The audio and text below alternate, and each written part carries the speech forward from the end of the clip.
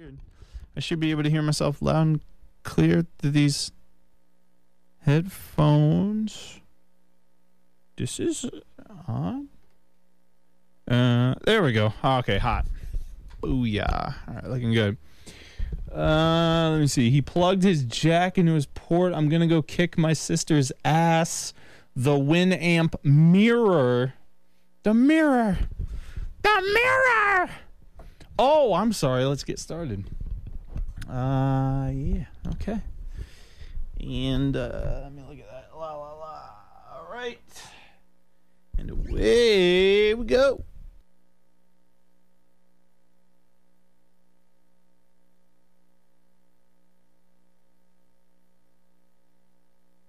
Oh, Flick, you. All I need desperately is BG. Oh yeah. Okay. Oh yeah. All right.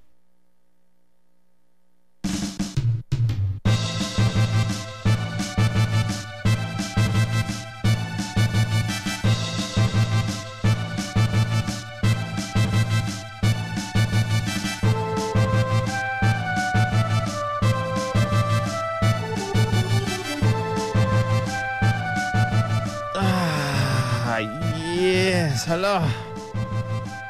Hi out there. Radio Land. How you doing?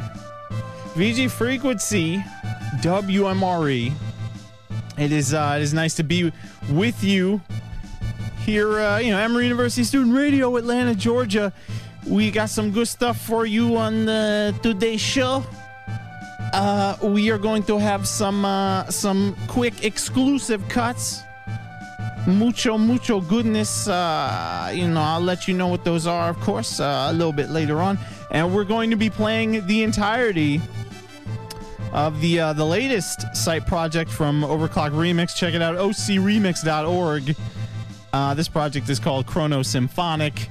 And we're going to be having the full album plus the super exclusive bonus hookup. We've got some material from Chrono Symphonic, the special edition, some added material that's going to be coming out, fairly soon. CompuFox is working on that, and crew.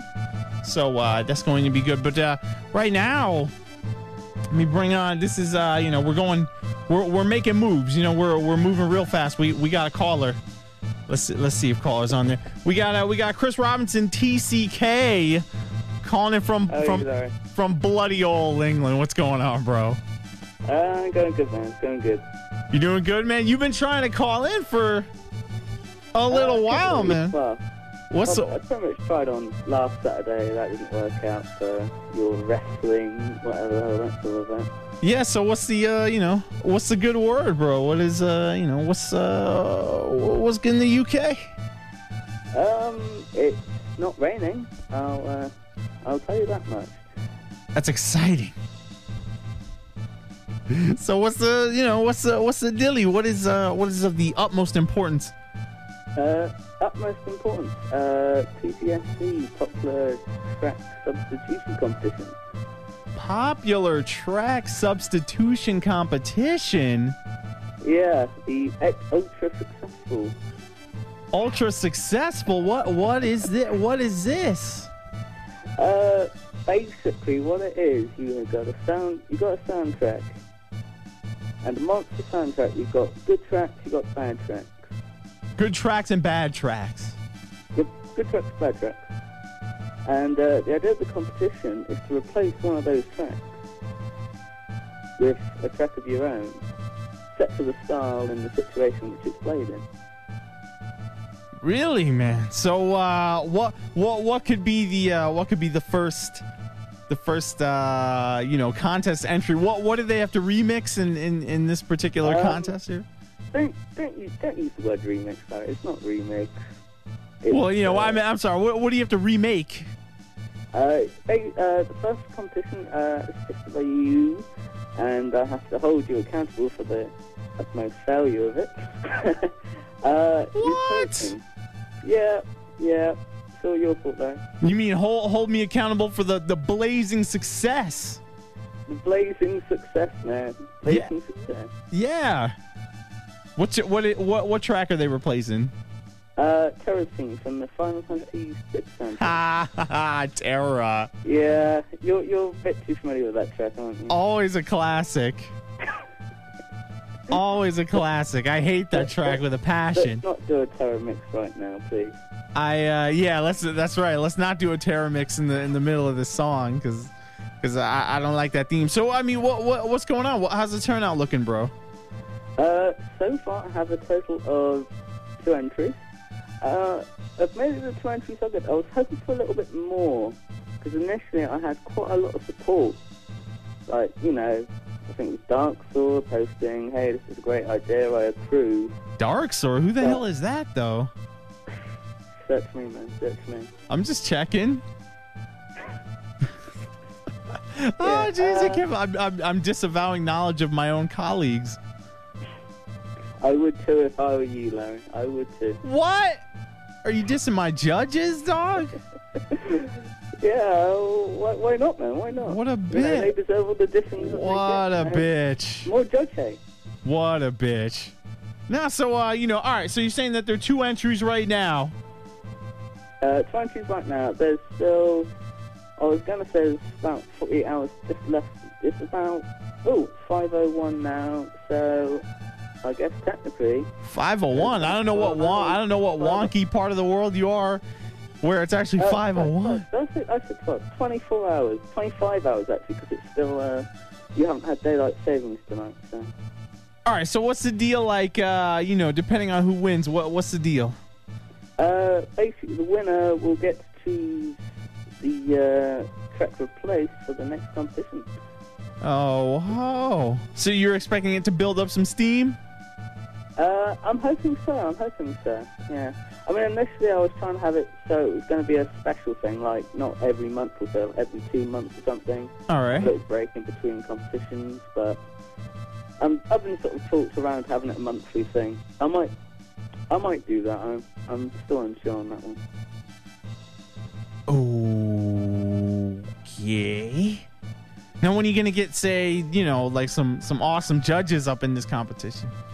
The only judges are the people, man. The people are the judges.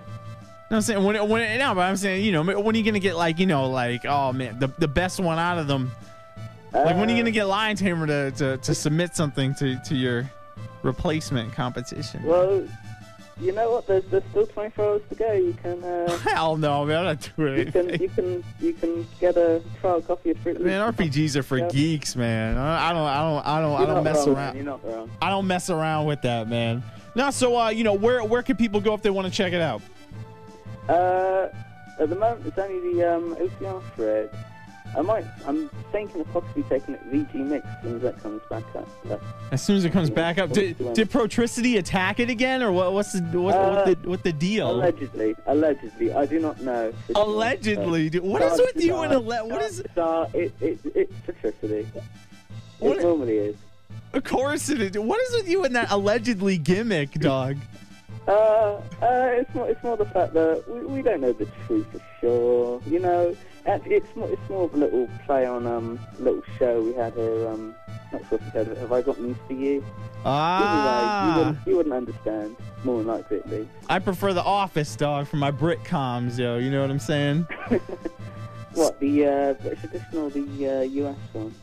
What? I haven't actually seen the US. They're both good, actually. I'm not gonna lie to you. They're both good. I was expecting US to not, you know, hang, but US can hang, dog. At least in terms of The Office. I mean, come on, man. Give me some credit, man. Come on, The Office, right? Come on, US style. Yo, anything else going on real quick? I know like 80 bazillion people are gonna be trying to call, man. Anything else you want to plug? No. It's how it normally is. Just a little word out, pimp out Song of the Week, naturally. That's right, songoftheweek.info. Song of the Week.info. Probably going to be having Song of the Year, because we've gone through 52 weeks by the end of this week. I believe. 52 weeks, and we haven't decided the exact format yet, but it'll basically be a case of putting a load of tracks together, voting on the best tracks of the last 52 weeks. Oh, man. Well, who's going to have the patience to... It could be a lot of work. We could simplify it. Depends on how Man, I don't have the patience to vote for all that, to listen to all that and vote for all that. Y'all are, I mean, I love game music. Do not get me wrong. Like, I love this stuff. But I mean, damn. You vote more often than I do. Y'all are some geeks. Y'all are some geeks, man. Yeah. But anyway, yeah, songoftheweek.info. And if they want to check out song of the year, they can they can check out the site, and there will be more information as it develops, and maybe y'all get the stuff underway. Most of it will develop in the Gaming Force thread, as it normally does. Yeah, Gaming Force audio. All right. That sounds. Time it went down. Actually. Say what? About time that site went down again. It's been up too long. Man, they better not go. They better not, lose all the forums again. That was smooth. Oh, it's only a matter of time. You know it. We all know it. Yeah, that's true. Yeah, they'll probably mess up. But what is it? All right, yo, I'm gonna get going, and let's see what else is going on with this round table of fools. I'll get maybe like two more calls, and then we'll get to some music or something like that. But what is it? Yeah, Chris, thanks for calling in and doing the requisite pimps and representing, and representing, of course, that UK flavor. We need more of it on this show. We desperately do. That's right, man. All we have is Rexy and you. Rexy and me. That's it. I've done one or two others. Say what? Like, not regulars, but I'm sure there's been one or two more people other than me and Rex who's called in. Well, Rexy and you. Really? Yeah, Rexy and you, dog. I'll trust you. That's the last thing you want to do, dog. The last thing. All right, anyway, I'm going to get going, but thanks a lot for calling, and, Sorry. Stick it out. Have a good last show. Well, last show tomorrow. Yeah. I'm listening in, probably, so. All right, cool. No, thanks, thank you for your support. It means so much to me. I'm sure it does, man. I'm sure it does. Oh, thanks. Yeah, I know you don't care. Not really. No, you know. You jerk. All right, man. Do it if you don't. Yeah. All right, take it easy, bro. Shopping, man. See you later. All right, later. Later. Oh, man. Yeah. That was, TCK. Allegedly. So, represent that UK side, you know what I'm saying? Oh, my God. How does he get with that allegedly crud? Anyway, before we wait for stream is great, just the delay. Anyway, let's see. Yes. And in any case, we have got the really good show coming up for you. Like I mentioned, what is it? There will be Chrono Symphonic. It's gonna be hot, but not just the regular album, because that's been out for a little while. But there's also going to be the bonus edition hotness. So before we get into that, we're gonna get into our first block of music, which is some cool stuff.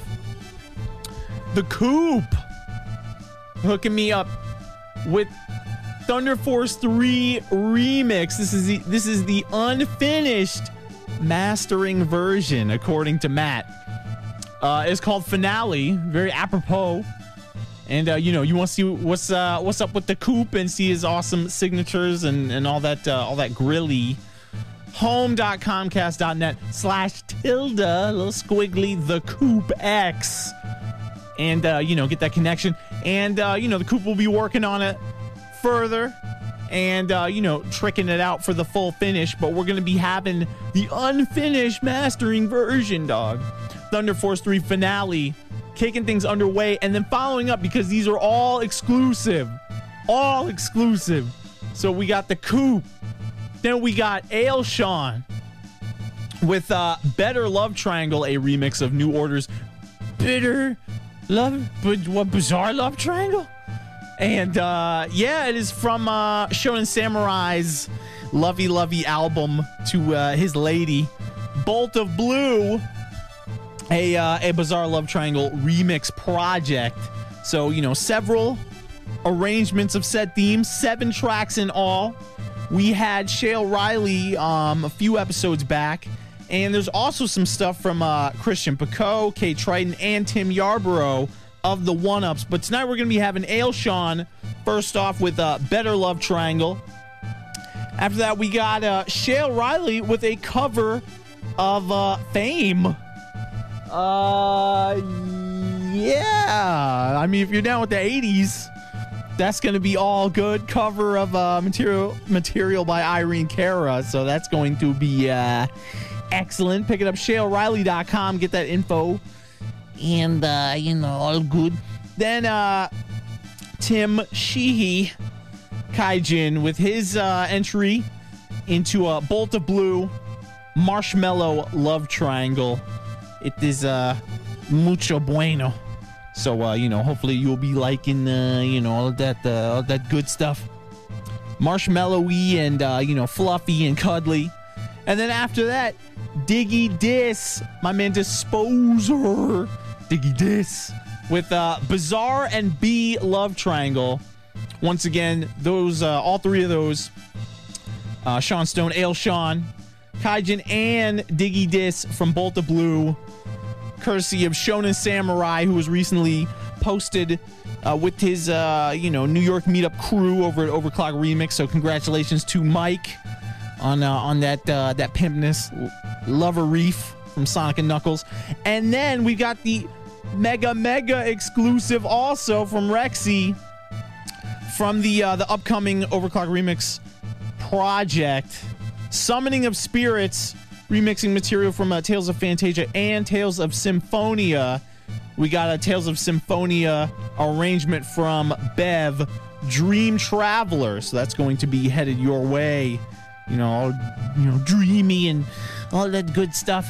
So yes, we are very, very, very excited for all that goodness. And hey, stick around for all that good stuff. Afterwards, we're gonna be having Chrono Symphonic hitting you with that hotness, with that orchestration and all that. And we'll be talking to various personalities from Chrono Symphonic, including Compy Fox. So he'll be talking way later in the show about the bonus material from Chrono Symphonic Special Edition. And we are wrapping up VGF, so people will be calling in from the community and saying their little PC piece and hollering. So we look forward to all that good stuff. But anyway, let's kick it off with the Coop Thunder Force 3 finale, unfinished mastering version. And then we're going to have some more good stuff on the way from Bolt of Blue, Shale Riley, and Rexy. Keep it here, VG Frequency, WMRE.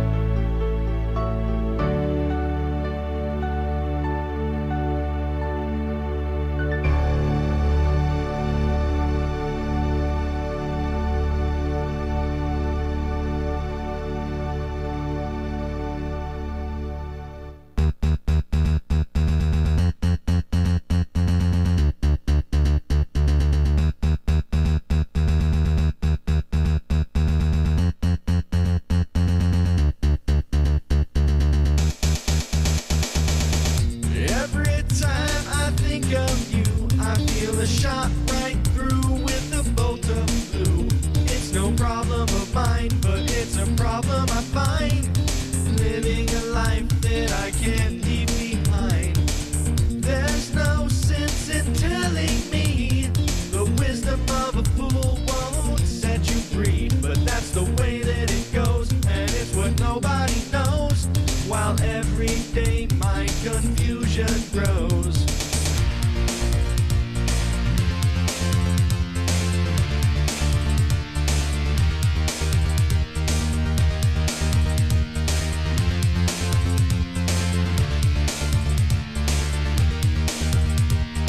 Every time I see you falling, I get down on my knees and pray. I'm waiting for that final moment. You'll say the words that I can't say.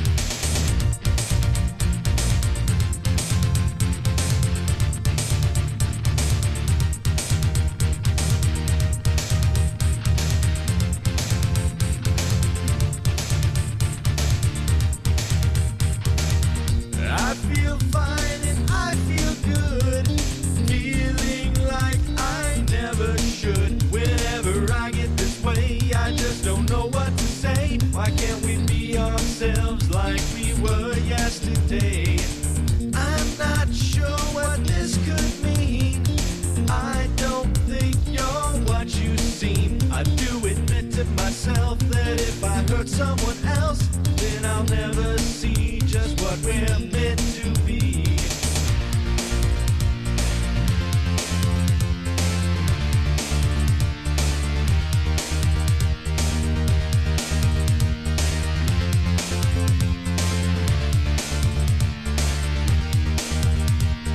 Every time I see you falling, I get down on my knees and pray.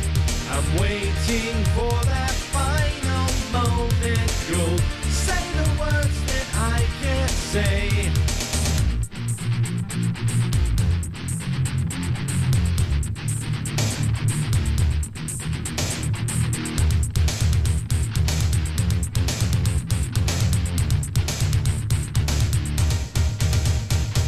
Every time I see you falling, I get down on my knees and pray.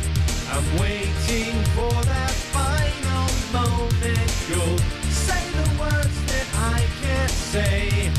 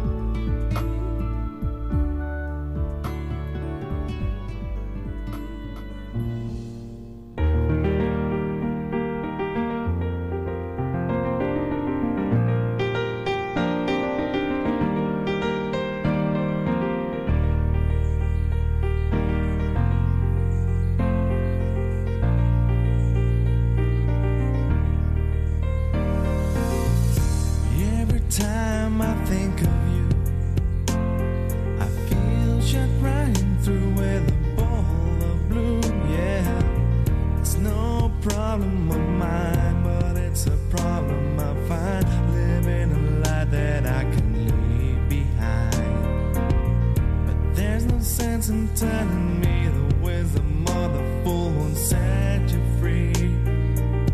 But that's the way it goes, and it's what nobody knows. Well, every day my confusion grows.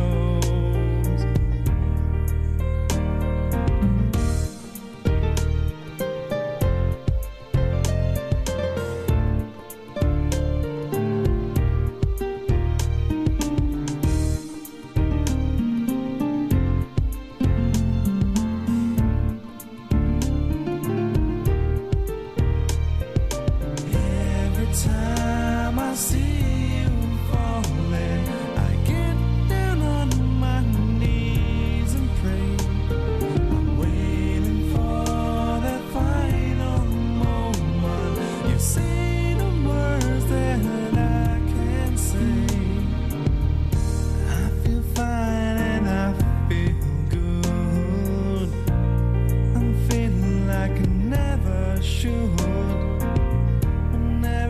I get this way, I just don't know what to say. Why can't we be ourselves like we were yesterday? I'm not sure what this could mean, and I don't think you're what you seem. I do admit to myself that if I hurt someone else, then I'll never see just what we're meant to be. Yeah.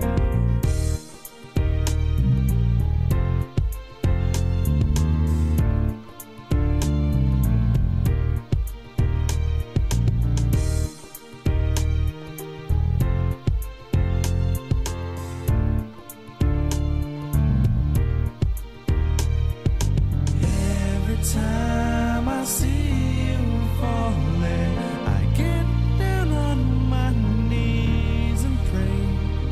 I'm waiting for that final moment. You say the words that I can't say.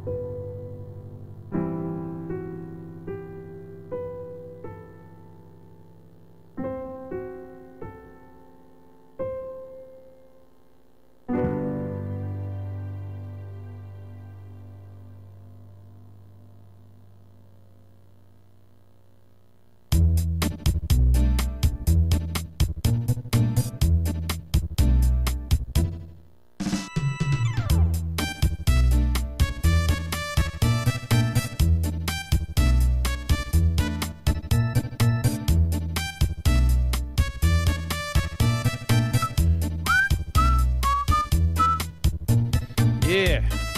Oh, yeah. Oh, yeah. What's up, y'all? Hey. Good to be here. Larry Oji. Back with you. VG Frequency. WMRE. And, yeah, so I'm chilling. We had a good block of purely exclusive tracks for you. Hope y'all enjoyed that. Y'all just heard Rexy with Tales of Symphonia arrangement for the Summoning of Spirits collaboration project. Y'all can look for that to hit in the relatively near future over at ocremix.org. That was called Dream Traveler. So we're gonna have Kyle JCRB call in, a little bit later, a little bit later. But we've got the lady herself, Madam Bev. What's dealy in the UK? We got 2 UK callers in a row. What's going on, sister? Yeah, why hello there, Colonel Nigger. Colonel Nigger. Yeah. Yeah. I mean, man, you could get arrested for that kind of stuff. Nah, I guess you can't. We have this. Just leave it all the nice tone appropriate for the ending. You know what I mean? We have this free speech thing going on. So hello, Lieutenant Cracker. So, what's the deal with Dream Traveler? Thank you very much for providing this exclusive, cut in advance of the, the project release. Tell the people a little bit about it. Okay, well, it's actually my second track for the project. Cal JCRB wants me to tackle it after Dark started to drop out initially. Mm-hmm. Well, the other Dark would stick Those around. judges, they're so flaky and crud. You know what I'm saying? You can't count on them to do anything. Man. Yeah, if I don't stellar results, come on. You saw what he did with his gun. You took. I mean, the wingless loved it. I mean, but I'm saying, these judges, even the ex-judges, they're all flakes. Why do you think Wingless is an ex-judge? Flake, dog. You haven't even heard VGDJ episode 35, haven't you? No. I've heard all of Wingless's episodes. They're good. Wingless. Yeah, I know. Anyway, back on topic with the generation of Dream Traveler. Yes, ma'am. Yeah, well, the way I wanted to put it was to create something actually, it didn't exactly sound like a Tales of track, but more like something from the Kelowna series, ever since Kelowna is one of the costumes that the Brazier character ends up with in the game. Oh, so you're saying that there's a deeper meaning, yes? Yeah, that sort of thing. Oh, okay. So it's kind of modeled off the ending theme from the first Kelowna, which I actually find to be one of the most beautiful tracks I've ended up placing from Namco's collection of games out there. So what kind of game is that anyway? Kelowna. It's a 2D platformer. It features some black cat with giant ears. A black cat? I thought you were gonna say black niggas with giant ears, which is kind of not that far from the black cat. But okay, continue. Yeah. He mainly travels across dreams, fights against various nightmare beings that comes around. Sounds a little typical, but yeah, it still manages to work for the platform genre. Uh-huh. And the usual carries this giant ring around to place enemies and hover high and everything. Yeah. And what is it? It's so hard to explain. Compy Fox is complaining that it's Klonoa. Not. Yeah, I can't pronounce it either. Oh, okay. All right. That's that's fine. But no, so Dream Traveler, that is the new hotness. But of course, let's not forget, way later on in the show, but this is still going to be, super hot and everything like that. So let's, not forget about that. We're going to be having that good stuff from Chrono Symphonic Special Edition. Now, you're actually... Time. What? I said it's about time this came through. I mean, there's just so much stuff going on. You have to pinpoint the Chrono stuff now. Well, I mean, this is all Compy Fox. He's like, don't do it yet. Wait till the special edition's done. So I'm like, all right. So I did. We got the special edition stuff. You know, most of it. We got some stuff. Well, you're gonna have 2 tracks on there. Yeah, you heard about that, but I think we're having problems with the second one apparently. Oh, you're having problems. Well, you know what they say in this community. You know, no money, mo problems. You know, right? Oh, yeah. Sure. I do everything for free. Oh, that's not the way to go. Nah, so, all right, well, I mean, if you're having problems with the other one, then just talk about Peak of Incantation. You said that's a remix of Singing Mountain. Yeah, I might just say that. Yeah, well, the ideas first came around when I saw the project starting to slip a bit. Roland struggling to get finalized waves from everyone. Mm-hmm. So I thought if I do a track, I might speed up the process. Clado ended up refusing the idea at first, but the idea of going onto a special edition managed to work out just fine. So, yeah, well, Singing Mountain was one of my first choices once you get around it. It's a very simple medley that didn't quite get used in the game, but all right, still finds to fit towards the meaning of the score, if you know what I mean. All right. So, yeah, I was going to say, so, you know, you look at this wonderful title, Peak of Incantation, and, you know, you obviously see the connection to Singing Mountain. You know, what kind of scene plus vibe were you going for? Oh, it's just a piano solo, actually. Yeah, but I mean, you know, what are you trying to go for? I mean, you going for the lush, or are you going for something tense?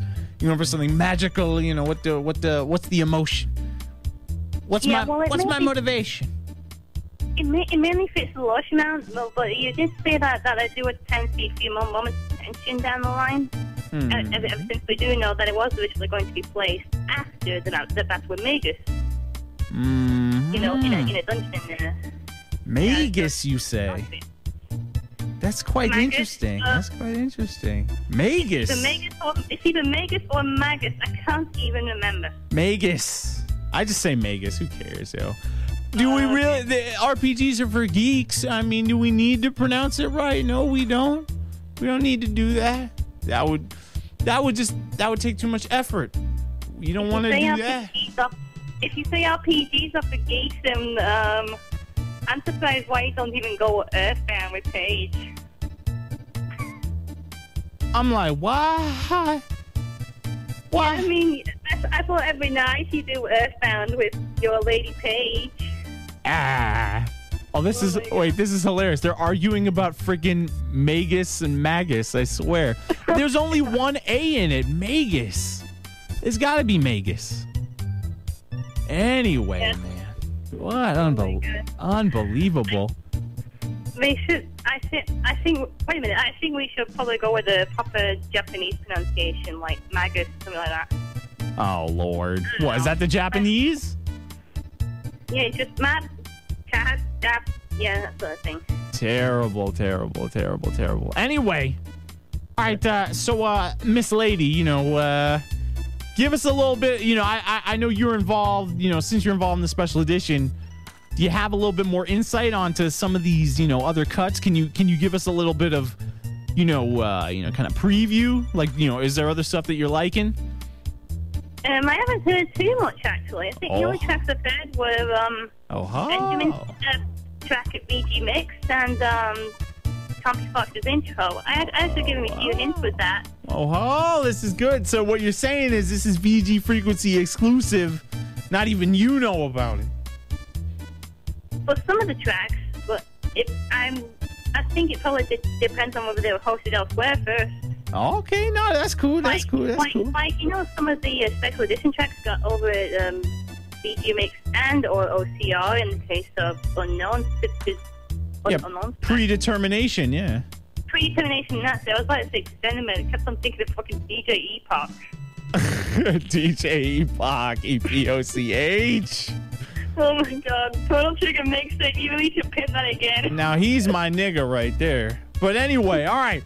So I'm gonna get going, you know, but I thank you very much, Bev, for, you know, obviously for providing Dream Traveler. You know, once again, we pimp out Summoning of Spirits, the Tales series remix project. And of course, Peak of Incantation, which is going to be part of the much anticipated Chrono Symphonic Special Edition. That's going to be coming up way later on in the show. So the peeps should stick around for that. Anything else going on real quick? Oh, I know that you're going to end up finishing the show, so I might as well finalize one final mention for the poignant moment of the series, BGF 69. Oh my god. Yeah, I know you pay patience of what I would like to discuss the plight of the refugees of New Orleans. That's the greatest moment I've ended up seeing from her. Her making fun of Hurricane Katrina? The song, Yeah. not the actual hurricane. And the mentioning of the Georgia Aquarium and this whale shark is going to be a serious box, guys. And oh my god, so many moments in there. That's Too much to mention. I'm glad you liked it, madam. Yeah, well, Paige should have been a guest host for this show to help make me the shine up in style.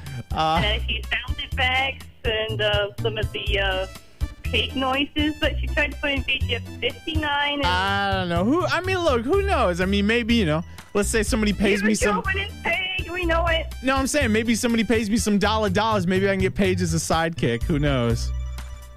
Oh, yeah. Like Batman and Robin. Radio. Yeah, see, exactly. I'm Batman. Anyway. Well, I'm glad you enjoyed those moments and all that good stuff. I thank you so much, lady, for calling in and, of course, being a very frequent part of the, the frequency. Oh, no problem. It missed a few first timers. I'll make sure of that. All right, I better get to Kyle, but thank you for calling in, lady. Okay, thanks very much, and let's forget you smell one more time. What? Yeah, you smell. There you go. Cheers. Jerk. I smell really good. I mean, real good. So, don't hate, regulate. I swear, come on, man. I'm all fresh. Funky fresh. I meant not funky, but fresh. Fresh. Anyway, right now we got Yasunori Mitsuda with Robo Gang Johnny from the Chrono Trigger original soundtrack. So, yeah, some good stuff. Let's see who the hell did when the WMRE is. Hello.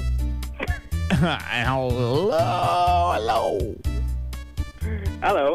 Kyle, what's up, dog? I don't know. What's up? We mean you don't know. We mean you don't know. What's up. Well, let me look up for a second. There's some ceiling. Say what? There's some ceiling. Ceiling. Yes, that's what's up. All right. Now, so Kyle, you mentioned to me a little bit earlier that you're going to call and talk a little bit about summoning of spirits. I did? Since we had... Yes. I don't remember that. Well, hold on a second. Do I still have it? Damn it, I don't still have it. Yeah. Oh, don't. You're full of denial. You're a really terrible human being. No, we had Rexy. Yes, with Dream Traveler. I mean, don't say it like that. What the hell? I'm talking to the audience at large, not just to you doofus. Oh, you have an audience?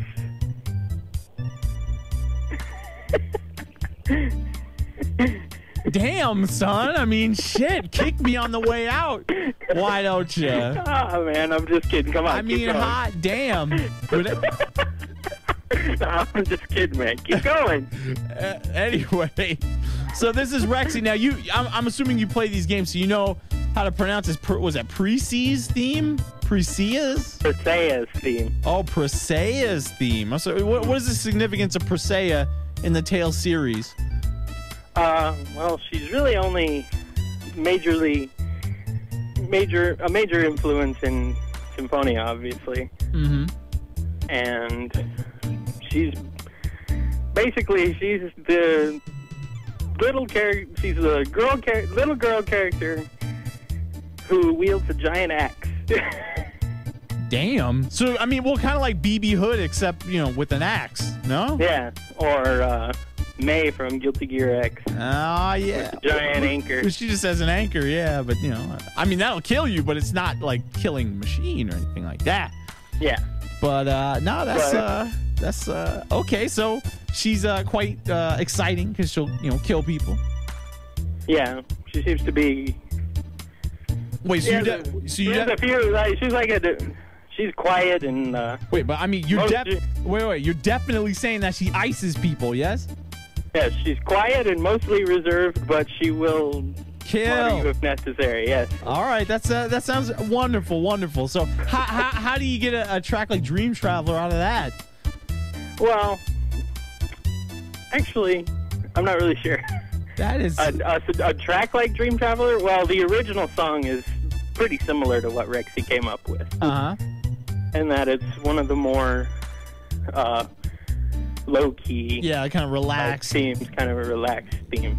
Yeah. Which is suitable for the character. Yeah. Okay, that's pretty nice. And her general personality as far as the character. Oh, all right. Now I'm looking here. We're looking at the progress so far.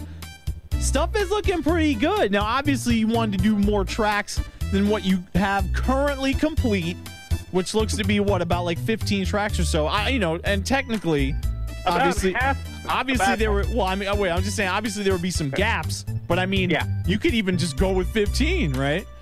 Yeah, I mean, it's already a fairly large project. It already pretty much spans 2 CDs with just the finished tracks. Yeah. Wow. By the time it's done, it will probably be around roughly 4 CDs long.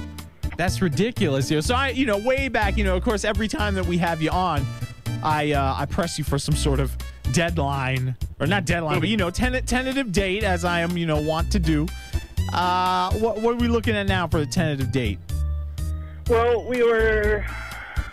when the project started originally, I was trying to see if we could get it out by spring of this year. The project started in May of last year, so obviously I had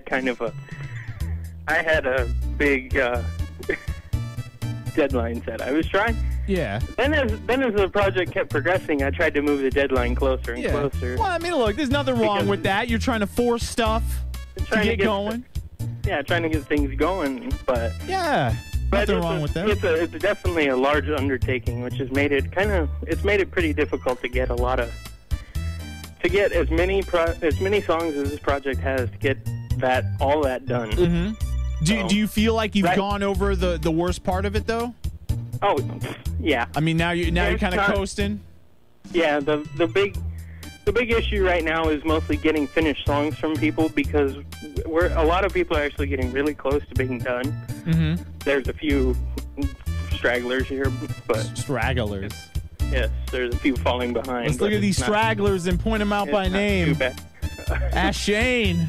There's the only one. DJ Pretzel. DJ Pretzel won't. Well, he's working on it. I mean, but he won't submit it. He won't send me anything. Right. I see. Too cool for school. That bitch. Apparently, yeah. Exactly, man. He won't send me anything. Yeah, what a douche. I never liked that guy. You know what I'm saying? Yeah, I know. Man, if I ever worked for that guy, I'd give him what for. You know what I'm saying? Yeah. I'd tell him what the deal is. All right. Well, then get on that. Anyway, you douche. What is it? All right, no. So that's that's cool. Things are progressing, pretty nicely. That's I'm loving that, and the progress looks good. And you've as we were saying way back when you were just kind of laying the framework for the project, you still have a very diverse list of people in here, even just the people who have the finished material. Looking good, dog. Looking real good. Yeah, I'm trying to keep it somewhat diverse, as in like just keeping the quality high, and also making sure that there's not too much of one thing. Mm-hmm. That there's a little bit of something for everybody. Not too much shiz on there, you know what I'm saying? And not too much of some of these scrubs up on here. Like who's that guy? Christian Pico. Yeah. That guy sucks, dog. He sucks, yeah. Oh, I'm dead. No, I hug Christian Pico. These are some nasty collabs. So was it anything else going on that you want to talk about real quick? I know you said you were going to be bringing back Nitro Game Injection. Yeah, NGI is coming back tomorrow night. And because way back we were talking about how you dropped it, like way back. Yeah, I know. So what changed for you? There's just been a lot of inspiration for me lately, and mostly getting the show back on the air and just doing projects, to keep myself going through a lot of things. Because, it's just, I need something to do, and when I'm not doing anything, I get bored, and yeah, so. All right, so alleviate your boredom. Pretty much, and the best NGI reason to get in radio, yes. Yes, and NGI is basically, it had been off the air for a long time, almost a year. I hadn't done anything with the show in a year. Yeah. And finally I decided I'm just going to get it back on, and I'm going to try what I can to make it better than ever, so. Better than ever. Kibbles and bits, dog. Yes. I know I know it's kind of weird that it coincides with your show ending, but yes, that's the second time that's happened actually. Because when Super Radio X ended was when I first started the show. You got to fill that niche. You got to fill that niche.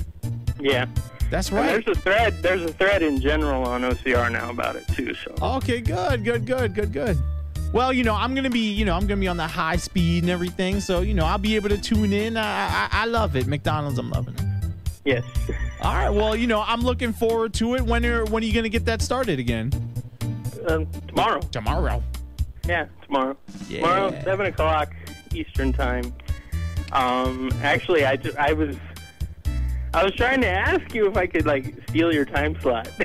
Oh, what? Oh, yeah, fine. Yeah, go right ahead.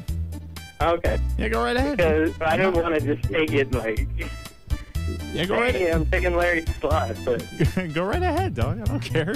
Seems like a good slot. People turn up, So, yeah, Saturdays really work a lot better for shows, as you've obviously figured out. Possibly. So that sounds good. All right. Well, we're looking forward to NGI coming back tomorrow, and then, you'll resume some, Saturday, 10 p.m.-ish or whatever. I would say start earlier, dog, but you know what I mean. Yeah, I'm sorry. It will start earlier, yeah. Oh, okay. Good.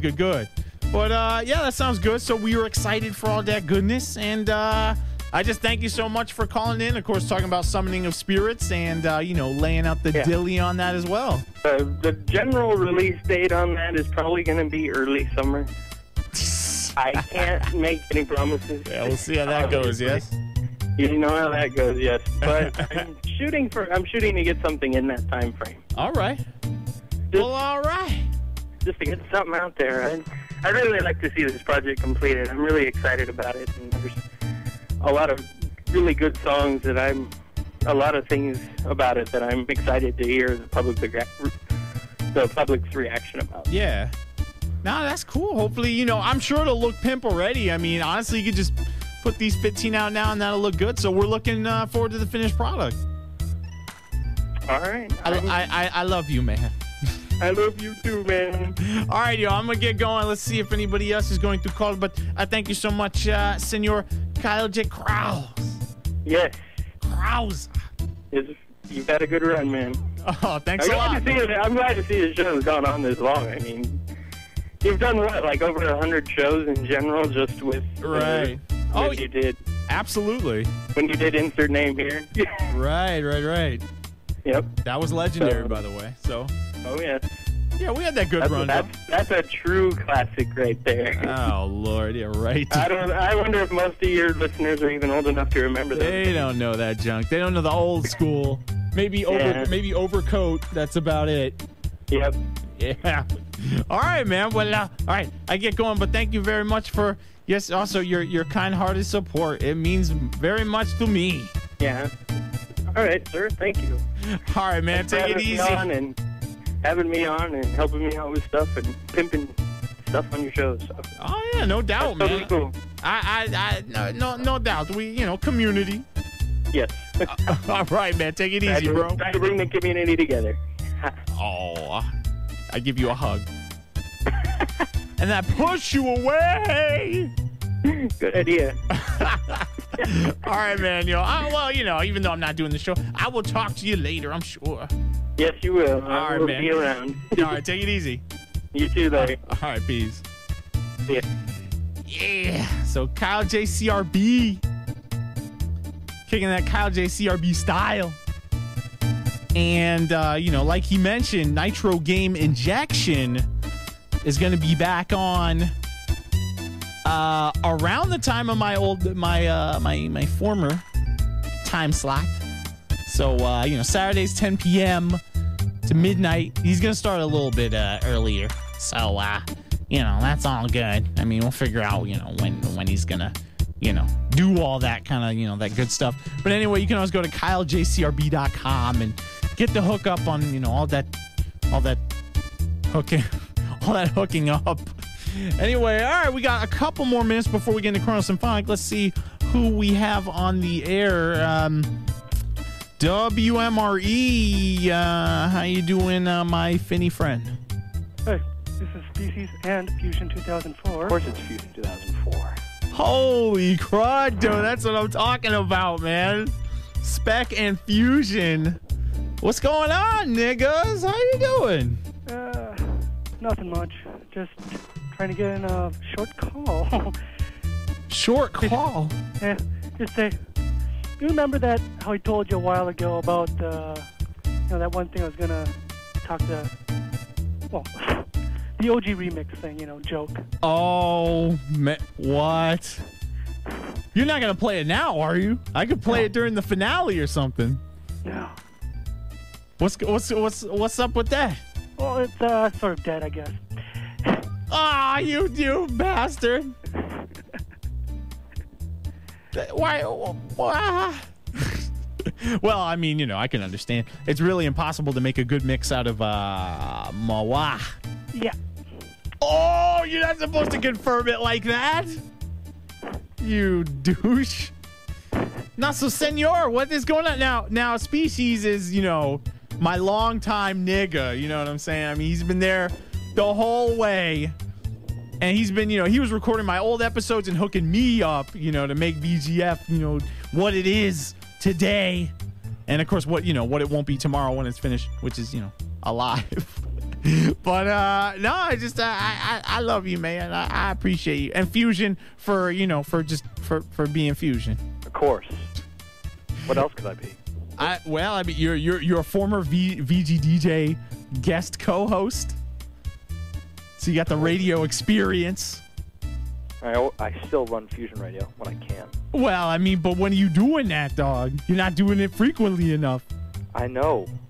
Oh, okay. I blame your mother. It's probably your mother's fault. Mark, why you gotta go there with the mother stuff? Why you all mean like that? See, everyone's kicking me while I'm on the way out. Why y'all kicking me in the butt? You're right. That was a little mean. It's probably Species' mother's fault. Species, help me out. Oh. That's help me out? What did I mean? Well, how are you, gentlemen? All your base belong to us. How are you, gentlemen? We are fine. Yeah. Well, I mean, what's the good word? Are you calling for anything in particular? No. Nope, that's basically just why I wanted to call. Say, it's dead. You wouldn't be able to do it. And then, with all that time. Then, he was going to call, so I'm like, hell, I'll get on the call, too. Oh, my God, man. Are y'all excited for Chrono Symphonic? I have about, a minute left. Yep.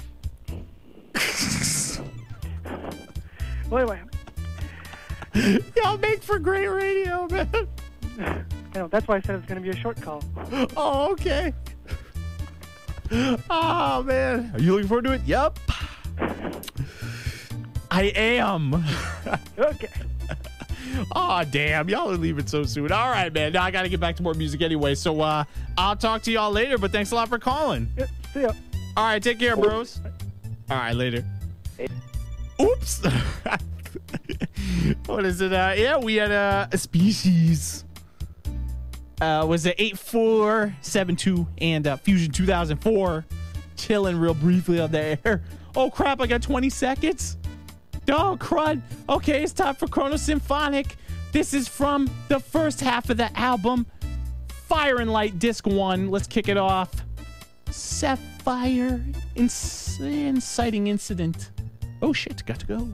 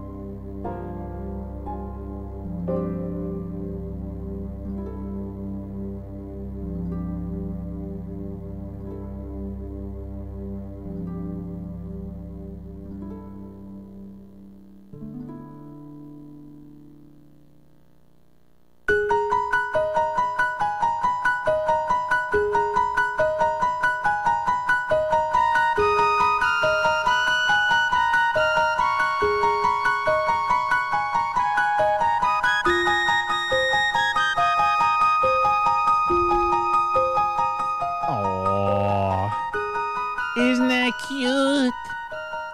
Doo-doo. That's cute. Hey there. Nice to be with you. Larry Oji back on the air. VG Frequency WMRE here on Emory University Student Radio, Atlanta, Georgia.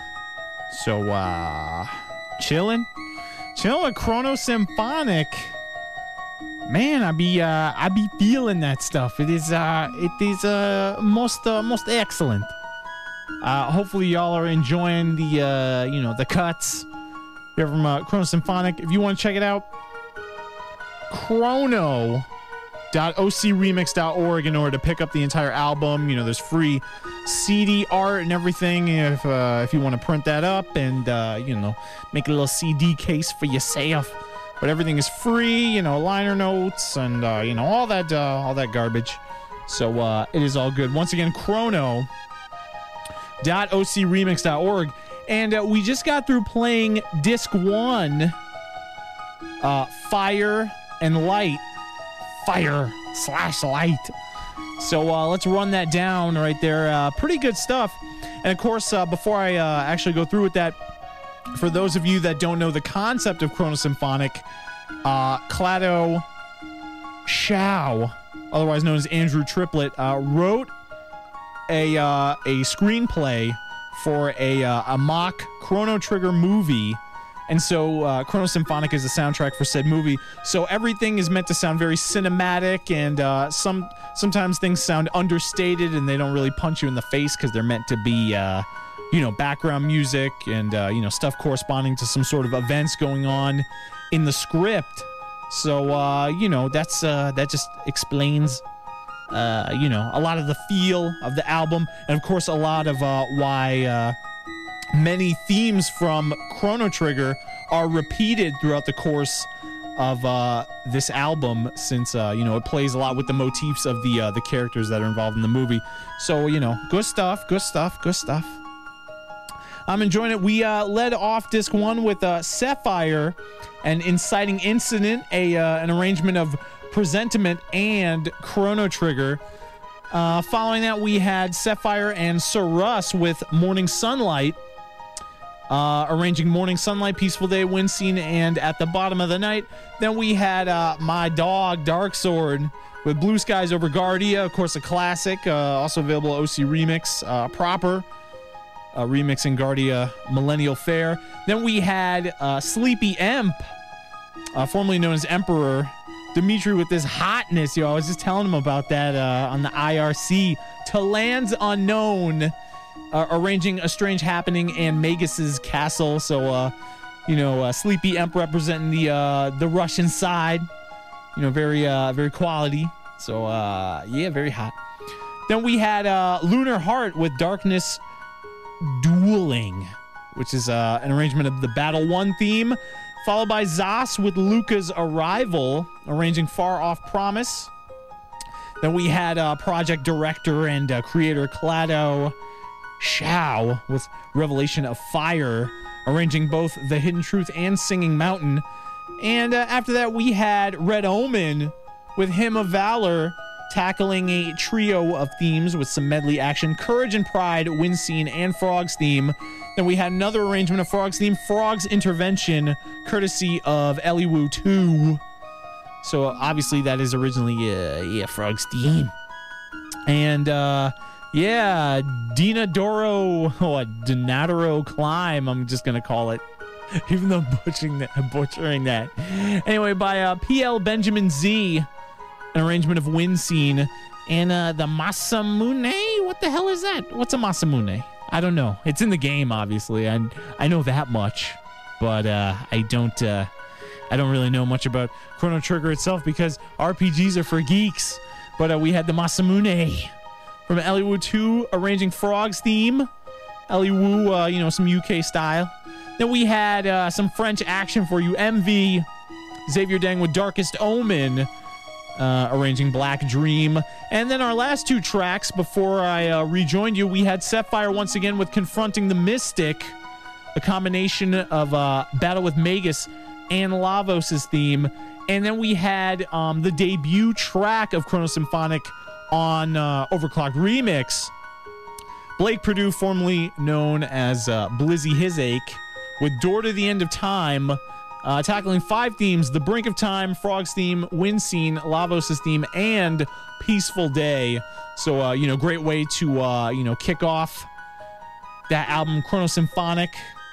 Very, very hot. I'm loving it. I'm telling you. Obviously, when you're not working with real instruments, the stuff is going to sound, fairly synthetic. So, the realism sometimes takes a hit, but I'm loving the writing. And I think there are people complaining like it's not action-packed enough and, all that jabber. But, if you don't understand the concept of the album, you're not going to be getting it. Oh, crap, we have a caller. Yes, WMRE, what can I do for you? Hey, how you doing? How's it going there? Who we got, Kevin? Yeah, we got Kevin. Yo, what's up, yo? We got the beer guy 007, Kevin Lorenzo Sisk. What is going on, homie? Coffee Fox is jabbing me to call in and talk about the special edition just a little bit. You're pressured. Yeah, he was like, you will call in now. Yes. I'm like, okay. Thank you. That's funny because, Kai Jin was just doing a German impression as well. So, Scheiße, that kind of deal. So, good stuff. No, so, Kevin, yeah, you're part of the bonus material. And we're going to be getting that way later on in the show. But Copy Fox featuring you on the narration, Chrono Trigger arrangement, obviously, prologue as part of the Chrono Symphonic Special Edition.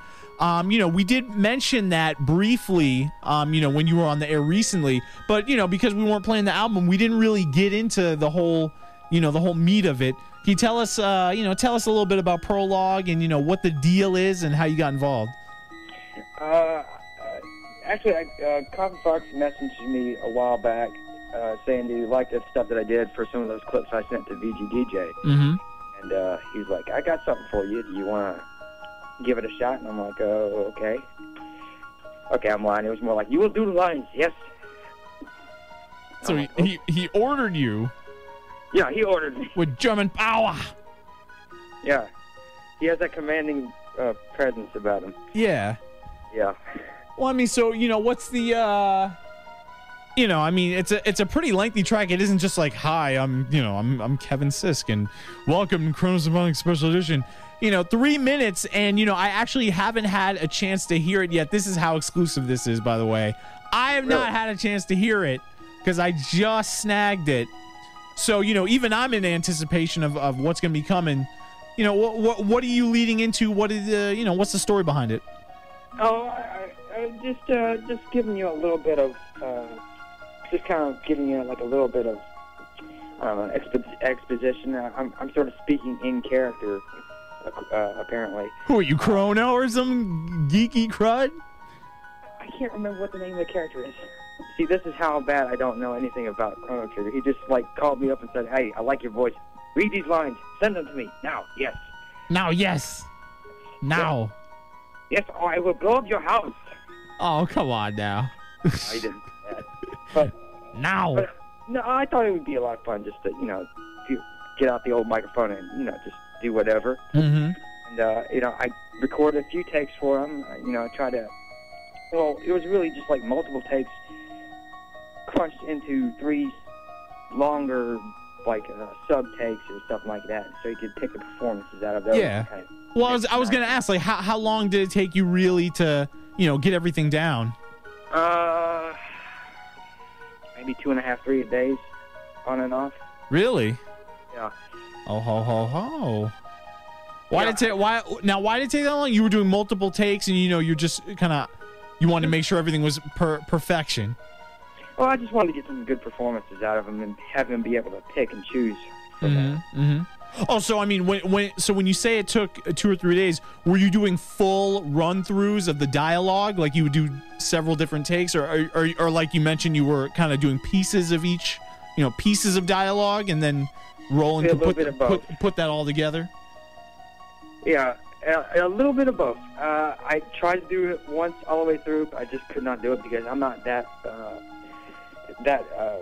good of a talker all the way through, you know, as you can probably hear from my voice right now. But I tried to do that. I was halfway successful with one of the takes, but halfway successful. Halfway successful, then I screwed up, and I'm like, oh god damn.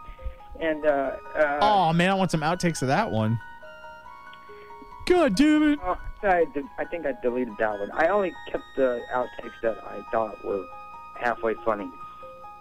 Oh. There's actually one of there where I actually act drunk and fall down or something like that. Really? I believe Comfy Fox is going to keep that one. Nice. Yeah. Kevin's outtakes will be included. Yeah, some of them. Yeah, I guess. Nice. Okay, according to Comfy Fox, I am playing the role of Gaspar. Or Gasper. Gaspar? Man, that sounds so geeky. I mean, okay. Well, you know, of course it's geeky because RPGs are for geeks, and you know I'm all about that. That's my motto for the RPGs. But you know, do you want to do anything in like voice acting or anything like that? I've thought about it. I mean, I've definitely gotten better at doing voices. I used to not be able to do Arnold Schwarzenegger very well. I had this like little radio project that I did a while back, and I listened back to it. And while some of the stuff is pretty good, the voice acting on the Arnold bit was just horrible. Arnold. Just horrible. It didn't even sound anything like him. It just sounded like a German man with a cold or something. But I've managed to improve over the years.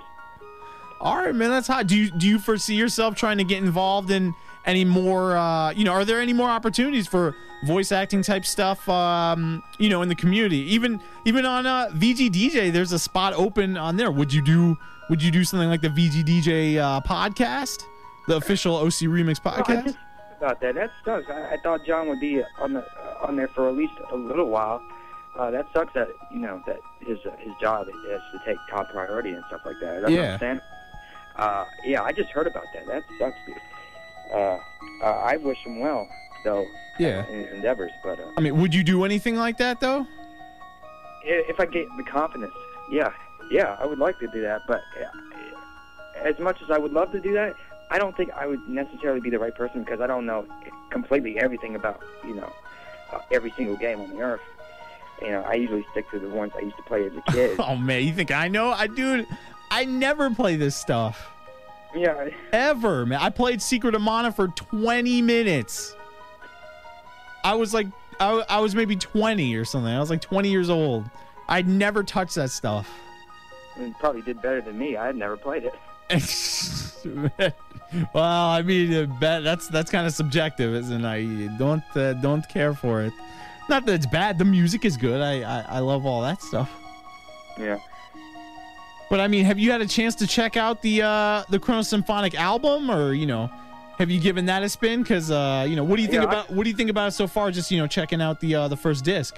I think it turned out very well, given everyone's limitations as far as what they could pull off with their own stuff. But everyone's entitled to their own opinion as to whose things are better, whatever that yeah, now that you mention it, it's actually pretty interesting in that there's really not a universal favorite in the project. I mean, a lot of different tracks are getting that, oh yeah, this is the best one. I'm identifying with this one the best. So I mean, that's actually pretty impressive. Yeah. There's a lot of that diversity and all that goodness. Have you heard the second disc, or are you going to be hearing it now for the first time? I've actually heard the entire project a few times, but my memory is so bad I can completely forget which each one of them sounds like. So, so basically, it's probably going to be like a new experience for me hearing it on the show tonight. Yeah, because I haven't heard it in a while. No, that's badass though. Because I mean, we'll give you the refresher, and then that bonus stuff is coming, and you're gonna make a very very grand debut. Oh yeah. Copy sent me that a few I don't know, around 2 o'clock or something like that. Don't look at me. I don't know. I can't remember. He sent it to me a little while ago. The latest version that he's gotten. I think it's very good. I like how it's turned out. Well, I mean, do you have any idea now? Because I remember I asked you before, and you're like, oh, I don't know when the special edition is going to be coming out. Any idea, or I mean, you are on it. You know anything? No. You don't know? No. Man, you be out that loop, dog. That's not fair. Copyfox being all secretive, dog. Who knows when it'll come out? He sent me a few things that he's been working on, yeah. But just to kind of get some feedback from me and stuff like that. Yeah. Because, I guess he's felt like I included in the project just a little bit, giving him some feedback on just what I thought in general, and I think he's done a really good job with the narration so far, even though it's not completely finished, or so according to him. Mm-hmm. But the progress that he's making is pretty good. Even with this version that you're going to be playing tonight, even though it's not finished, it still sounds pretty good. Yeah. All right. See, this is good. See, you're whetting the appetite, man. I like that. You're building, you're building the suspense. All right, man. That sounds good, Kevin. I thank you so much for, calling in and giving us a little bit of that background, and of course, sharing your thoughts on the album and how the the diversity of the appreciation on the album. Everybody be feeling it. So, oh yeah. All right, you gonna stick around to hear the rest of it? Yeah, I'm definitely. I got nowhere to go. No, that's not what you say. You're like, nah, my jet-setting lifestyle. I'm not sure, but I'll try. That's how you do it. For the ladies that are listening in. Well, Larry, that is feeling at this week speak. I don't know if I will be able to make it or not. Now that you mention it, I don't know. I'm gallivanting around Europe. Oh, my schedule is so full right now. I've got to watch Passenger 57. Uh-huh. All right, man, that's good. Look, they're making the martinis now. I have to go, Larry. Oh, damn. Well, I mean, okay, if you're in between, drinks and, kissing the ladies, you can, maybe catch a song or two. I'm sitting at home at my desk, Larry. You never admit that stuff. That's not how you do.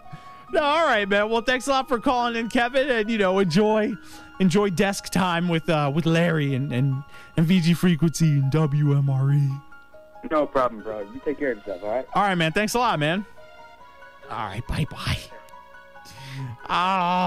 So yeah, we had Kevin Lorenzo 6.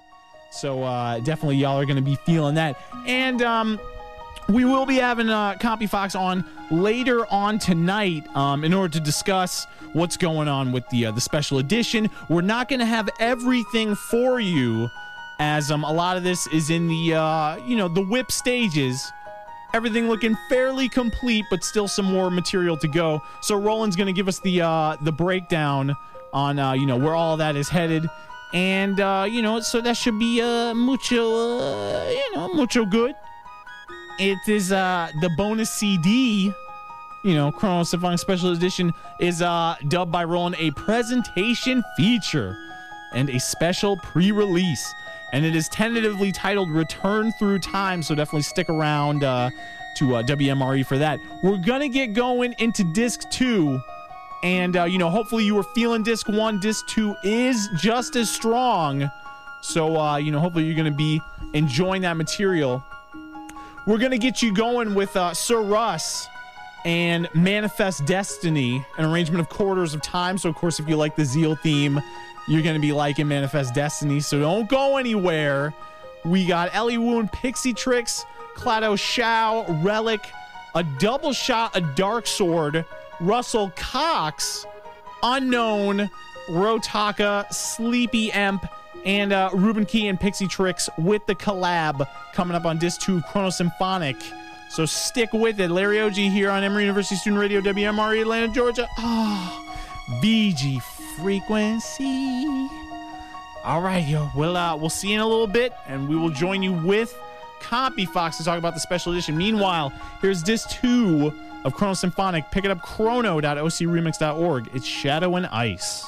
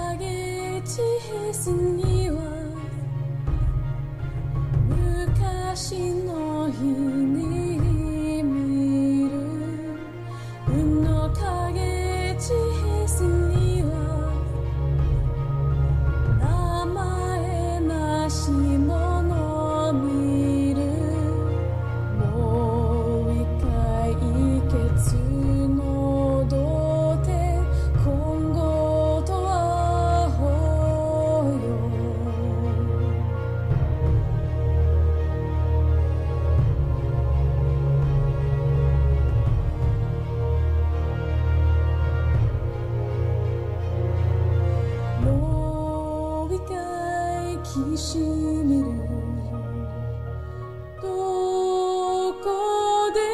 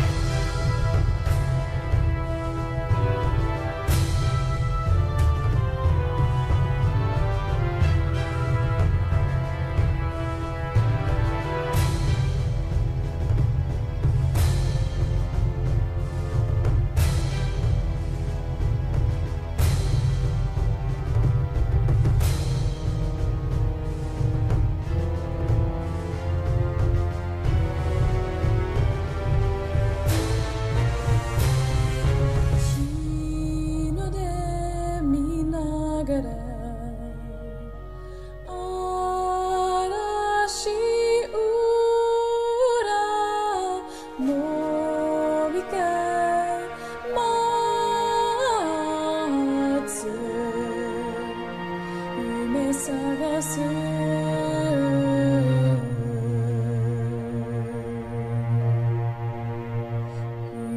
許してください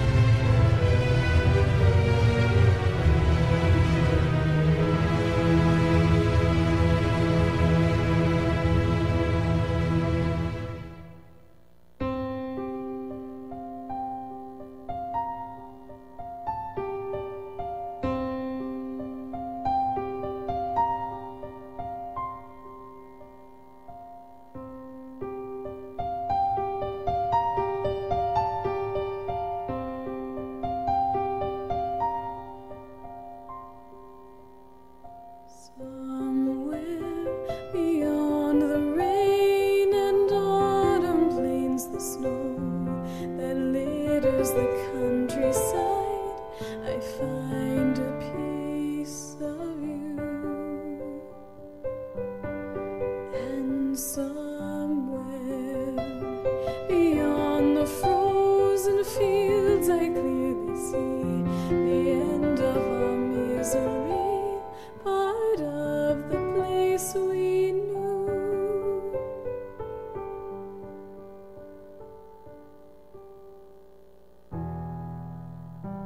Slowly down through the fire burning, into this darkness I fall. Your presence right here beside me, yearning through it all.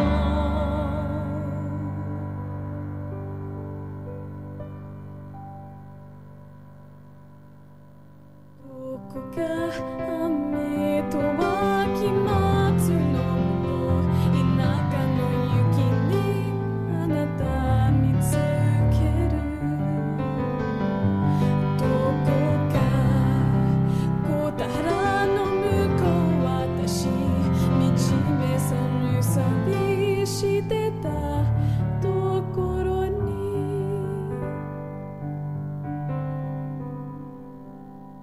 As the shadow dawns upon us, all I seem to think about is where our hope has faded away into.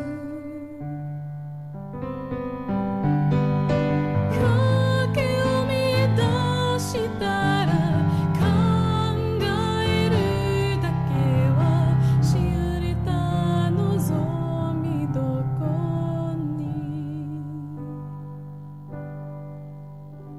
And somewhere beyond the hills, below the horizon sun, a life that has just begun, a life we meant to know.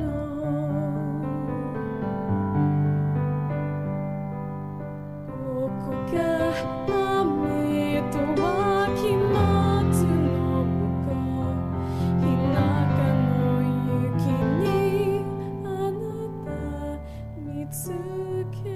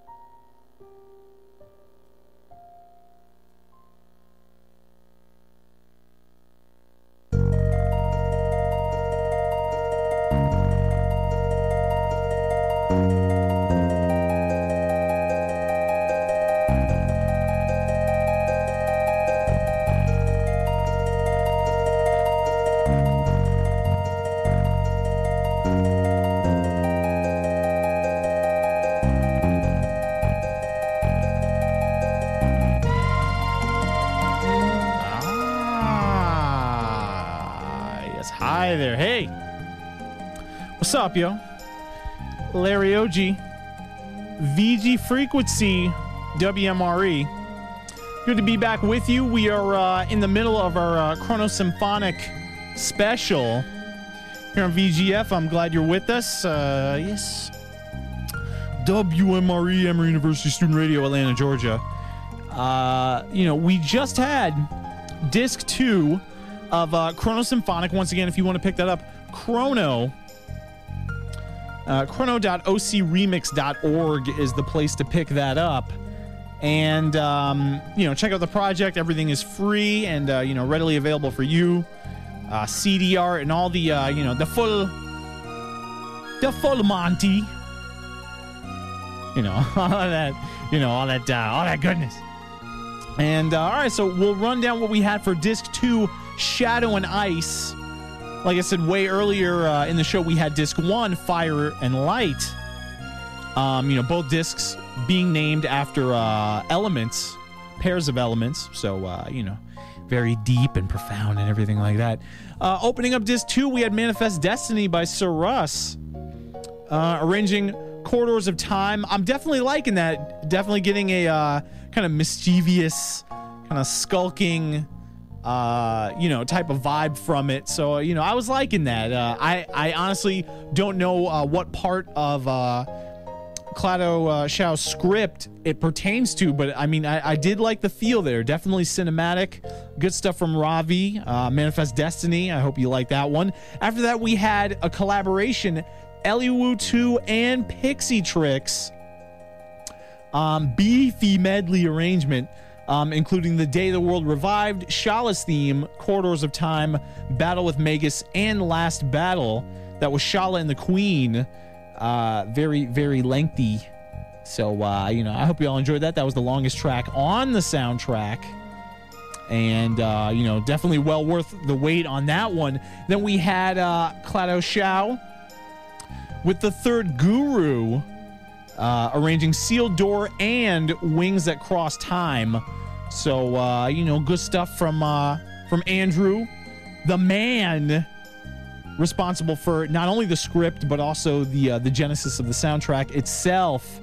So definitely a unique project at Overclock Remix.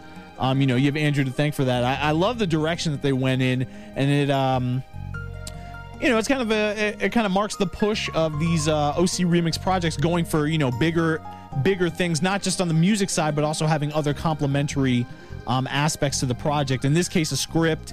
In Milky Way Wishes case, the Kirby Superstar project, the children's storybook. So, good stuff. After that, we had Relic, definitely a favorite of a lot of people. His track on the project, Beneath the Surface, not to be confused with Vigilante's arrangement, also named the same thing, of Aquatic Ambiance from Donkey Kong Country, but that was Beneath the Surface by Relic. Adam arranging Undersea Palace. Then following that up, we had Dark Sword with the first in a pair of arrangements on disc 2, The Rising, and that arranged Undersea Palace, so of course transitioning over from Relic's own arrangement, and also had pieces of Battle with Magus and Shala's Theme. After that, we had Dark Sword with Chrono's Dream, arranging Morning Sunlight and Peaceful Day. So there you go, that double shot of Sharik Ansari. Very quality. You'd be loving that, man. My fellow judge over at OCR, over Clock Remix. So great stuff by Sharik.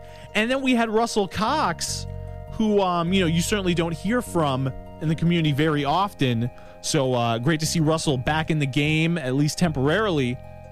He had the Chrono Trigger, and that was a combination not of Chrono Trigger, but actually of At the Bottom of the Night and Far Off Promise. And after that, we had Tyler Heath, otherwise known as Unknown, with A Parting of Ways, arranging Battle with Magus. Lots of Battle with Magus, but that's good. But that was our final arrangement with Battle with Magus. But good stuff right there. Then we had Alex Rotaka, also representing the UK, with The Last Stand, a big battle medley, arranging Battle 1, Battle 2, Boss Battle 1, Boss Battle 2, Last Battle, and Chrono Trigger. And after that, we had Sleepy Emp, dabbling in a little bit of material from the other games in the Chrono series alongside Chrono Trigger, with The New Beginning. And that featured arrangement of Peaceful Day, Millennial Fair, Frog's Theme, Chrono Cross's People Seized with Life, and Chrono Cross and Radical Dreamers, The Frozen Flame. So, good stuff. And for a track under 3 minutes, definitely a surprisingly cohesive melody. So, a medley, excuse me. Great stuff from Dmitry Ferenciev with Ruski blood right there, even though he doesn't like speaking Russian apparently, which is weird. But anyway, after that we had The Place We Knew, capping off disc 2 of Chrono Symphonic, Ruben Key on the instrumentalization, along with Jill Golden, Pixie Tricks, handling the vocals. It was originally called To Faraway Times, but that is also the name of the original track that is being arranged. So they renamed it To the Place We Knew.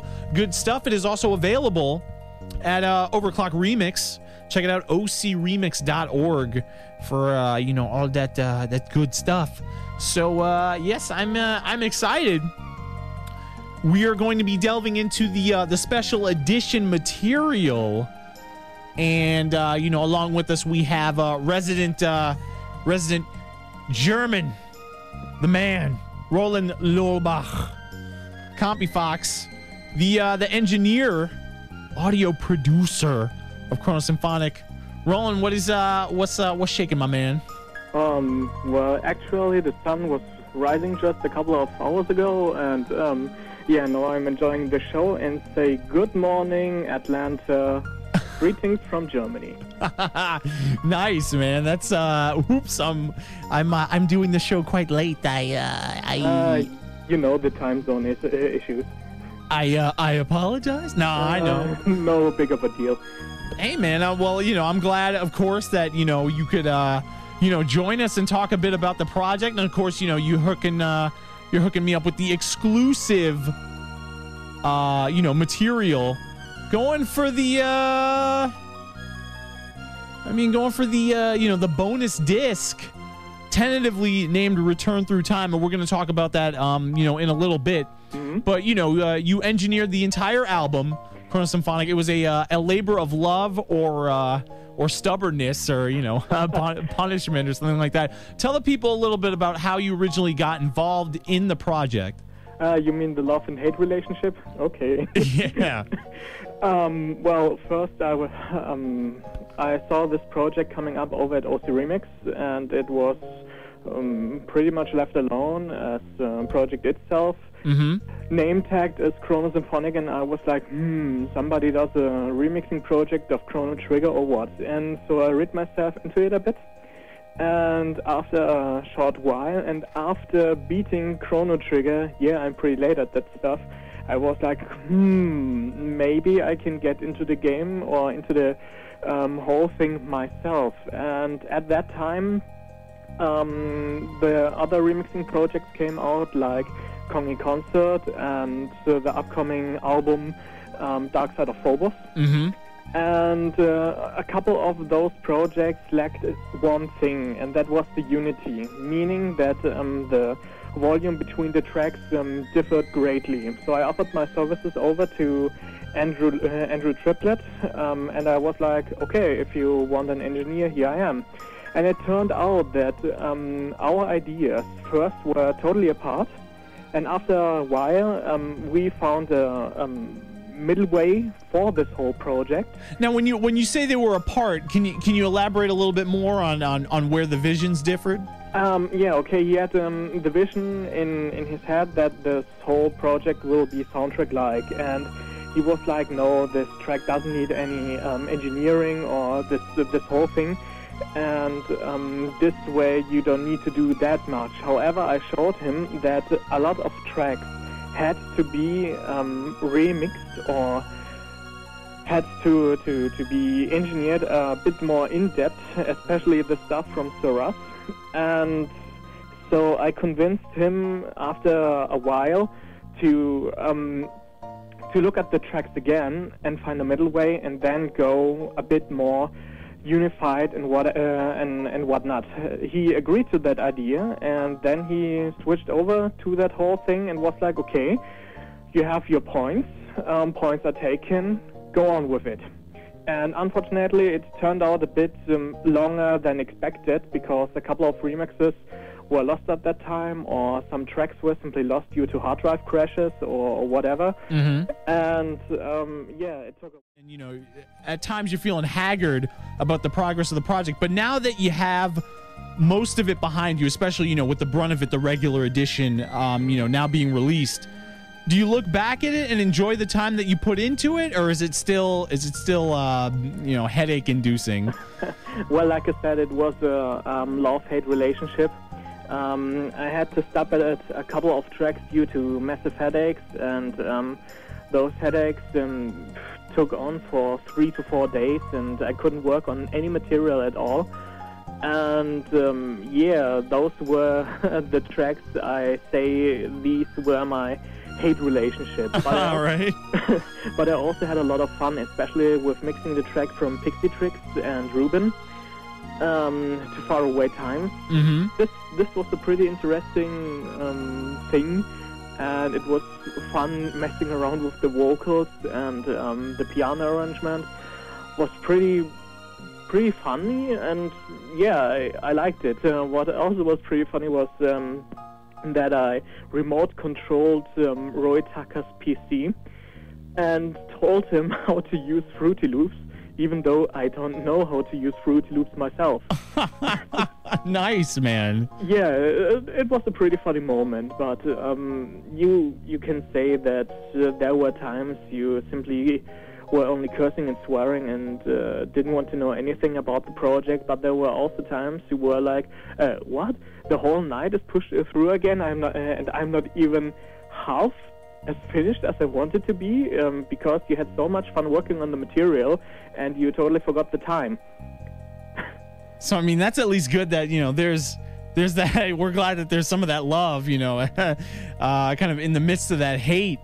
But I mean, so, you know, you were mentioning that you really particularly liked doing the engineering work on To Faraway Times, you know, the place we knew, Yep. featuring Ruben Key and Pixie Tricks. Any other tracks in there that you were really enjoying the experience on that really stuck out to you? And was it just for ease of engineering, or was it just simply listening to the writing, you know, the composition ideas involved? Well, first I had to listen, or better said, listen to all the tracks before I started even working on them. And I found a couple of tracks that I really liked the way they were, but I wanted to improve the tracks. So while I was in the mixing process, I didn't pay that much attention, rather than enhancing the tracks and making them better as they already were. And after the project was done, I couldn't simply listen to it anymore, and I needed a break. But after I listened to the project again, after like 2 weeks, and finding all the bugs, my personal bugs at least, I really enjoyed what I did. The whole project was a unity. It was totally awesome. Some tracks really stood out and others didn't. It's normal. It's if you have a normal soundtrack CD, or a normal CD from your most favorite musician or whatever. Just a normal thing. I can't really say for sure which track is the best, but I can say that there are a couple of tracks that really stood out for me, and one of them, for example, is the Masamune from Sleepy Amp. Yeah, and What, the Masamune? No, from Eliwu. Sorry, from Eliwu. Excuse me. And of course from MV, Chrono Trigger's Darkest Omen. Yeah, then of course To Faraway Times, a piano version especially. And yeah, then a handful of other tracks from the first CD and from the second CD. I can't really name them all. All tracks are good as unity. You can listen to some of them separately, but as complete soundtrack, they sound better than anything else, at least in my opinion. Well, let me ask, kind of going in a little bit more in depth into you know, your approach, you know, with the mastering, with the engineering. You know, you decided to do when you were going for the audio design, you decided to go for a more intimate type setting by mimicking the hall settings of the let me see, what's the name of that, the Promenadakeskus concert hall in Pori, Finland. Yep. Now go through a little bit about how you decided on going for more of that intimate setting, because I know that you were testing even smaller settings as well as some you know, much broader, you know, wider halls. Well, I had the possibilities to either go with the mixing the remixes already had, or we had the possibility to go another way, something that all others didn't do so far. And that idea was from the first time that this whole project has to sound like a soundtrack.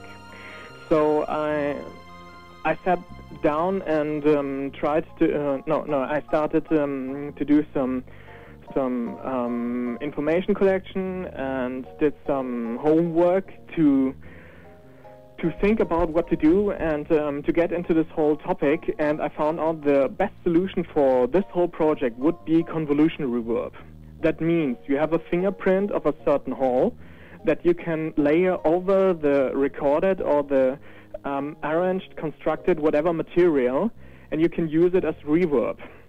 And the idea was first to have this whole arrangement or this whole CD in a large hall, in a hall that was like 3 times as much as the Promenade Cascos Concert Hall. Mm-hmm. But it turned out that the reverb was simply too much. And so I tried other halls or famous recording halls with convolution reverb. For example, the Todd A.O. recording hall in Los Angeles, California, which is pretty famous for soundtrack work like King Kong, let me think, Lord of the Rings for sure, and a couple of other popular soundtracks. Mm-hmm. And I tried that too, but the hall was the reverb, in my opinion, was simply too harsh. And then I found this free convolution reverb on the internet. As I was looking for small halls with like 400 seats, and I found this Promenade Cascos Hall. Yeah, with 700 seats.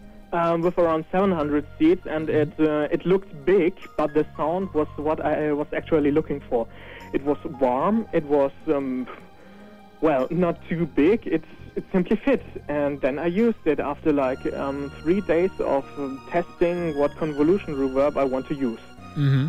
And this was really one of the halls that really stood out, at least in my opinion. Mm-hmm. Now I know, I know that one of the common criticisms, kind of stepping back from, the audio design, but kind of getting into the concept of unity that you were trying to instill in the album. Now, certainly, it's not really a matter of what you could do, as it kind of depends on what the arrangers themselves were using. But I know one of the criticisms of the album is that, a movie score, everything would use the same instruments because it's performed by the same, group. Whereas in this album, the samples and the tones can vary differently, from track to track. Was that something that you tried to mitigate in the album? Did you try and downplay those differences, or how did you go past that in order to make the album more uniform? Well, this was the most work on the project, because in getting back to the remixes and telling them what to do to make a unified sound in the end.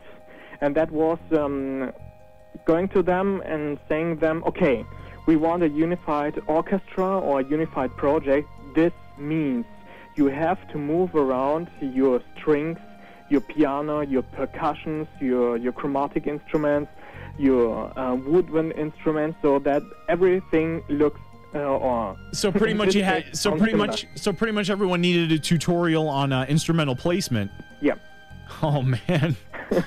Well, this was the first thing I did after I joined. I sat down, listened to the track like 4 hours in a row, wrote down what to change and what to fix, and posted that in 2 posts in a row over at the Chronosymphonic thread. And the people were like, oh my god, dude, we can't do that. But after like 2 weeks, the first half of the project was already on my hard disk, fixed. Ah, that's pretty slick. Uh-huh. Were you surprised at how well some of the artists were adapting to the suggestions that you were making?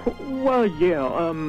Some artists were giving me only one down mix, and I was like, okay, you can still change this and change that, and the next down mix was totally perfect. While other artists took 5 to 8 steps at it until I finally was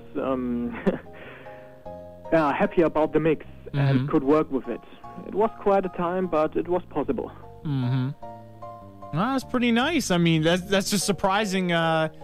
given the lack of uniformity and how you were able to get everybody to kind of work with you and get everything sounding that much tighter. Relatively speaking, if you had your way, would you have had everybody use the same samples and that kind of thing? Well, it's possible, of course, but that isn't possible at the community. One musician uses East-West Quantum Leap Symphonic, or no, in this case Silver, while another one uses free samples. The next one uses Reason in conjunction with another sample pack. The next one uses this pack. The other one uses that pack. So you really had in the end around 8 to 10 different orchestra packages or thrown together orchestra packages, and I had to work with the material, and this was the most hardest point on the project. Finding the unity and getting the best out of it. And I guess I did fairly well, if I may say so. All right, nice. No, I would agree. I think, I think like I mentioned earlier in the show with Kevin Lorenzo, like at times the album will still sound kind of synthetic, just dealing with, some of the samples that were in play. But I'll say that, with the writing and with the overall sound, it really sounds cohesive. It really sounds cinematic. I think a lot of the tracks were really clicking on that level. I mean, I'm just really impressed, and especially because, some people have been giving, negative feedback that, it's not as action-packed as I want it to be, or, why does it remix Frog's theme several times, and, those kind of things. But there were a lot of people that just weren't understanding the concept of the album, I felt. I mean, how did you feel about those comments yourself? Well, most of the comments were like, okay, this track sucks and that track sucks, and I was like, okay, I did a lot of mistakes. I have to admit it. I'm not the best engineer either, and I wouldn't still continue if I was like, okay, I engineered this whole soundtrack and that's it, and so far. But there were a lot of material running in the background that simply had to be pushed out. This was also the reason why we decided to go with a special edition as the very first project on OCR or the remixing communities ever. But the most thing on the criticism side was, well, you overdid it with the subwoofer. Okay, now I have a surround system lent by a friend, so I can check that for the remastered version, and the other stuff was only that most of the samples were synthetic, but everything else was simply okay. Everybody has its own opinion on tracks or preferences on tracks, and if somebody says, okay, this Masamune track is not that great, or this trial remix is not as great as the version from Zircon or whoever did a version before, well, it's their own opinion. A couple of listeners and musicians listened to the whole soundtrack project and said, well, this track is good, that track is good, but this track doesn't stand out and that track doesn't stand out either. I read through a lot of feedback over at Chrono Compendium, in private live journals, over at German boards, international boards, also Remix, how even over at One Up Studios where they bashed me, but I was like, okay, if you want to bash me, go ahead, I don't care. Yeah, everybody has their own opinion, but I at least say, okay, it is done, it sounds good, and I wanted it to sound that way, and if I want to fix it, I can fix it, and I stay to my opinion, and say if there's a problem in the track, I will fix it in the remastered version, and the remastered version will sound great. Finished. End of discussion. Yeah. So, well, how do you feel about the entire experience in terms of enhancing your own skills? I mean, I know you mentioned to me that, I mean, obviously you say, you feel that you have your own flaws, and, everybody does, but that at the same time that you felt, especially going for, this type of a project, with this type of scope, that, you were really making great strides with your own work. I mean, how do you feel about that in retrospect? Well, I have to be honest on you on this issue, because I never ever had the chance to work on a complete orchestra set before. neither with a real orchestra nor with synthetic orchestra. And also the mix of orchestra and vocals. I had to start from scratch in a couple of ways, even though I had experience from other tracks that I mastered before, like tracks from Harun Piraja or Trentlian or Sheryl Riley's Toy Box, for example. And I had to take another way towards this whole project to get the stuff done how I wanted it to be. And I guess I learned a lot in the progress, and I guess I can use this whole engineering experience I had over the last couple of months for future projects or whatever else.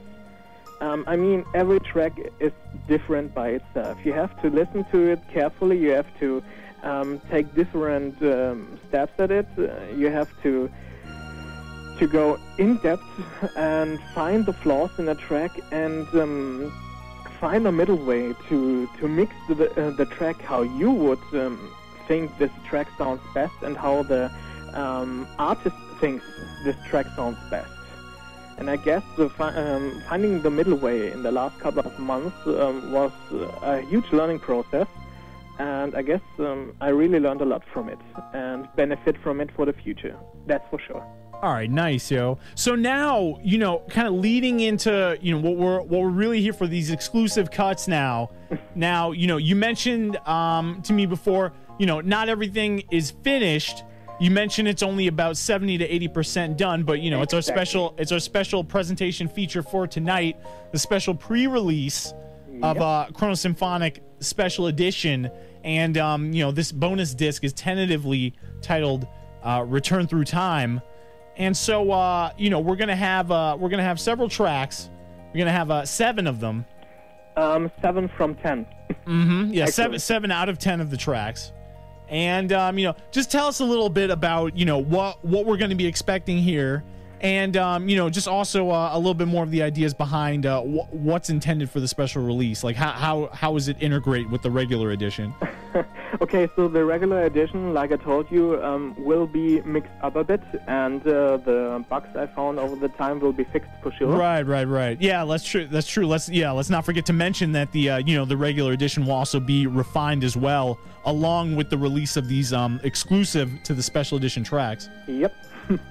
And of course, there's a lot of material planned for the special edition. For example, not only do you get 10 extra tracks, including the previously released audition tracks, the 4 audition tracks, some of them even produced completely from scratch and new.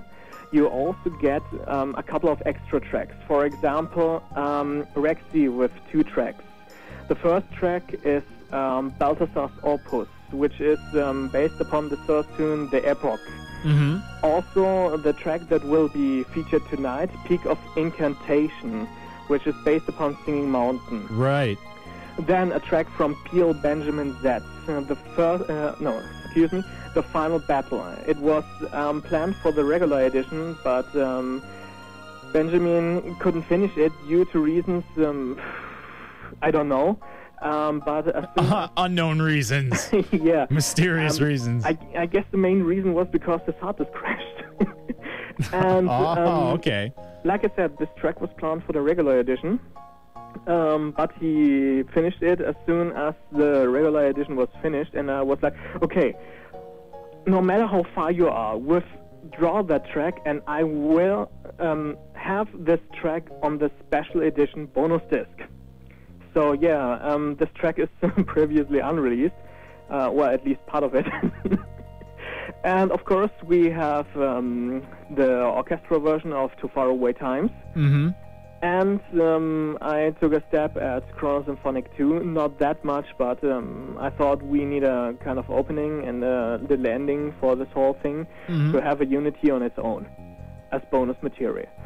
And we can go to that later, of course. But the main thing, the special edition will come out is because of the bonus material that came up over the times. Not only the track, but also production report, interviews,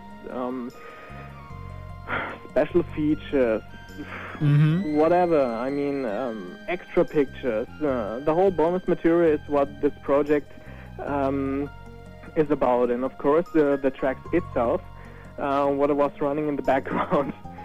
For example, Rexy got a track on this project for sure because she helped me a lot in getting the mixes back. Mm-hmm.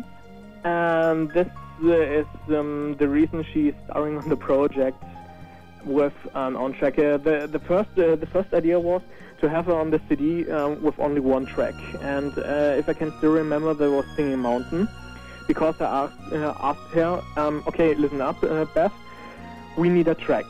There was a bit of misunderstanding going on between Claudio and me, and I wanted the track The Epoch on the whole soundtrack, but it didn't turn out well.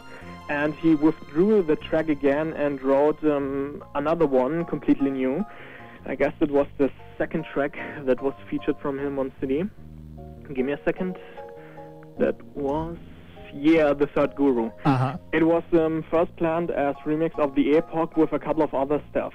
And it was very minimalistic, and was telling him, Andrew, you can't do that. It's too minimalistic. It doesn't fit on the soundtrack. And suddenly, from one day to another, he presented me another track, and I was like, oh yeah, you're right. And here you have the new track and stuff. And so I asked Beth if she could write a track for me, not also as thank you that she helped me in background, getting the mixes back and stuff. Mm-hmm. So I simply featured her on the bonus CD, and it turned out that the whole bonus CD issue grew on more and more the longer the whole soundtrack project took. And planned was that the CD will have 13 tracks actually. But it didn't happen, because I also wanted Transient on the CD with his Mitsuda Traveler remix, but the track was rejected due to the fact that it was a bit too modern orchestra. Okay. Also, Zircon was in speech with his Sewer remix, but it turned out that the first half in orchestra moved into complete electronic. Right, so obviously it's incompatible with the rest of the album. Yeah, it didn't simply work. Mm-hmm. And the third track was a request from myself. I simply asked MV again if he could rewrite and enhance the Black Omen. And it's... people are difficult to get in touch with. Well, it was a bit difficult, but he responded to my emails, and he was like, dude, I have no time. And I was like, okay. Doesn't happen. So instead of 13 tracks, we have 10 tracks now. Still a lot of material. I mean, this is around 40 to 45 minutes of extra music. Yeah, still pretty hefty. Yeah. And let me ask, so, you know, like we mentioned, you're pretty close to having everything wrapped up. Obviously, you know, you're working on some more odds and ends here and there. Mm-hmm. You know, do you have a tentative release date for when you finally want the special edition material out? I'm not going into that. Not this time. Uh-huh. The last time we did that, we heard, oh my god, you can't do this, you're postponing it again, you're moving it again, delaying it again, you can't do this, we want our Chrono Trigger project. Yeah. And, I mean, personally, I already have a release date. But I in mind, right. Yeah, but I you don't want to share it out this time till the project is finished as I want it to be. I have a lot of stuff planned, even stuff that will be... to some complete overkill, while to others it's like, wow, that's a cool idea. One, for example, is I recently started a thread over at OC Remix. This is the only hint I give you. Okay. And, well, yeah, this is running parallel to the stuff I'm doing, and of course the regular edition, upmixing again, and rewriting and finishing the other tracks. I mean, I was thrown back again anyway because I had a hard disk crash in the middle of the work. Glad that I at least had backups from the stuff I had, but the material I already started and was almost finished with it, well, vanished. Mm-hmm. So I had to start from scratch again. And this is the reason why it's delayed a while. or for a while, and in the meantime I was also working on Shel Riley's Toy Box remastered version that will be released on CD in the next couple of weeks. And I also needed a break, to be honest. All right, man, that's understandable. That's understandable. All right, well, let me tell you what. We're gonna get into you featuring Kevin Lorenzo Sisk, and just real quickly, in terms of the prologue, you mentioned that this is this is your first actual arrangement in a little while. Yeah. Give us a little bit of background on that. Well, a lot of people will be scared off at first because this track is totally out of place for the soundtrack if you look at the regular edition. But I had this idea in mind that I have Kevin as narrator featuring or playing the role of Jasper, the third guru in The End of Time, that small dude with the white beard standing under his street lamp. Oh, I don't know any of that stuff. That stuff was for geeks, man. Go ahead, bro. You only played, what was it, Secret of Mana for like 20 minutes? Exactly. I played Secret of Mana half through, and Secret of Mana was the reason I got into Chrono Trigger, and Chrono Trigger was the reason I never finished Secret of Mana. Jeez. All right, man. Because I stopped in the middle and never continued. Yeah, whatever. Okay, so Kevin plays the role of Jasper and tells a little story what's actually happening for this whole Chrono Trigger storyline, because he is the only one who is stuck in the future and seen all past timelines. Which is only understandable. I mean, he's standing there in the darkness and sees here a timeline. Okay, there is something happening. Then sees the next timeline. Okay, there is something happening. And he knows that he will get visitors, but he also knows that his visitors don't know yet what's happening. It's a little bit of story twist, but I had this all in mind as kind of opening and as teaser to the complete bonus CD, which is a world of its own, if I may say so. All right, man, that sounds good. All right, so this is going to be a good complement to all of the special edition material. All right, we're gonna, we definitely got to go. We're running a little bit low on time, so we're gonna get going with you featuring Kevin Lorenzo Sisk with Chrono Trigger Prologue, and of course, upcoming we're gonna have PL Benjamin Z with Determined, followed by Sleepy Emp with The Story Begins, Sir Russ with In Search of the Light. One thing about Sir Russ, this track will be completely reproduced. So if you say this track sounds crappy, and this is due to the reason that two of the tracks are upmixed from the MP3 version. In the special edition, this track will be completely reconstructed like Manifest Destiny. Okay, no problem. And then we have Unknown with Predetermination, Rexy with Peak of Incantation, PL Benjamin Z with The Final Battle, and Ruben Key with the version of To Faraway Times. Orchestra only. All right, and I got to get going, but Compy, you can check them out at Studio CompuFox, studio-compufox.de, and let's get into it. Okay. So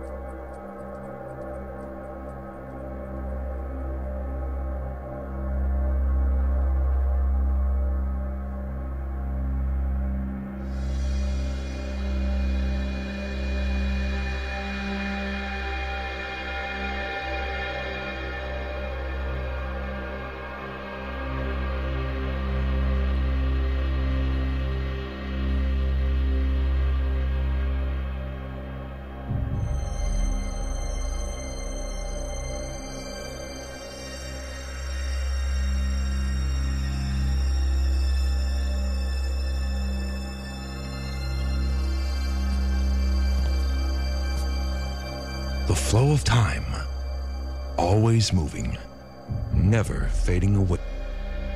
It is said that time is a continuous flow as is a river, gliding in one direction and unable to turn back. But it is also said that everything you do in the present has influence on the future. But what about the past? It is so long ago, sitting here under my street lamp, and I cannot do anything but watch. So much is the pain, so much cruelty, and just for the wheel of power, the will to rule, and the will to destroy. In this world, fate is most cruel. However, our young adventurers know nothing about that yet. Again, I can't do anything but to sit here and wait, waiting for them to arrive. If only to satisfy their thirst for knowledge, they will come. Their hearts filled with sadness, anger, courage, but also hope. Let me begin telling the story of our young heroes who are on a journey that will not only change their lives, but perhaps, maybe even the fate of this world.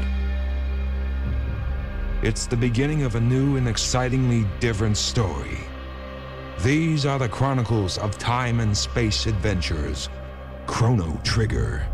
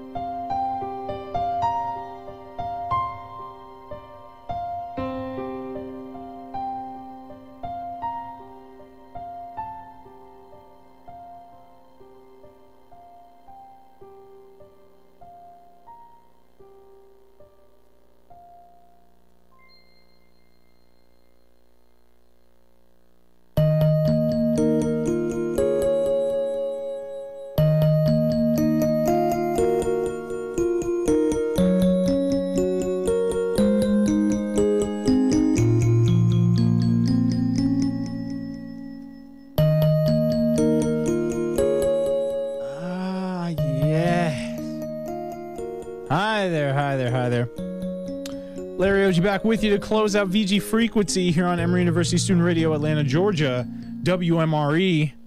And I hope you enjoyed Chrono Trigger remix Chrono Sim, in this case, the special edition. So hopefully y'all were liking some of these nearly complete cuts. Let's run down what we had for you, and hopefully you were enjoying that. Compy Fox, featuring Kevin Lorenzo Sisk, who had his voice, Roland told me a little bit earlier, his voice was pitch shifted down 2 semitones, absolutely pimp and fierce. So that was good stuff. That was the beta mix of Prologue. Definitely looking forward to the final version whenever that may be released. So that was some good stuff. Then we had Benjamin Z with Determined, followed by Sleepy with The Story Begins. And we had Sir Russ with In Search of the Light, which is going to go through some further mastering. So, you know, you haven't heard the line. Then we had Unknown with Predetermination, and the original version of that is also available at ocremix.org. Of course, check out Overclock for the best in video game music remixes and rearrangements. And so the remastered cut will you know, be in its full glory on Chrono Symphonic Special Edition. And after that, we had Rexy with a piano piece. Once again, mentioning, as Bev did earlier in the show and Roland mentioned, that it is an arrangement of Singing Mountain. That was Peak of Incantation. And afterwards, we had Benjamin Z with his second from the Special Edition, The Final Battle. You just came away from Key with The Place We Knew orchestra version.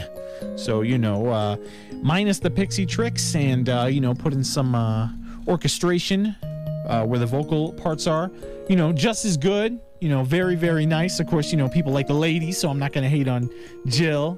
But, you know, of course, if you wanted a slightly different flavor for The Place We Knew, that is, you know, good stuff. Or also, you know, To Faraway Times, as it is also known. Very, very, very, very, very beautiful. Of course, keep your eye out on the Overclock Remix forums at the Site Projects area for more. It's out on Chrono Symphonic, the edition. And of course, pick up Chrono Symphonic over at ocremix.org. I know Naneko way earlier in the night that, you know, I had to mention that he was born in 1984. So, you know, I will. That is when Naneko was born. But in any case, be sure to head over to the Chrono Symphonic website. Not only will you get the full album and the CD art, but you also get Clado Xiao's script for the faux Chrono Trigger movie adaptation. And, you know, you can also read more about Chrono Symphonic over at Zeality's Chrono Trigger and Chrono Series fan page, compendium.com, where they use with the team responsible for Chrono. You know, all the good information is there to be had. Certainly, you have to check that. And right now, we got Yasunori Mitsuda was The Day the World Revived from the Chrono Trigger original soundtrack, of course, for Super Nintendo. And so we are bidding you adieu and farewell and whatnot. Thank you so much for tuning in to VG Frequency. Per the usual, hope you enjoyed what we had for you tonight. And, of course, you know, got to pimp on my usual spots, ocremix.org. Like I mentioned, the best in video game music rearrangements. And, of course, ormgas.com, your place for 24/7 streaming overclocked remix. Ravon, Weber, Tannerik, they be hooking it up. So, you know, my Ormgas crew, Omega Xi, you know, all them, you know, all them dogs. All right, thank you so much for tuning in, of course. And... what, am I out of here? Was this my... Oh, man. Well, I certainly hope a good run. The finale will be at some point soon, yes? But in the meantime, I thank you all for tuning in, and I wish you all the best. No matter where you end up, I hope it is at least listening to some more episodes of VG Frequency, WMRE. All right, take care, y'all. And, you know, if I don't see you later, it was nice doing the show for you. take care, and have a good one. This is Larry Oji from Atlanta, Georgia, WMRE, Emory University Student Radio, signing off.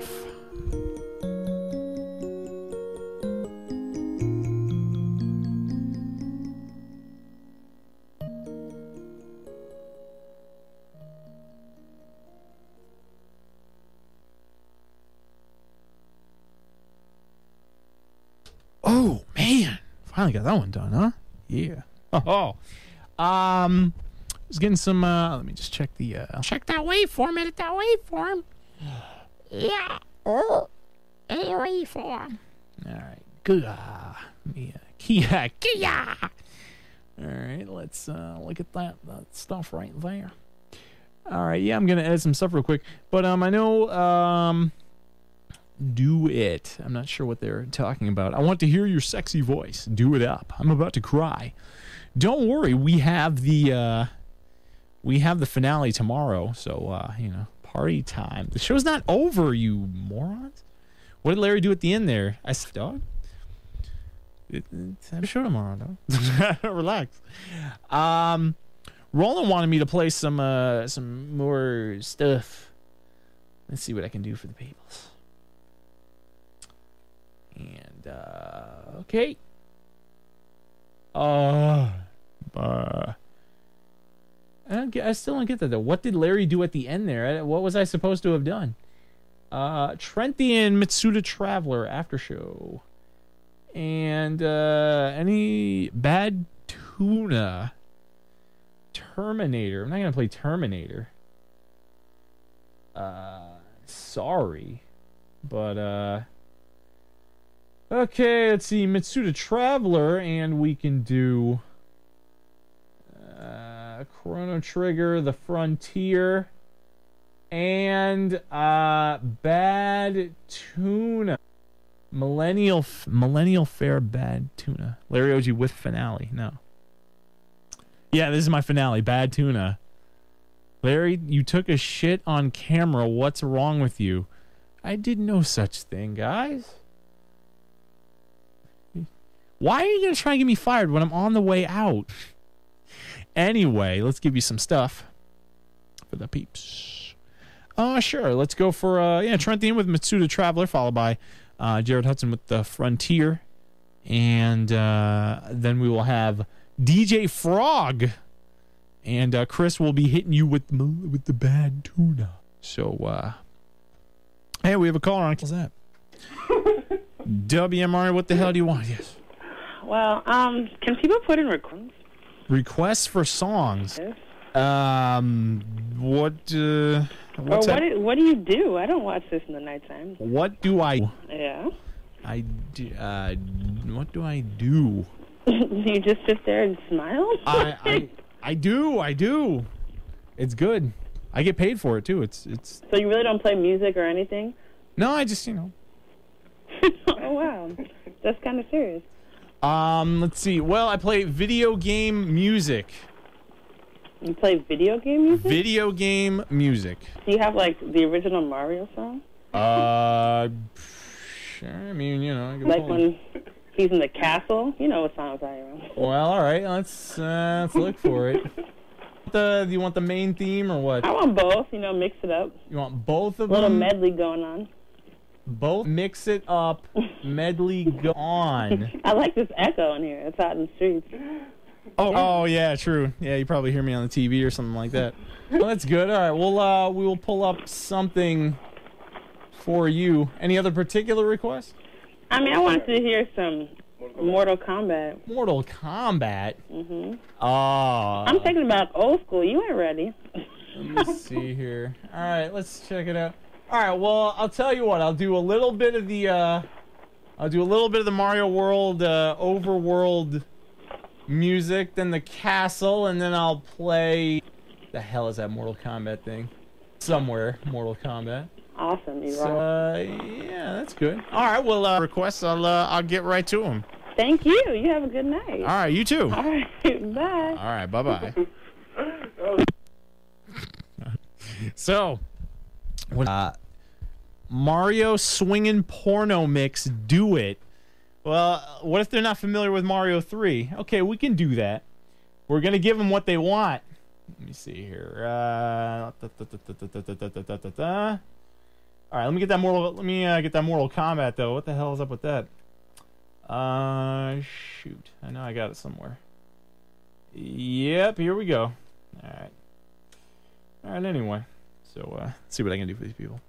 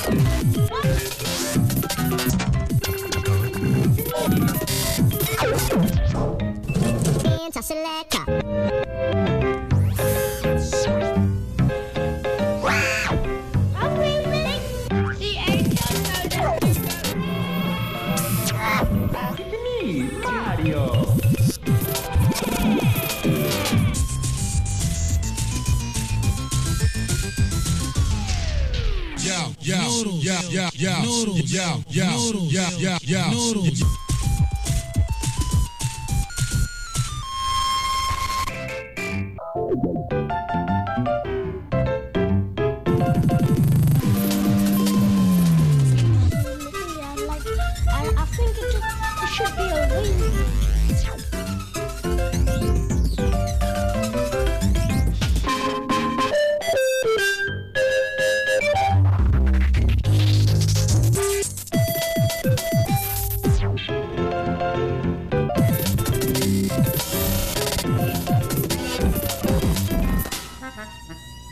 See, when she was looking at the baby, she picked up by the neck. Like that, you know. And we'll have to do it all over again.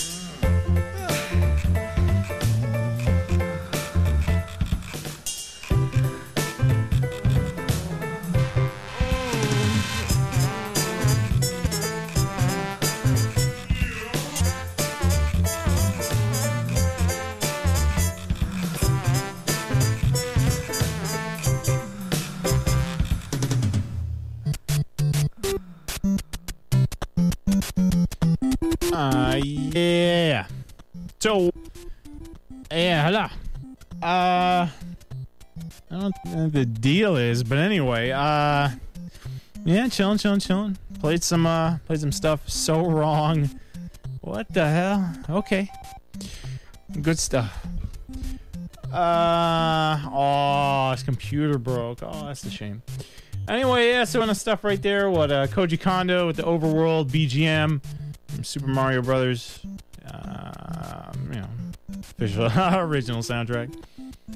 Followed by A Scholar and a Physician with Super Mario Brothers, available at ocremix.org. Then we had the Koji Kondo with the Castle BGM from Super Mario Brothers, followed by Prism with Bowser is Pissed from oaks.org. Then we had track set Mortal Kombat from the Sega CD. That's like Test Your Might or whatever the hell it's supposed to be, but it's that theme that everybody knows. Mortal Kombat, you know. So, plenty of that. Then we had Dale North and Joshi with the Super Mario Brothers 3 remix of World 1 map and porno mix of it. OCRemix.org. Alright, so we fulfilled those wonderful requests. Get rid of that crud right there and go with our orchestral stuff. That heavenly voice I just did. Yeah, damn right.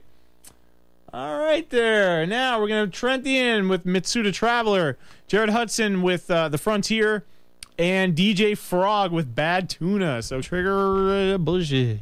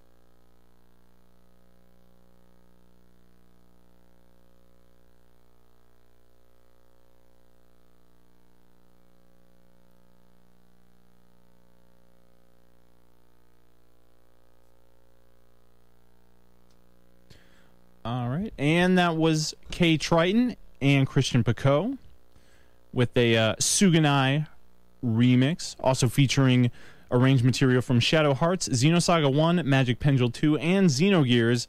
That was Static Wonderland, available at VGMix.com, and OCRemix.org. I hope you like that. That is just the start of, much goodness on this, the final episode of VG Frequency here on WMRE. Larry Oji here. I thank you so much for tuning in. And we're moving on to VG Frequency episode number 62.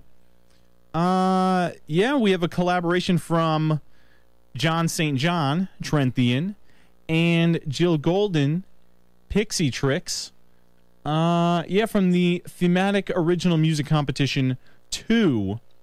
And I believe the theme, the format of that competition was to do a scary forest. So, something like that. Like you're lurking in the woods and, oh crap, it's dark and, all that bullshit. But, I believe this track won. And for good reason. The arrangement and vocals are all written by Trenthian, and he recruited Pixie Tricks for the vocal performance, and these two made an absolutely great team on this one. For whatever faults you can point to with a synthetic orchestra, John really made everything instrumentally work together very nicely with the vocals. Frankly, if I didn't mention anything about the sample quality per se, you probably wouldn't focus on it at all. But really, I thought the writing is absolutely excellent. Really driving, very epic. John definitely knows what he's doing when he's trying to go for that very grandiose atmosphere. And Jill's vocals definitely met that challenge. So you're going to hear some really powerful stuff, from her side as well. And, I wish nothing but good things for Trenthian. Currently QAing at Vivendi Universal. And but he will be moving pretty soon. So, got to give up a pretty sweet job like that. Well, except when they make the testers work overtime. But no, he's gotten to demo quite a number of cool games from Vivendi, including Fear. So, if you look out at the Overclock Remix forums, any game he's tested for that he likes, he'll pimp the hell out of it. So, he'll be moving across the country, I believe. But certainly, Trenthian, John St. John, a name to look out for because... as a composer, he's definitely got that touch, and hopefully he'll be moving his way up, the ranks from lowly QA. Actually, he's not lowly. He's pretty up there in terms of QAing, but hopefully taking that next step, going toward composing for video games, if that is in the cards at all. And of course, Pixie Tricks, who is in the Peabody Conservatory of Music in Baltimore, Maryland, is quite the talented vocalist. She's done many solo performances, including in Japan. So, she is no slouch and contributes very nicely to this track. You're going to enjoy it. It's called Aria of the Daglian Wood, and it represents VG Frequency 62. So keep it here, VG Frequency, the best of the best, here on WMRE.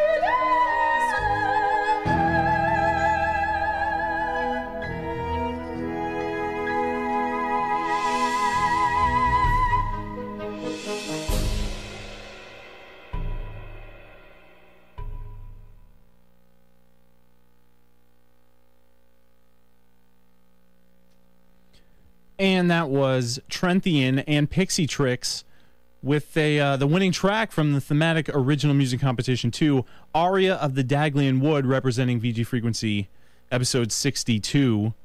Moving on to VG Frequency 63, we've got a Street Fighter 2 remix of Chun-Li's theme by Poe Su-yan. This was really, really pimp. I feel bad that we never got it on OC Remix. I mean, only in select cases am I liable to start, hassling artists like, okay, you really got to give this track to OC Remix. Don't let them not hear that goodness. And that's certainly not to say that, you have to have a good arrangement on Overclock Remix. But, I mean, the truth of the matter is that sometimes you just don't get the same audience if it's not at OCR as opposed to other websites. But at the same time, since I look everywhere for my music, I can find this gold that people are passing up because they're too lazy to look elsewhere and see other gold at the other sites in the community. So, Poe has this Street Fighter 2 remix of Chun-Li's Stage, Sparkle in the Midnight Sky. And if you're familiar with Poe's style as it comes to kind of laid back beats and whatnot, you're really going to be enjoying this track. I know for the first couple of months that I actually had the track, I thought that the first half of the track or so was basically original or just really, really liberal interpretation of Chun-Li Stage. And so I was thinking, well, maybe it's better that he didn't submit it to OCR because it wouldn't pass on account of about, half of it just being some beats and, kind of intro stuff. But then if you can really hear the note progression from the original, simplified, of course, but, definitely used there in the first half during the build-up of the song. So this is really hot. I really think you're going to enjoy it. And definitely one of my favorite works from Poe. And, this is absolutely great. If you don't have a copy, now that VG Mix is temporarily down, you can you can go to wushuplaya.com, and if it's not available for you, you can always contact Poe and get that hookup. So hopefully you will be enjoying this one. So let's get into it. Representing VG Frequency 63, here's Poe with his Street Fighter 2 arrangement, Sparkle in the Midnight Sky.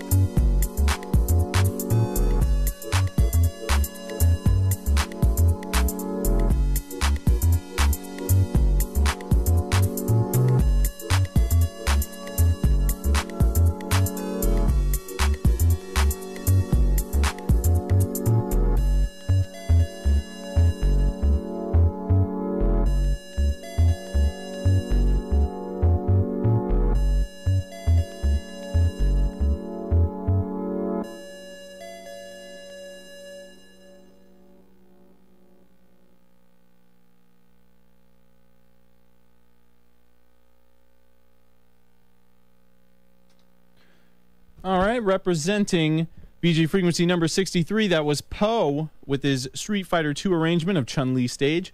Sparkle in the Midnight Sky, available at VGMix.com. Hopefully you were liking them beats and claps.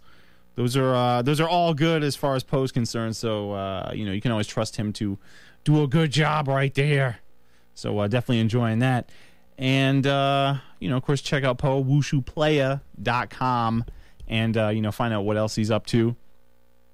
Now moving on to VGF number 64, we've got former Overclock Remix judge Harmony, and man, I tell you, I miss Brandon on the panel because he was definitely one of our best panelists in terms of just raw skills and enthusiasm for the job. He always did a lot of voting and always gave a lot of detail to the people that submitted their material, and just good-natured. You couldn't say a bad thing about him, but he had to step down from the panel because he is currently working on his PhD, and he just did not have time to continue doing the job. So, I mean, he was only there for a few months, but he really helped us in a big way, and, hell, he was like, oh, I'll probably be occupied, honestly, for like the next, 4 years or something like that. But, I mean, man, if he ever has any free time, we would welcome him back in a second. And Brandon, he just, like I mentioned, he just showed up out of nowhere in the community. His first OC remix was a Secret of Mana arrangement, Nighttime Evolution. And not that it wasn't strong or anything like that, but, pretty good, obviously, very high above the bar, but not necessarily something that would make you scream, okay, well, he's going to be a judge immediately. But, certainly something that got my attention and got a lot of attention of the other judges. So a few months later, he submitted his Sonic the Hedgehog remix of the Marble Zone, and live at the Spring Yard, and we were absolutely just blown away by the quality. Brandon did lyrics on it, had some nice jazzy stuff going on. There was some acoustic guitar later, with some nice comping, and just totally skilled. Like, he obviously didn't need anybody to tell him how to make a quality arrangement. So, I know the panel had been really slow at that time, even though we're slow as hell now, in my opinion. But no, we're doing some good stuff right now. But we had hit a lull in the panel, and Harmony came up, and I know Gray Lightning was like, well, look at this guy. I've been reading his comments in the Works forum, giving tips to other people, and he's already very enthusiastic, and his advice is really solid. And man, it was just good to see somebody enthusiastic about the job. And we asked him on there, and he was gracious enough to sign on to the job. So I know a lot of people, when he joined the panel, they're like, okay, who's Harmony? Who the hell is this guy? I don't know who the hell he is. He had a couple songs, big fucking deal. Who cares? How's he qualified? I know Adhesive Boy in particular, he was really mad because he got turned down for the judge position for a third time in a row. And, he was really mad he was passed up. And, so he was like, how can you turn me down for this noob and, who's nobody. So I know when our next track, the Secret of Mana arrangement, Dragon Song, came out, it answered a lot of the critics who thought that we took Harmony on too soon and that he hadn't proven himself in the community. Now, I know that we knew that he would come out with only just, badass work, but a lot of people were skeptical, and this song really answered a lot of those questions that people might have had about whether he was skilled enough for the job. And the song is pure pop. It absolutely sounds like a mainstream, pop song. Kind of just, but genteel's got the, the breathy lyrics, and oh my God, sounds so, it sounds romantic for the ladies and everything like that. And aside from the people that were like, oh, Harmony, I don't know what the big deal is, because I know DJ Pretzel gave this a glowing review, absolutely stellar, like, you must get this now, this is like best of the best, sir. So it was good stuff, and I know some people disliked it simply based on how strong and enthusiastic DJ Pretzel's write-up was, but also some people don't like vocal mixes, any vocal mixes. They don't like any of them. It's got words in it? Hell no, that's not allowed. Don't do that. So aside from those people complaining, the overwhelming consensus was that this track is tight. And that's pretty much all you need to know as I lead it in. If you want something that can really pass for professional work, along with some of the other tracks that we're going to have tonight, this is definitely one of them. So let's get into it. Representing VG Frequency number 64, here's Harmony with his Secret of Mana arrangement, Dragon Song, available at ocremix.org. It's a broken world that we live in. Won't somebody take me away? Won't somebody fly me away?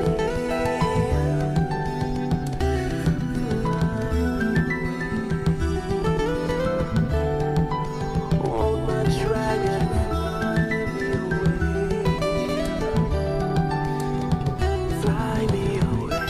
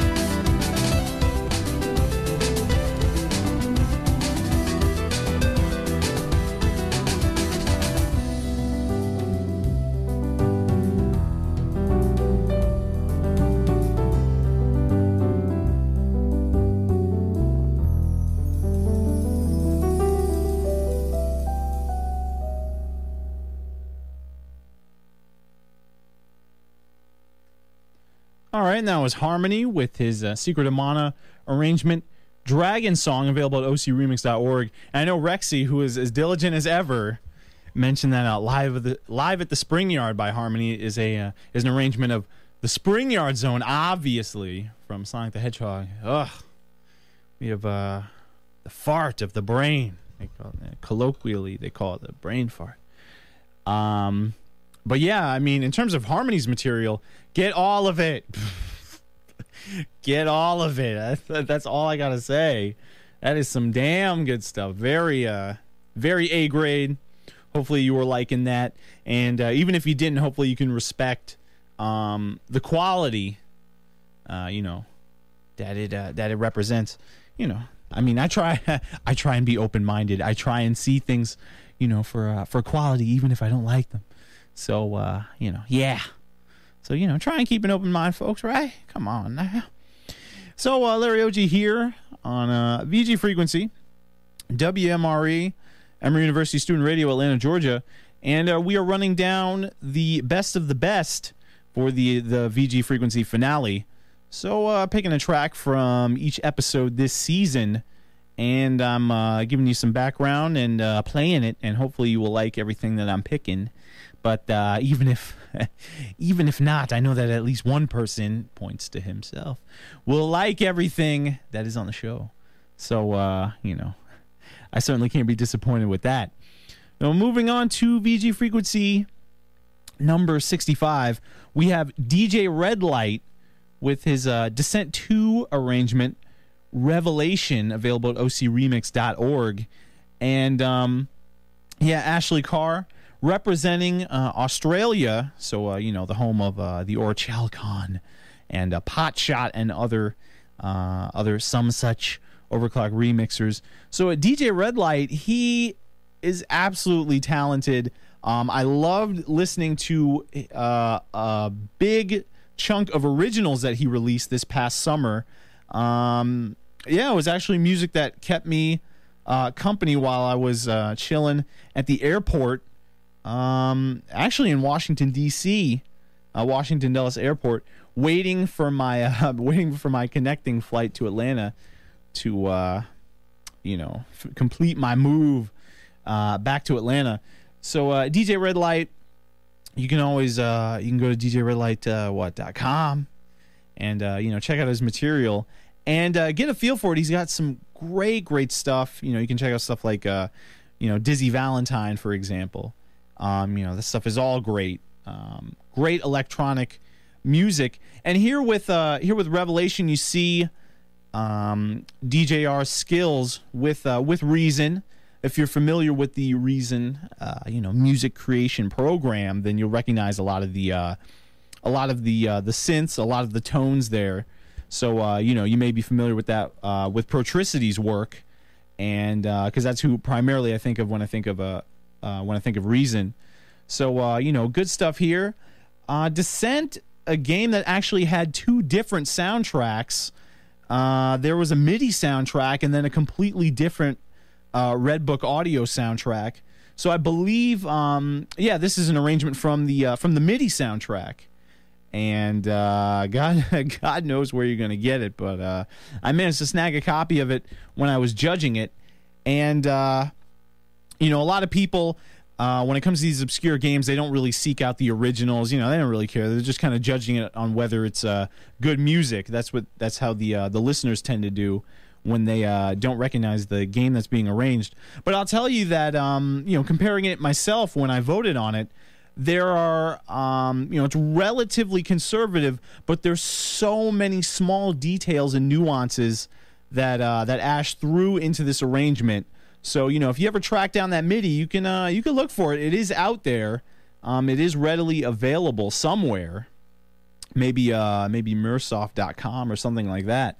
But check it out and just get more of an appreciation for the ideas that are in here. You're gonna be liking the tempo here. It's nice and downbeat and chill, and the track just kind of goes on almost sort of a cruise control. There's definitely some dynamics in there to keep you not getting bored, but it seems to go at a nice pace and doesn't feel the need to, have to hustle or, greatly slow down or anything like that. So you're going to see some really subtle dynamics, and hopefully it's going to give you some electronic stuff that you're really going to enjoy.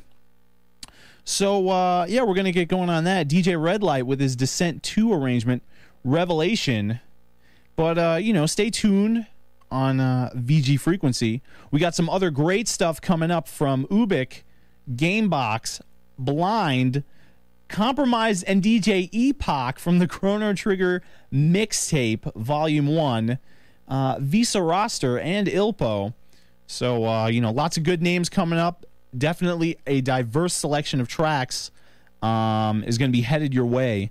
So in the meantime, keep it here and check out DJ Redlight with his Descent 2 remix, Revelation.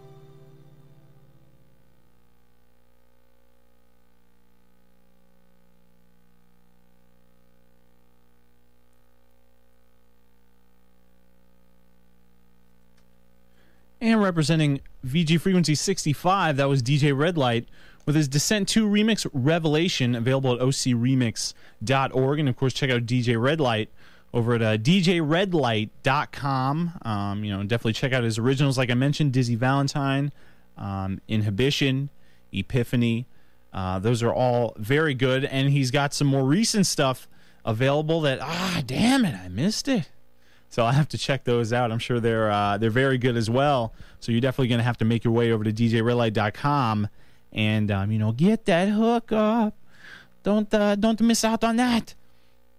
So moving on to VG Frequency 66, we've got Ubik, Brian Davis. You can check him out over at ubikmusic.org. That's UBIK music.org. And, about a year ago, or about maybe a year and a half ago, Brian started the Auld Lang Syne original album competition. It's not literally a competition, but it's just an excuse for everybody to make short albums and, release them. So usually he'll do some sort of deadline like January 1st, or in some cases August 1st, or the first of whatever particular month. They'll give people about 3 months or so, something like that, to just create a short original album and get it out before the allotted date, scheduled date. So I'm sorry, it's about maybe 2 months. So a lot of people have had some great stuff for Auld Lang Syne. You think of Gwillem, Wogan, and the Mind Penis Zeitgeist, or Dennis Mott and his alter ego Captain Tortilla with the short album Cold. And Quinn Fox has had Fitzwarreen and Fitzwarreen 2. So a lot of good music has been coming out from the Auld Lang Syne album series. If you want to check it out, you can of course go to als.ubikmusic.org and get all the information. There have been 3 contests so far. There's, like I mentioned, it's not a real competition. There's no winner or loser, but the winners are the people who check out this music. So not to be outdone himself, Ubik for Auld Lang Syne 2 came out with the album 4 Mullet Tire. Now, I don't know what the hell a 4 Mullet Tire is supposed to be. It sounds like nonsense or gibberish. Hell, I don't know. Probably got it from some sort of cool thing, and I'm too lame to know what the cool thing is. But I don't know. I'm sure somebody out there might know. But yes, good stuff. The track I'm going to be spotlighting is called Cool Down, Get Your Refreshment On. And I don't know. Am I groove biased or something like that? Because a lot of tracks for this finale are featuring the groove. I don't know. I mean, I'm feeling the coolness, and I'm getting my refreshment on. The track is actually pretty hot. The track is slick, and I like the opening. It was just really non sequitur. You'll know about it when you hear it. And one of the highlights of it was the breakdown in the middle of the song where Brian throws in some voice samples from the movie 1984, of course, based off the book of the same name. And I can't lie, like it felt very, very Beastie Boys-ish, sort of, like just the nature of the sampling. It felt like something that I would normally hear in some sort of Beastie Boys song rather than, something else. So I don't know. I like the flavor right there. And I don't know when 1984 was made. Probably sometime, I don't know, in the 60s. Who knows? I don't know. You'd have to go to IMDb and research that. I have no idea. I'm sure somebody would tell me, but I'm not too concerned. But the main thing I wanted to say in terms of the 1984 connection was that just hearing the voice samples, they're so amusing that now I have to check this movie out. So I am waiting for an opportune time to check that out, with my lady. And, we're going to see what the deal is, and hopefully the movie is as good as the book was, because the book is pretty damn good. Y'all should read. Normally I don't recommend it, but a good book. So, Ubik had a lot of other good tracks on 4 Mullet Tire. So, if you're feeling this track, I definitely recommend you to check out the entire album, see what else is there. It's very consistent. I think you're going to like a lot of what it has to offer. So we're going to get into it with Cool Down, Get Your Refreshment On, VG Frequency, the best of the best. And of course it's the best when there's the groove bias. Time to get home and drink some iced tea.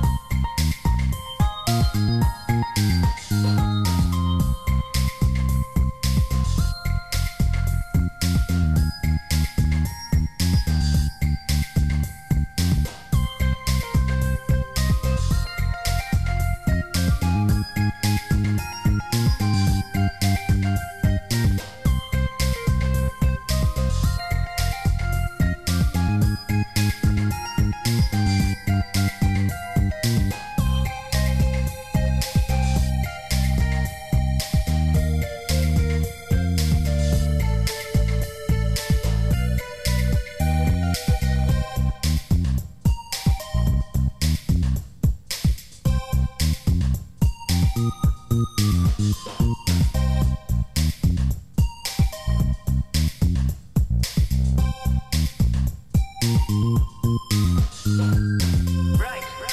Let's see which one of us can touch his toes. Right over from the hips, brothers and sisters, please. 1, 2, 1, 2, 1, 2, 1, 2. You're not trying. Watch me. 1, 2, 1, 2, 1, 2, 1, 2. There, brother. That's what I want.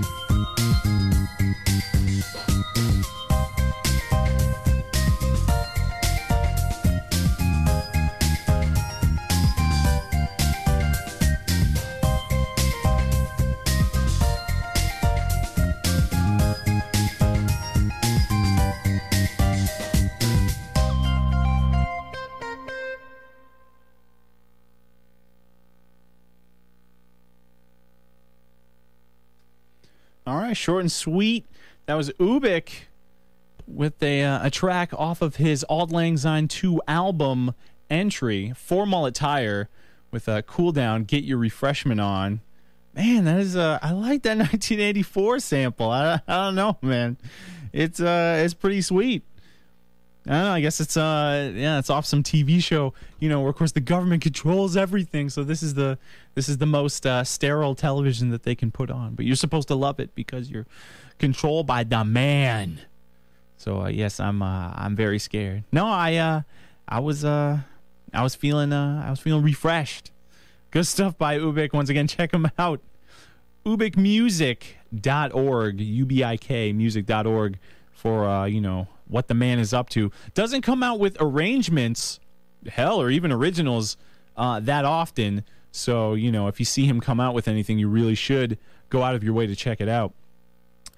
And going on to VG Frequency 67, we've got a very, very catchy and unique little track by Gamebox, Steve Olafson. You can check him out at bitmapstereo.com. And this remix is quite the strange little thing. I don't know. When I was listening to it on the panel, I felt that it wouldn't be quite accessible to everybody. I think they should like it. I don't believe I've heard people complaining about it being too minimalist or kind of being too, kind of catchy but weird, and I don't quite get it. It's good stuff available at vgmix.com and ocremix.org. It is a Mega Man 2 remix called the fifth season STS 2005 edition. Now, I remember way back, about the only thing I do remember, because I didn't remember my vote on it, was that Gamebox had submitted a much earlier version called Stomping Through Seasons, and it involved Mega Man 2 and also integrated a few other themes. I believe like a little snippet of Chrono Trigger was thrown in there that absolutely just didn't work. Like, it seemed there was no transition. It just seemed very non sequitur. And, I know the track, obviously, and it was rejected. But the thing is, I usually at least remember something about a past rejection when somebody returns and resubmits it. And I couldn't remember a damn thing about Stomping Through Seasons. And, certainly not to disparage Gamebox, as, this track is on this best of show, and I like it a hell of a lot. But, man, the older version of this, totally unremarkable and just wasn't well done. But, sometimes you kind of get afraid when people resubmit because they don't really, retool it the right way. They don't really do it comprehensively and really take a look at how they can improve things and get everything sounding more cohesive. So I went back and listened to the older version, and the fifth season, is just leaps and bounds above the previous version. It's almost like two different tracks entirely. And, I really think you're going to be impressed by it. I certainly was. And Gamebox, man, where is he going? He had some good Metroid 1 stuff. Very ultra-liberal arrangement. It was called, I believe, Drifting in a Kelp Sea. It was supposed to be a remix of Kraid's Chamber, but it was so liberal, it would never pass. But it was very chill, great guitar, and a very liquid feel. And I don't know, I had my comparisons to Vigilante. Obviously, not as polished, but just the the vibe there, was very good. So I liked it. If you can track that down at VG Mix as well, you should check it out. But Gamebox, great guy, of course, representing Sweden. So the Swedes, they're all very cool in my book. Along with my man Ravon at ormgoss.com. So of course the place you should check out for 24/7 streaming OC remixes. So it's all good. Gamebox is hitting you with some blippy, glitchy sounding flavor. It's actually pretty happy and upbeat, but not so happy as to feel like you're cutting the nuts off. So you should like it. This is pretty chill. Check it out, Gamebox with his Mega Man 2 remix, the fifth season STS 2005 edition. You're listening to VG Frequency, the best of the best, here on WMRE.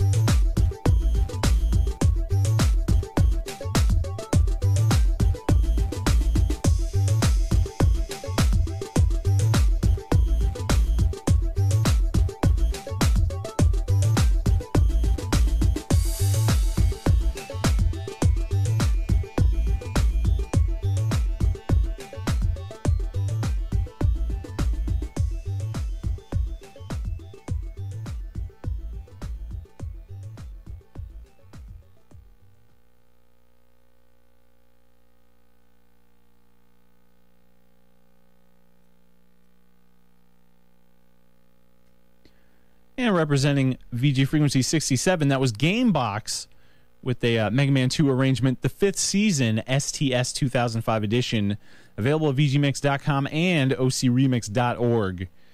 And moving on, VG Frequency 68. Oh, the Bound Together episode.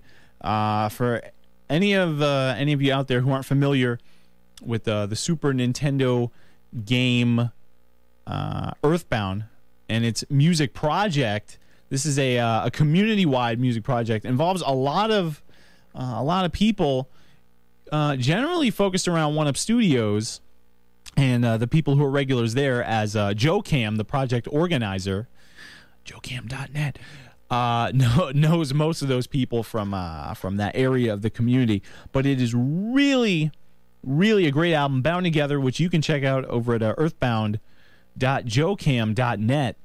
And it has got a really, really, really diverse offering of artists. There are a lot of great tracks on there, and it was really difficult to pick only one.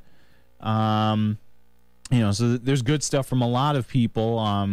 You had Maze Dude with C60 Funk, and that is waiting to be posted to OC Remix. Also had Joshua Morse with Peaceful Bean, and Crazy Crackers, and Mithril Nazgul with The Black Market, the One-Ups with Summers, and I was really partial as well to Zaratool's Dialema 2 Cafe, which was also really, really skillful, and represented Zaratool coming out of a very, very long hiatus from the game music arrangement community. So there's a lot of good stuff on there. You really should check the album out. Pretty solid. Was it 31 tracks on there? And 31 tracks. You're really going to see a great collection of names and also very diverse offering of tracks. But the track that I selected was from Blind. It is a remix of Snowwood's Boarding House. Cleverly punned off of the game title Earthbound. It is called Snowbound. And if you know Blind, he's going to hit you with something fierce. And so, if you like that hard electronica with lots of volume, lots of power, very dense, you're really going to be liking it. You're going to enjoy what Jordan has got in store for you.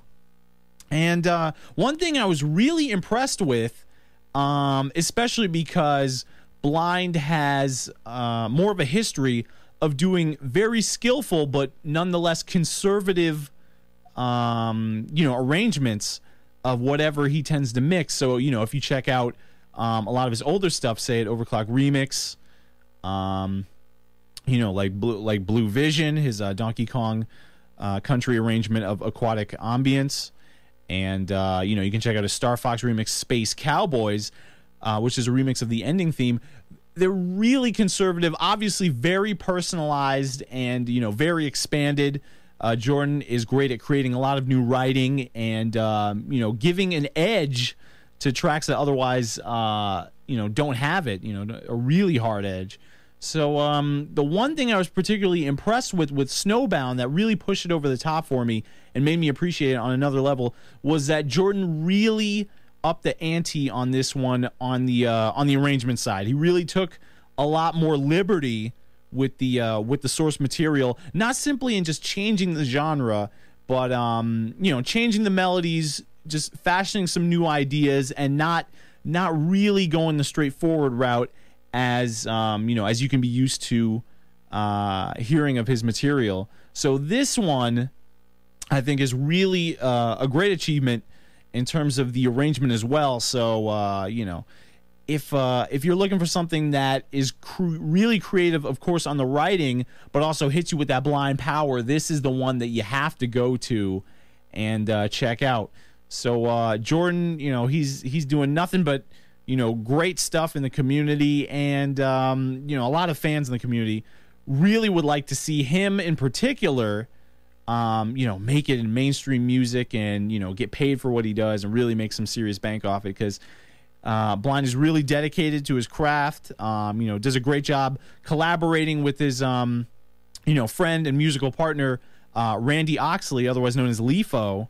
So, they're both doing some great stuff. And, like Trenthian, Blind is somebody that you really, really, really, really want to see succeed and really think deserves, greatly increased success. So, we're going to hit you with Blind and Snowbound, and hopefully you will agree that his stuff really compares very favorably to, other hard electronica acts out there. So, maybe you'll send Blind some money, yes? Yeah, maybe you could. Yeah, you can check Blind out over at the brailleroom.com. That's Braille, B-R-A-I-L. So I don't know why you spelled it like that, but the brailleroom.com. So, you can check that out. Anyway, we're going to hit you with that power. But coming up later on in the show, we've got some other great stuff on VG Frequency here on WMRE.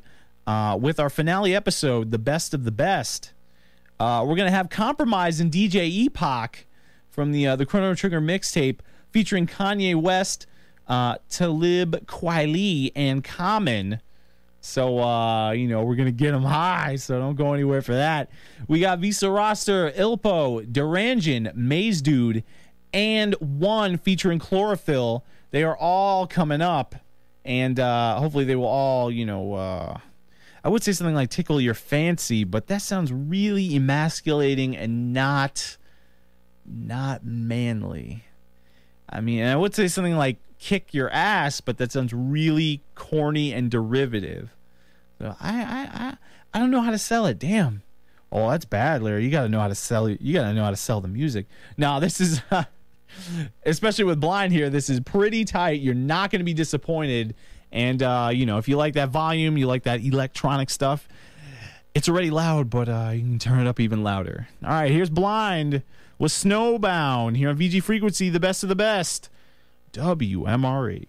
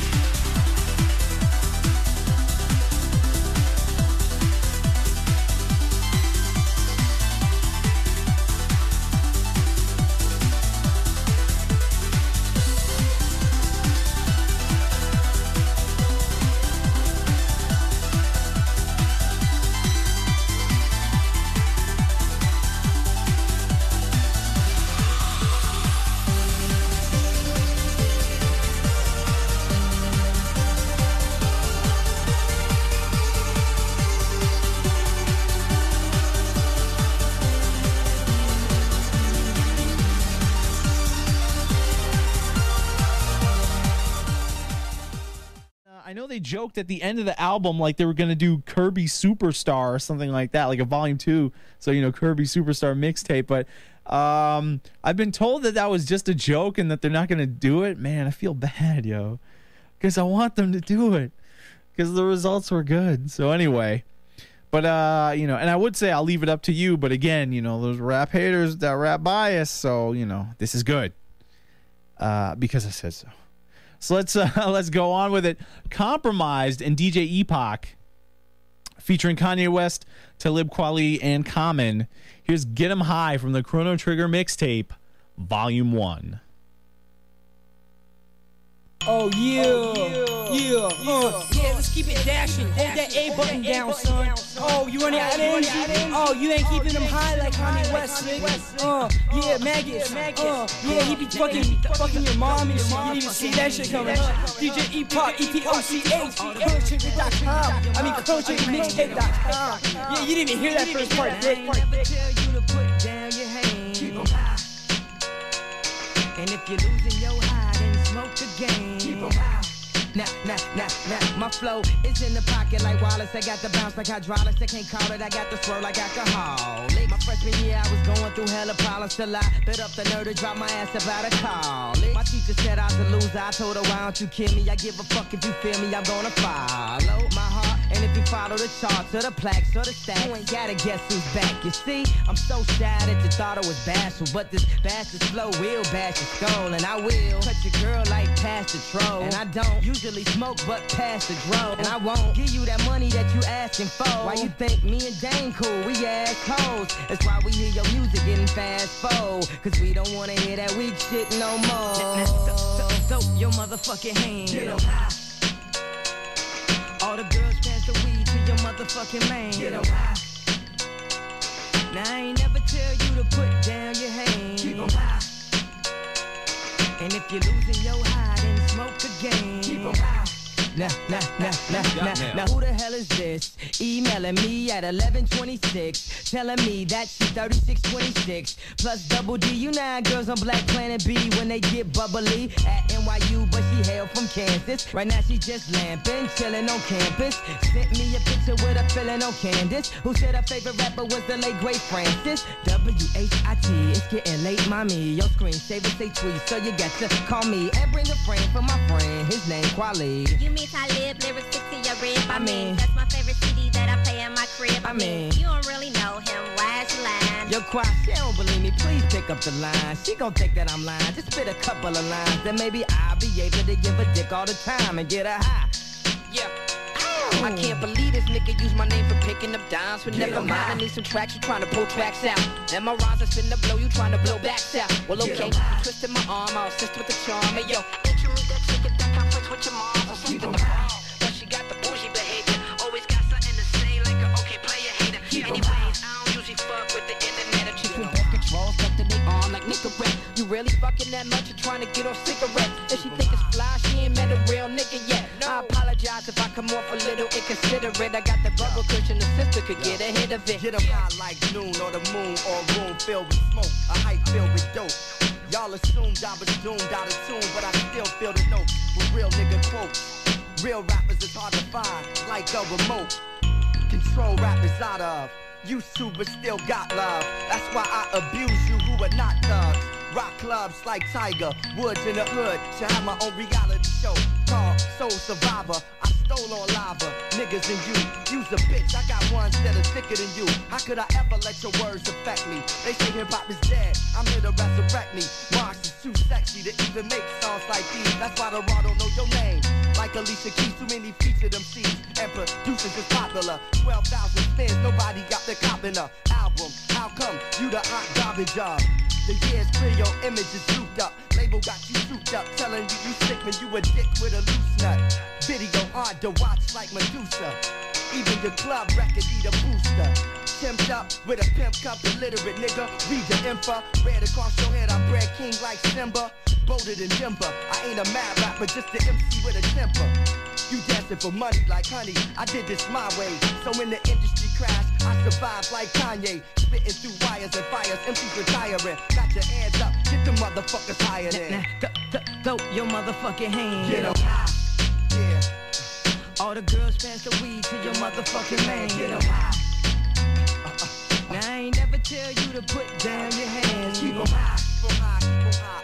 And if you're losing your high, then smoke again. Keep 'em high.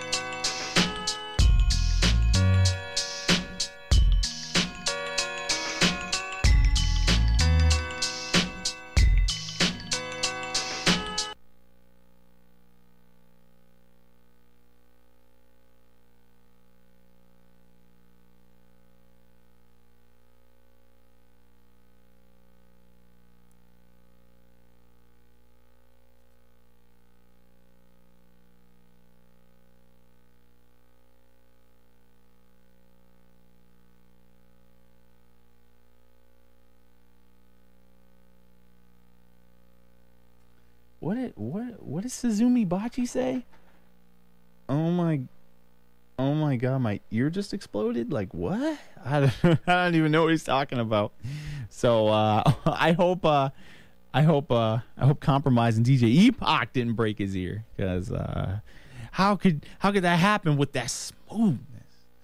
That was representing VG Frequency 69, Compromise and DJ Epoch, featuring Kanye West, Talib Kweli, and Common.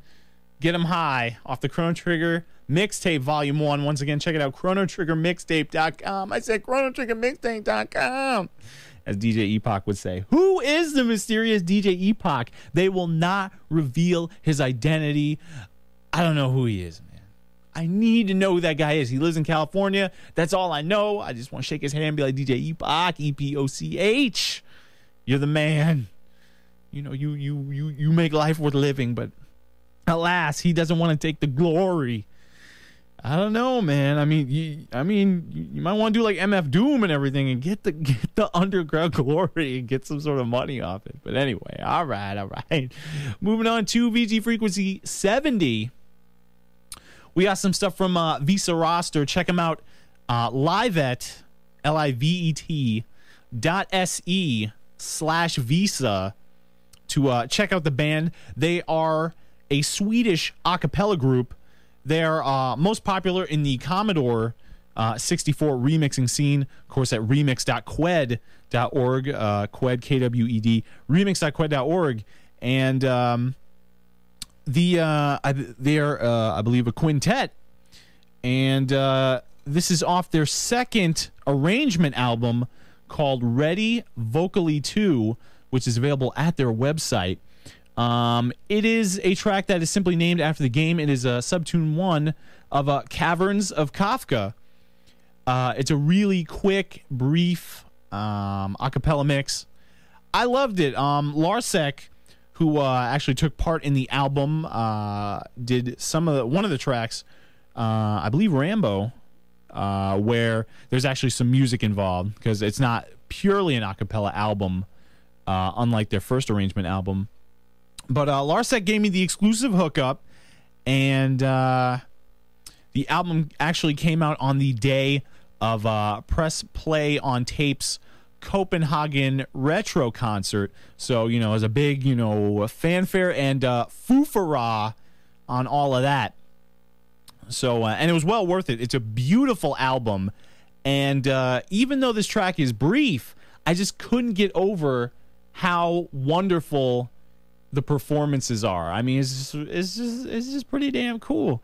These guys are really, really talented. You certainly want them to get more exposure. They've performed at not only Copenhagen, the Copenhagen Retro Concert, but also Back in Time Live. They've been part of that concert series.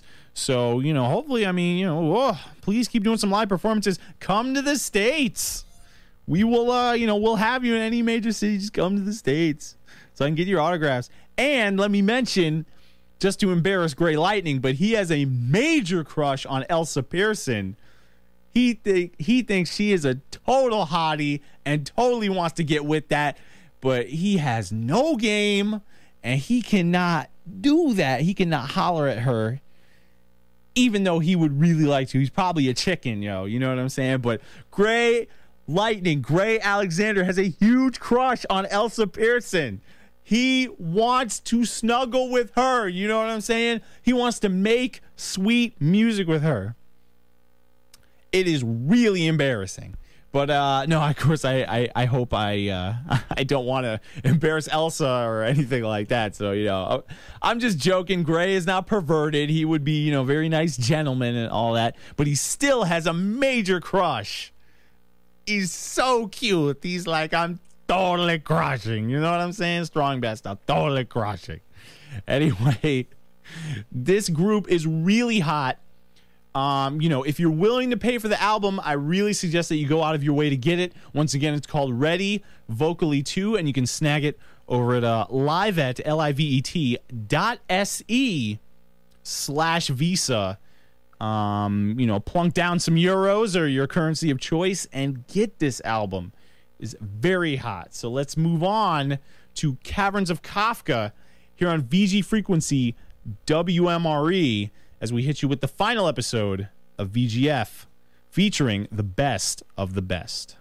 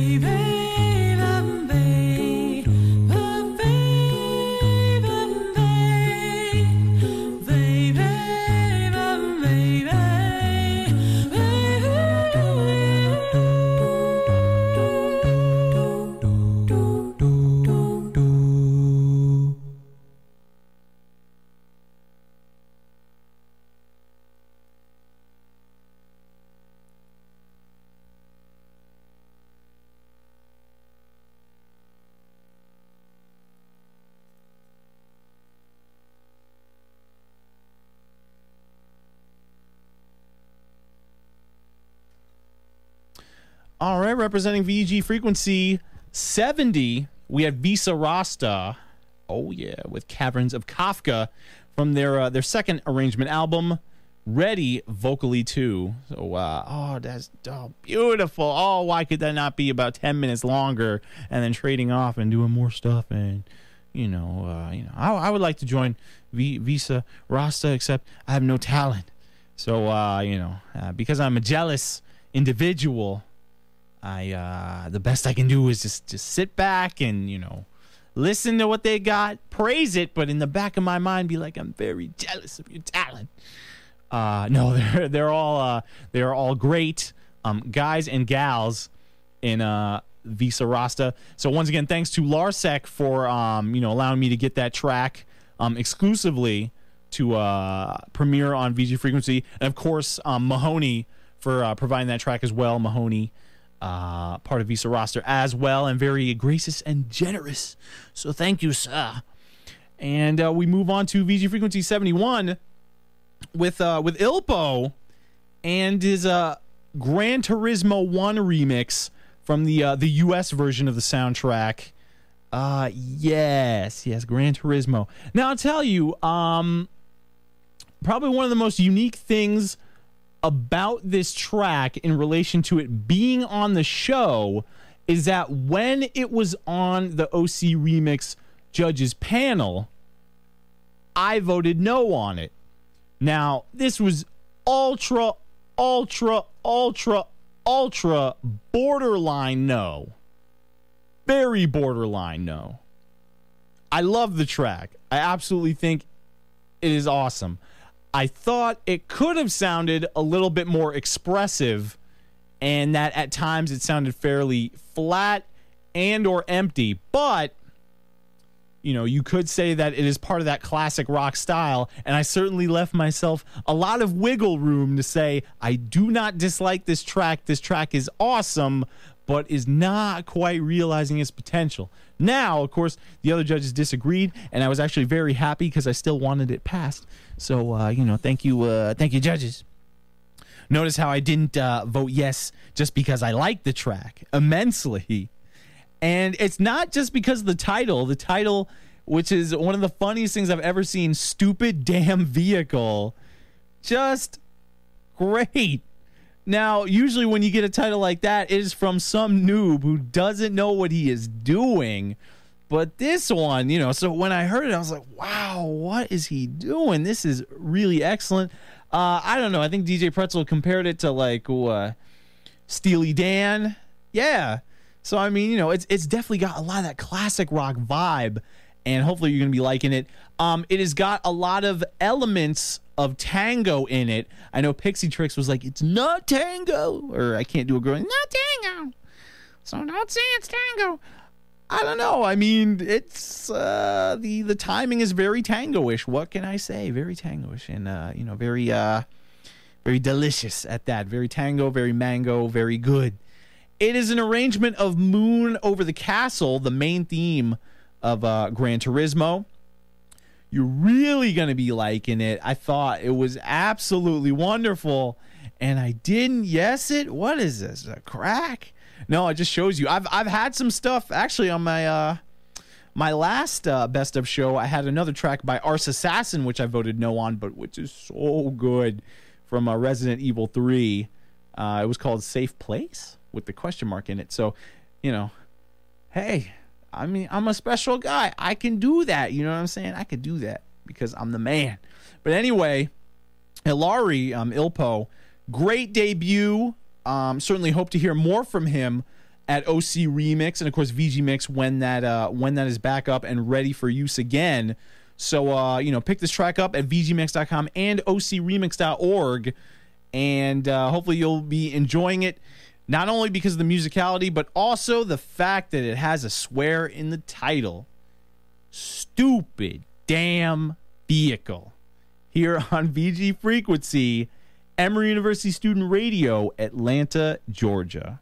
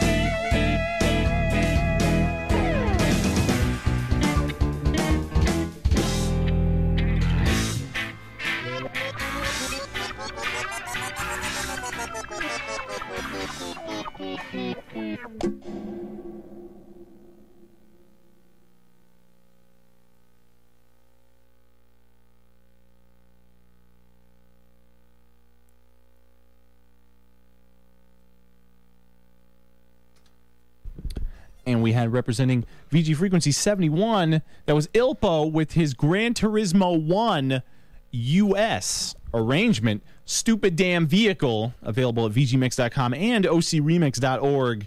Oh, that is good. Very authentic, classic rock style for you. You have to go get it. Did you know that somebody could make something like that from a racing game?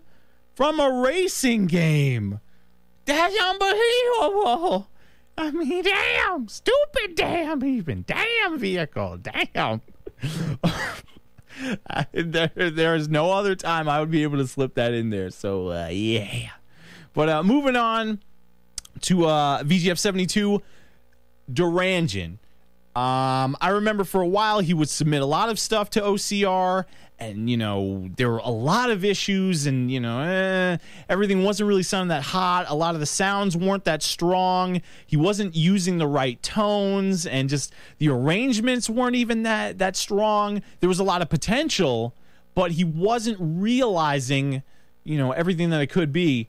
But Michael Boyd Durangen, really skilled, and is definitely an example of somebody getting into the community, having the interest, and simply just gradually, but, you know, very, very admirably, just gaining skill, you know, gaining a lot more skill in his performance, you know, letting the execution, you know, result in the best that he can do for the arrangement, because, you know, certainly half the game is getting the arrangement to be very strong and creative, but then the other half is, you know, putting your sounds to good use, making everything sound, you know, cohesive.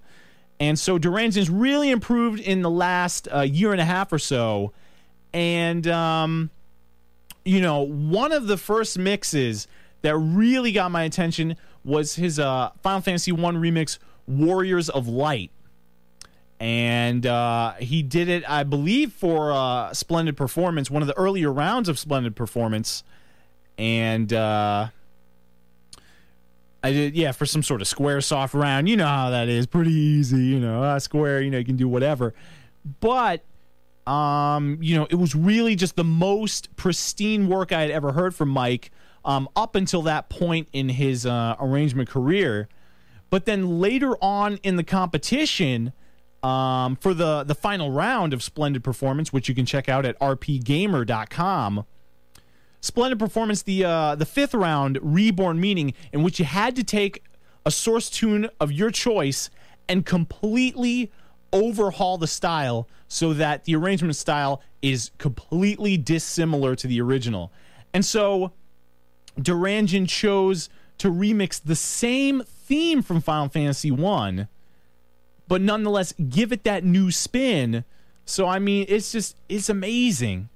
So, yeah, Durangen took the Chaos Temple theme and made it more of an upbeat, almost kind of an end credits theme, very, you know, joyous and la la la la la la la, and, you know, all that deal. But, you know, Chaos Temple is very kind of very mellow, you know, contemplative and all that stuff. But this is just, you know, it's that, you know, it's that pop flavor, you know, instrumental pop, but certainly pop flavor, and did really well in Splendid Performance, Reborn Meaning, and we even passed the mix before the mix even went public as part of the competition. So, you know, I thank Mike for getting it in early to us.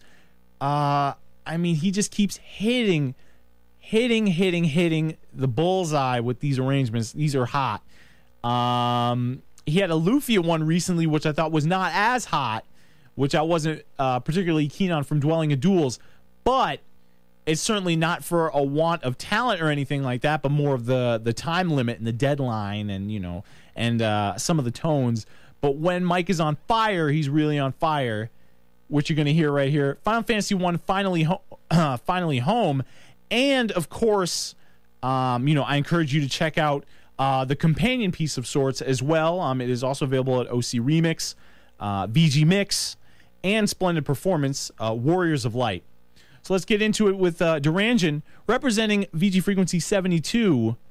Here's his Final Fantasy 1 remix of Chaos's Temple, Finally Home.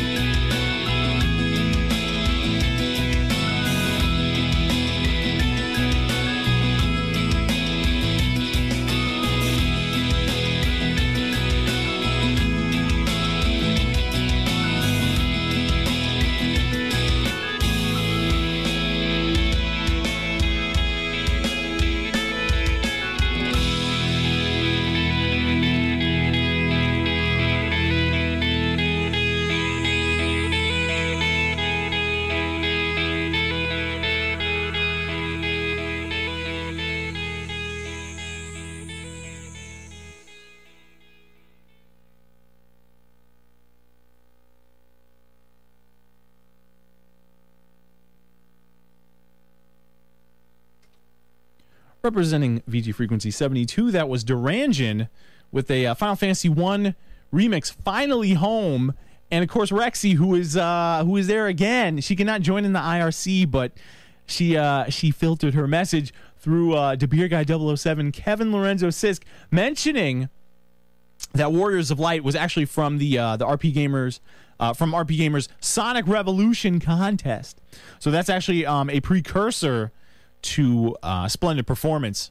But yeah, still made for rpgamer.com, and you know, part of that series, rpgamer.com is definitely a place where, you know, well, if you, even though I always say RPGs are for geeks, man, you know, if you want to get arrangements of material from role-playing games, of course, you know, the bread and butter, Final Fantasy, Chrono Trigger, are there even any other games? You know, all the Square games, you know, Xenogears and all that. But of course, you know, like Dragon Warrior and, you know, all of that, you know, all that business.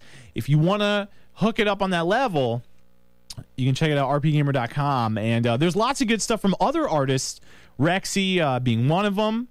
You know, Zos, Disturbed, Christian Picot, definitely, you know, lots of good stuff. So, you know, don't go anywhere.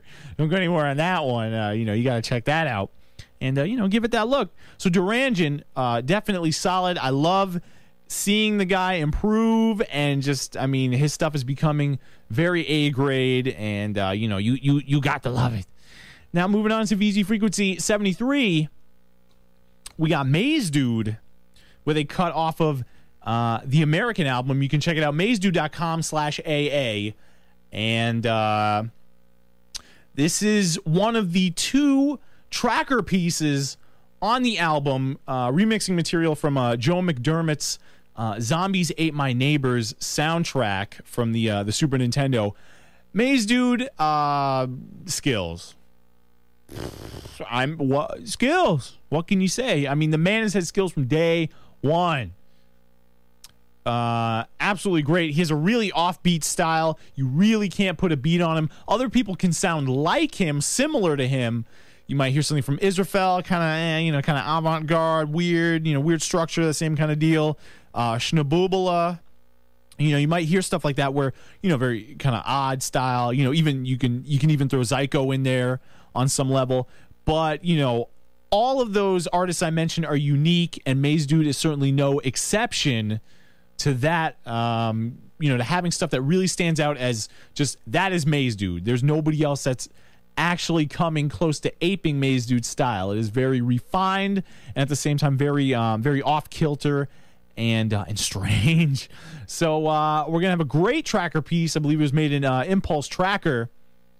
So yeah, we're gonna be playing the IT file directly for pristine quality. The American album was a great project dedicated to arranging game music that was created by strictly created by American video game music composers. So there's lots of good stuff from guys like Tommy Tallarico, the Fat Man, Jeremy Soule, Jack Wall. You know, so all of that good stuff is up in there. You know, Bobby Prince.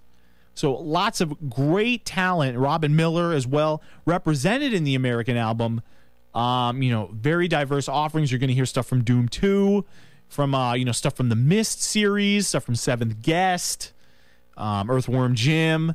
You know, you got to go get that. Lots of classic games that also have classic soundtracks that, you know, you really got to check out. I know Maze Dude did a he offered the album free of charge, but did a donation option with which, if you want to support the album, and please do, it is really worth your time and money, to be honest, due to the effort put in there.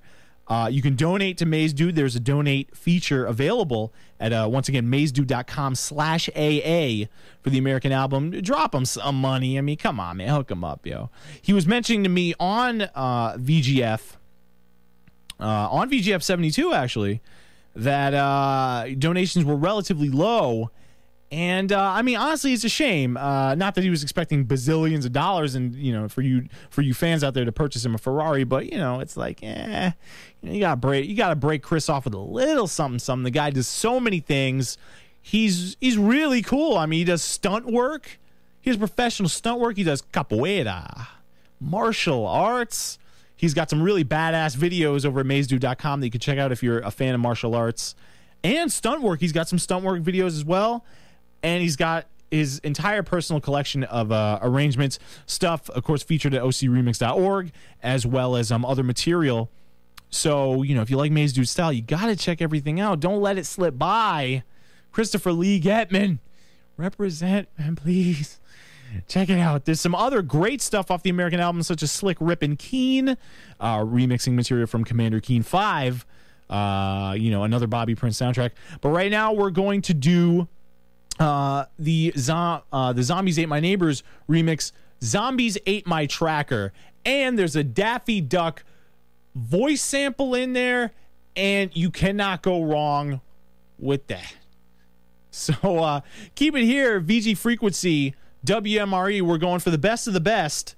My personal selection of my favorite tracks from the various episodes of VG Frequency this season.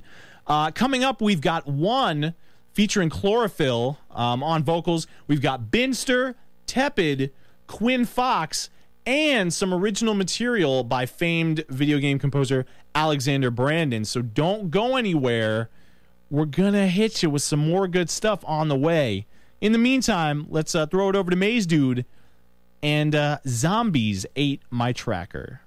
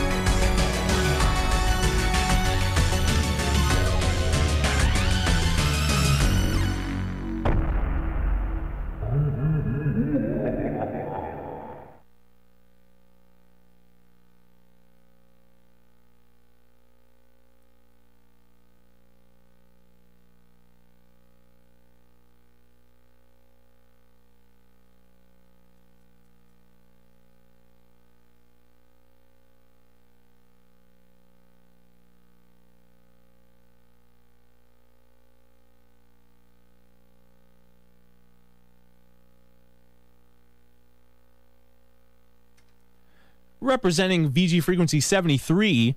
That was Maze Dude with his Zombies Ate My Neighbors remix. Zombies Ate My Tracker, part of the American album, which you can check out at mazedude.com/AA. I pray to the Jesus. I really do. And I'm talking on the phone with Antonio Pizza, who, you know, along with me, you know, OCR Christian. So I'm a big believer in the Jesus. And I legitimately pray to the Jesus that Maze Dude will submit this to Overclocked Remix, because clearly that is the kind of important stuff that is worth praying for, not the world peace stuff, you know what I'm saying? So, I think Rob is he's on the line somewhere like, you stupid, you're stupid. But yeah, so yes, I'm abusing my relationship with Christ in order to get Maze Dude and Zombies Ate My Tracker on OC Remix. Isn't that evil? These judges, they know no bounds, and they know no sense of decorum. It's really, really sad. Oh yeah. So our next track, let's shift to another track. Now our next track from VG Frequency 74 is by the group One. They have this little spelling. What is that? 0NE? Oh, isn't that not cute? Yeah, you can check out their stuff at soundclick.com/0NE open parentheses MPLS close parentheses. Oh, just check out the MP3 notes and or whatnot, you know, the show notes, and you know, you can get that, because that I'm sure that URL you're like, what? But anyway, the group One features my man Chlorophyll, Philip Banks on vocals, and I had some stuff from Chlorophyll last time on last season's finale with his track from the Duck Hunt arrangement project, Repercussions of Foul Lamentation, with a Duck Breaker. Oh, that track was sweet. So yes, Duck Breaker. You could do no wrong, Chlorophyll. You could do no wrong. So anyway, I had to play this track. This is an original track called Rapscallions. And Phil just has some great flows. And I like it. He's one of those rappers that has a lisp, but he sounds really cool. Like it just adds more personality, you know, to the rhymes and to the lyrical flow and delivery. So, you know, this is real hot. They're just singing about nonsense. It's great. The lyrics are so well written. I mean, he's spitting them fast. This is really solid stuff, and I like it. Just, you know, a quick shot, but you know, I don't know, just a lot of creativity. And so I really hope that Chlorophyll hits us with some more originals. Hopefully, you know, just sounding as strong as Rapscallions. And I mean, Chlorophyll, don't deprive us of your skills, yo. You got to be doing more stuff. Hit us up with some sort of OC remix. You can't just limit it to Duck Hunt, as much as we love Duck Hunt. And, you know, you can't do that. So, yeah, but anyway, y'all snag it if you like that rap flavor. The beats are pretty basic. You know, it's really carried by the lyrics, as are, you know, a lot of rap and hip hop tracks.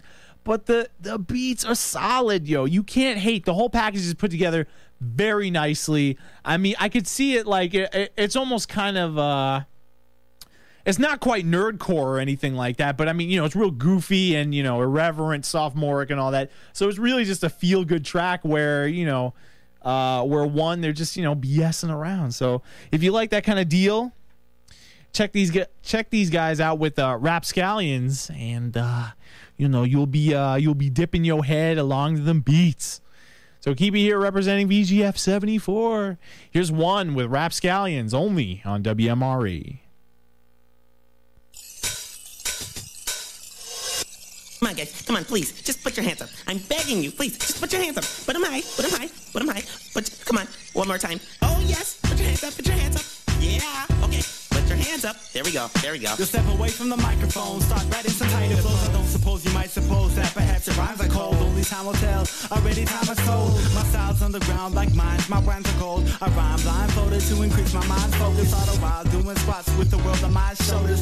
message to my opposers, y'all not real, y'all posers. I wrote it on a post-it note and put it where your door is. I'ma throw a mic in the air and yell out 500. Look up, I grab their wallets and start running. Get some change I can work with, I'm about to make a purchase. Bye-bye MCs, but the product is worthless. The raps is worthless, don't even scratch the surface. They don't have as many words as half my verses. Like a big old greasy burger, my rhymes are fat. You just got served, would you like some fries with that? Well, all you little rap scallions, my raps are rap-tastic. And I lace tracks from soul jams to dance it. It's getting a little drastic, who's spitting the fastest? Stepping up on the microphone, then it's time to pass it. From the north to the south, east to the west. Quit talking, get talking, put your flow to the test. From the left to the right, front to the back. Put your hands up, TC, where you at? Yeah, you know who they want, right? Someone who can stay fly, so I stay debonair, similar to the brothers, right? My rhymes hit the sky, rise, I'm gone, I take flight. High above opponents, what's the words that I write? MCs get crushed just like who they are. They never get the limelight, they don't get far. Dreams splattered on the wall, cause they never reach the bar. You test the sharpness, then I'm about to leave a scar. It's common, you shouldn't even be a problem. Like three algebra equations, I go ahead and in my head I solve them. Why you sitting saying, why did I battle them? You need a better arsenal, you could be last. And I will rip a mic in half if I have to. Or if it comes up, then you go down. I use your mama jokes, that's how I clown. Then I put my headphones on as the crowd gets loud. Straight wild, but everybody knew you bound to lose, cause I licked you with the tongue of my shoe. Yeah, the dean, and you just got schooled, cause I licked you with the tongue of my shoe. Yeah. Well, all you little rap scallions, my raps are rap-tastic. And I lace tracks from soul jams to dance it. It's getting a little drastic, who's spitting the fastest? Stepping up on the microphone, then it's time to pass it. From the north to the south, east to the west. Quit talking, get talking, put your flow to the test. From the left to the right, front to the back. Put your hands up, TC, where you at? Go, go, go, go. Put your hands up, put your hands up. Go, go, go, go. Put your hands up, put your hands up. Put your hands up, put your hands up. Put your hands up, put your hands up. Put your hands up, put your hands up. Put your hands up, put your hands up. Put your hands up, put your hands up. Put your hands down.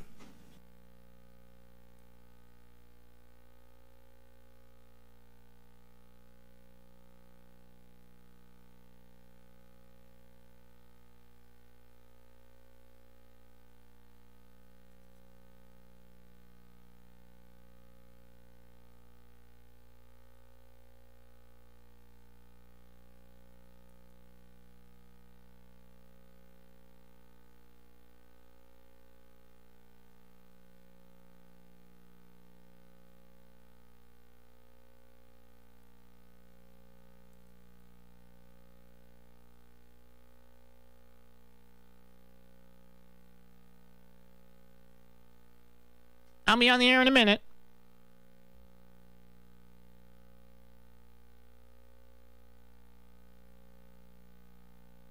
I'm talking to my dog, yo. Y'all have to wait. Don't worry. He's about, he's saying his salutations, and then, I'll get back to my music. But y'all can chill. Yes, on the air. I'm telling these people. I'm telling these people to chill. Is that okay? Can I say that on there? Yeah, exactly. See? All right. Larry's finishing a very important phone sex call. You can't hear Rob just laughing and giggling his ass off here. He is dying because you guys are just like, oh, where's my show? Don't you guys realize? Well, not only that, not only that, because again, you're my black brother. You are like you're like Shaka Zulu and Kunta Kinte combined. But also, it's just like reading Rainbow. Well, okay, I didn't mean it like that.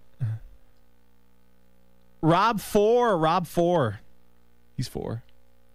Yeah, they can only hear my half of the conversation, which is I do sound like Sam from Quantum Leap. Yeah. Ghost. Yeah, great. Whoopi Goldberg comparison. You say that just because I'm black.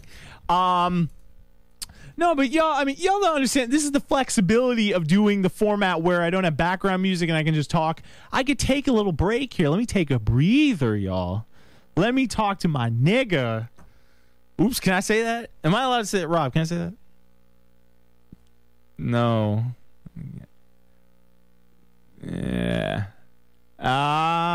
Atlanta. Yeah, I'd have to. I am in Atlanta. You're in Indiana, so you can't back me up. But anyway, Copy Fox is saying no fair, no phone calls during the last show. There is no phone call. Rob is not on the air. Antonio Pizza is not on the air. I'm not doing phone call interview type thing. Yeah. What? Oh man, what a terrible human being. But anyway, well, I better get going. If you want to talk to me on the IR Sizzle, look. Oh shoot, no, listen. Compy wrote some stuff. Bah, whatever, Rexy. Rexy's she's my error collector is yeah. But anyway, so Maze Dude, he called in on 74. Man, they're all the same, man. Of course not, but anyway. All right, I better go, bro. Get back to the stuff. Yo, but thanks for calling, man. So you keep tabs on it, brother. I can't believe you remember that. All right, take it easy. All right, later. Oh, man. Yo, that guy's a man. All right, yo. Oh, all right. Hold on.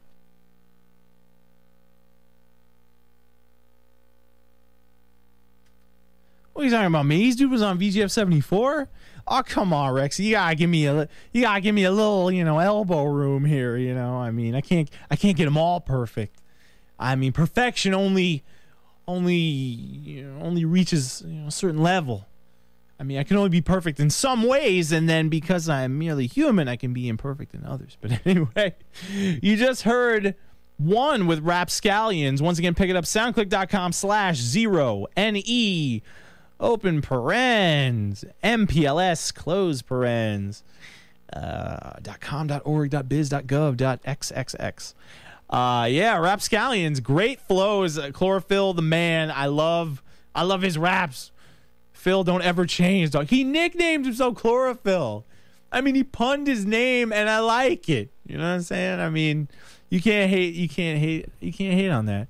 He punned it off the thing that gives stuff, that gives flowers their green color. I mean, and and grass and stuff. I mean, that's amazing. Chlorophyll.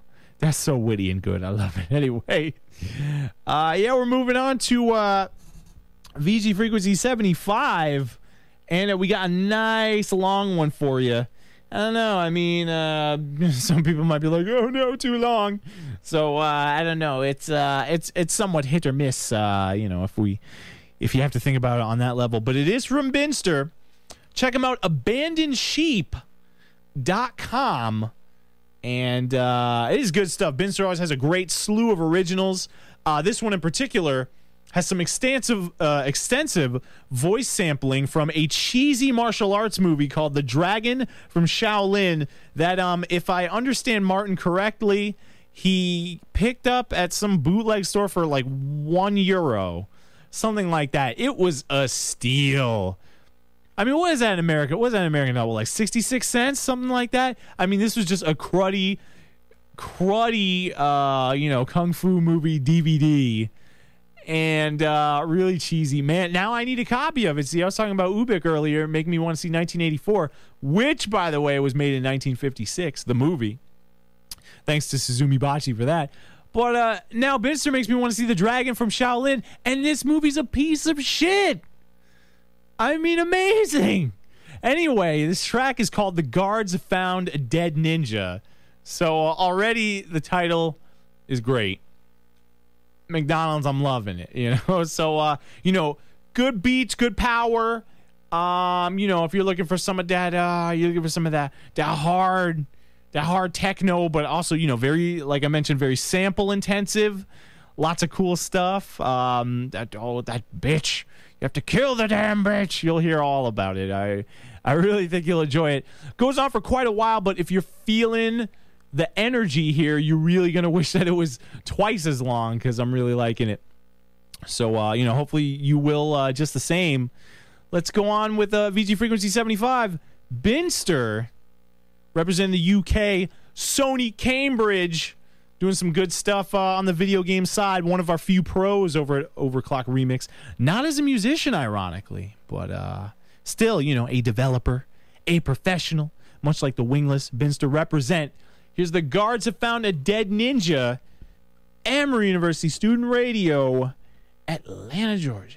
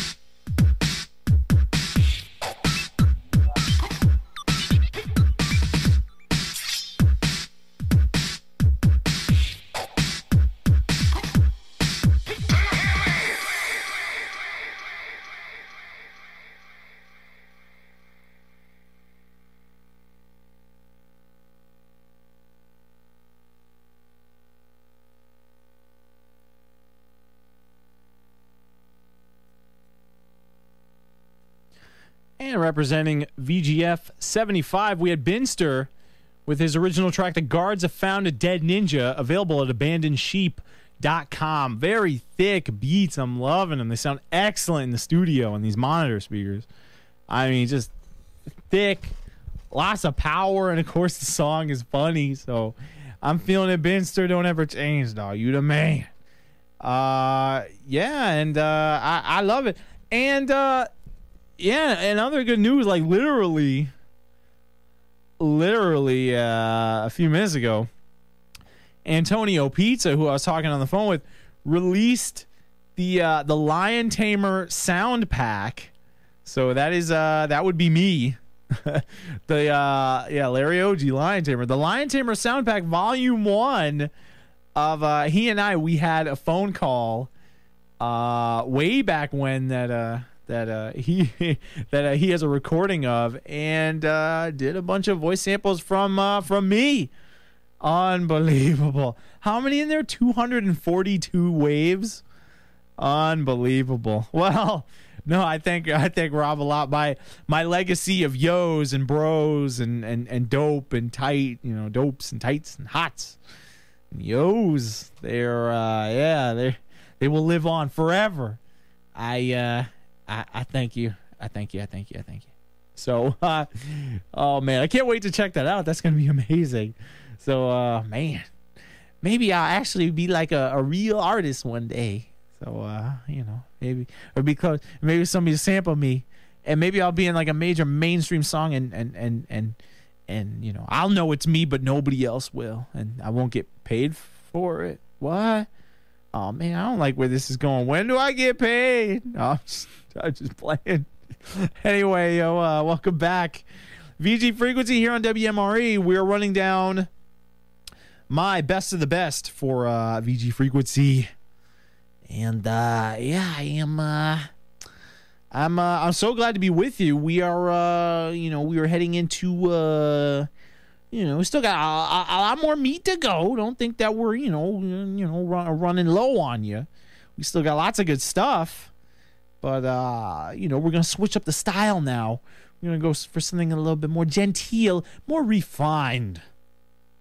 We've got an arrangement, Final Fantasy X and Chrono Cross combination from Tepid, Philip Schwan, who hit the OC remix side with his Zelda 3 arrangement, also involving some Golden Sun material intertwined in there. A Rose for Zelda, very relaxed, very nice for the ladies. You know what I'm saying? Play that for your lady. Get the good lovin's. One of the few OC remixes out there that can get you some play if you play your cards right. So, good stuff. Get the little smoochums. Courtesy of Tepid and A Rose for Zelda. Check it out. It is at ocremix.org and, of course, vgmix.com as well. But this next track is a VG Mix exclusive. I have no idea why Phil did not submit it to OC Remix. But this is damn good. It's called A Sweeping Performance. The main thing that I was so impressed with, I get my assumption is that it is an arrangement from the Final Fantasy X side of Splendid Performance. Of course, what the RP Gamer competition is also named after. But my main thing that I really loved about this track, that really stood out to me, I mean, it's put together very well. The writing is excellent. The sounds are very beautiful. I really like what's going on there. Synthetic, but a very realistic feel though. There's it's very nuanced, very a lot of attention to detail and making things sound fairly authentic. But the main kicker was that I'm a big fan, and if you're a big fan of video game music, I mean big fan, you should know of the Saga Frontier 2 soundtrack by Masashi Hamauzu. And that soundtrack, I share the opinion, of course, with my bro from Song of the Week. Check it out, songoftheweek.info. Caleb Grace, who runs Song of the Week. I swear, it is amazing that this arrangement sounds exactly like Masashi Hamauzu's compositional style. I do not know if Phil was going for this on purpose. He may have been, but it just seems like all the information that I had regarding Tepid's own comments about the song didn't lead me to believe that, Saga Frontier 2 or Hamauzu were specific influences, but it's so authentic. I mean, if you claimed that the track was in the Saga Frontier 2 soundtrack, you would believe it. You would not know the difference. It's that good. It's amazing. You have to absolutely go get it when VG Mix is up and about. VG Mix should be hitting the people back. Real, quote unquote, real. Very, very, very, very, very, very, very, very, very, very, very, very soon. I mean, you could take that to the bank. You know what I'm saying? To the bank. Damn. Take it to the bank. VGMix.com soon. No, when it's up again, you have to go get it. And I really heartily recommend that you check out the Saga Frontier 2 soundtrack to make that comparison and really see how authentic of a feel you get here as a result. Sweeping performance. Very beautifully orchestrated. I love it. You're going to love it too. It's got some nice, woodwinds. It's got some beautiful piano, all that goes, all the ensemble. It is all good. Small orchestra. You will love it. So without further ado, let me give you Tepid. Available at VGMix.com. Final Fantasy X and Chrono Cross combination arrangement. Here is a sweeping performance.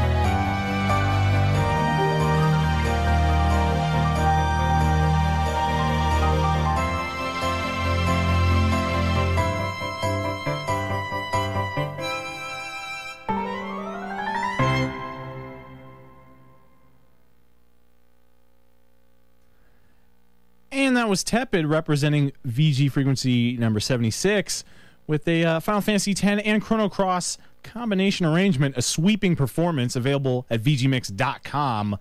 Beautiful. And then CHZ was listening and he's like, it is Hamauzu. It really is. I'm telling you. I'm not just saying it. I mean, amazing stuff. And I did like the little Chrono Cross, little piecey piece up in there as well. Good, good way to, provide some contrast and, slow things down a bit. Again, for the ladies, come on, man. You got to woo the ladies to this, just, I don't know, try and waltz with them or something like that, just, maybe kind of a half speed or something like that. Y'all could do it. Y'all have game, right? I mean, actually, if y'all are down with the video game music, you clearly have no game. But, oops, I'm sorry about that. Anyway, solid stuff from Phil. Submit that Dozy remix, dear God. What are you waiting for? Come on. Come on. Yeah, I love really being a jerk and pressurizing them. So that's good. But, gotta submit that. We need that. I'm desperate. Yes, you'll hear me say that a lot. No, good stuff. We're moving on to VG Frequency 77 with Quinn Fox. Oh, man, Quinn, solid. Back when I first got involved in the OC Remix community, he had just arrived at OC Remix. I'm sure he had been involved with, VG Mix 1 and, had been able to put some stuff up there. Certainly stuff like his Phantasy Star Online remix, Unexplored Contact. So, he definitely had good stuff coming out there. I remember his first Overclocked remix, also from PSO, and that was called Lobby Static. And, obviously with one song, you can't get a handle on anybody's style just off that. But it was really, really cool. I really liked it. And, so I kept an eye on Quinn's stuff whenever it would hit OC Remix. And I loved almost everything that he had. Quinn is just one of the more solid guys. Kind of relies on drum loops a lot. Sometimes to his detriment, but at the same time, he's doing what a lot of other people in the community really aren't good at, which is taking those those presets, those drum loops, and actually making them fit in the context of a song. And if you hear stuff like a Sega Rally, was it a Sega Rally remix? Was it what was it? Snow Tires? Oh yeah, that was some good stuff. I believe the game is Sega Rally, but my mind is a blank. It was originally called Snow Tires, but he later renamed the arrangement to Solace in Second after revising it further. And man, it is good stuff, I swear. So he, Quinn's really good at using these drum loops and these pre-existing beat structures very well. And one thing he really did that well in is in his second Auld Lang Syne album. This is actually, it was actually planned for Auld Lang Syne, but then for some reason he decided not to release it as part of the contest and actually released it a bit earlier, I believe, earlier than New Year's. I believe he released it on Christmas Day, actually, the same day that Shay O'Reilly's Toy Box album came out. But Fitzwareen 2 features mostly original tracks, as well as a few video game music arrangements as well, most notably from Rystar. And the track I'm going to be playing is Ninja with Glasses. Now, I don't know what the significance of the title is. It doesn't, I'm not really feeling anything ninja-y or anything like that. But I suppose if you want to think of something like the Ninja Tune album label, people like Eamon Tobin and that kind of deal, that eclectic stuff, this would fit right in, I think. It's really good. And I must say, the entire album, Fitzwareen 2, I played it sparingly throughout several episodes of VG Frequency. I played every single track. And I remember the first time I listened to it, I remember telling Quinn, I'm like, most of these are good. Some of them I'm not quite feeling. But overall, this is really, really good. I really love it. Then I listened to it more, and the whole album, it was just, stuff was growing on me. Maybe I just wasn't hearing it from the right angle. Hey, I don't know. But, certainly was willing to listen to it again.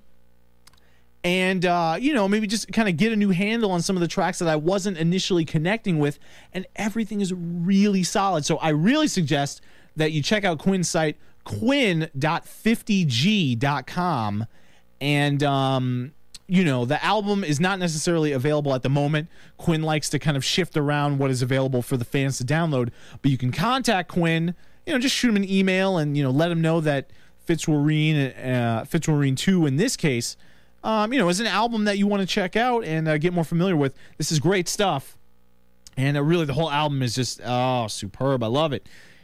Great job with the drum loops, but of course, great job with the writing as well. The writing and all the elements, they fit like a glove.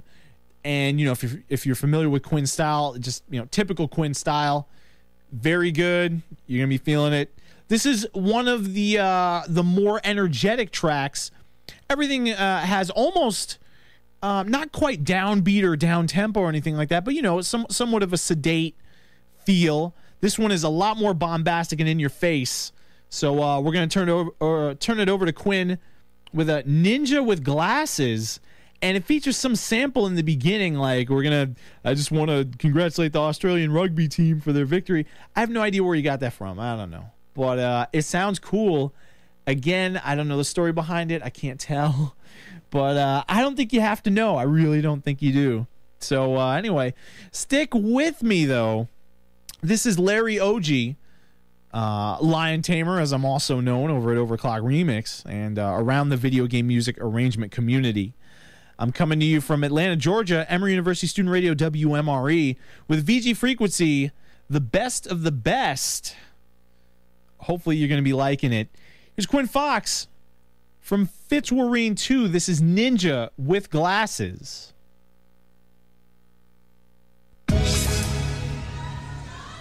This is a song for the Australian rugby team after their incredible triumph a few days ago.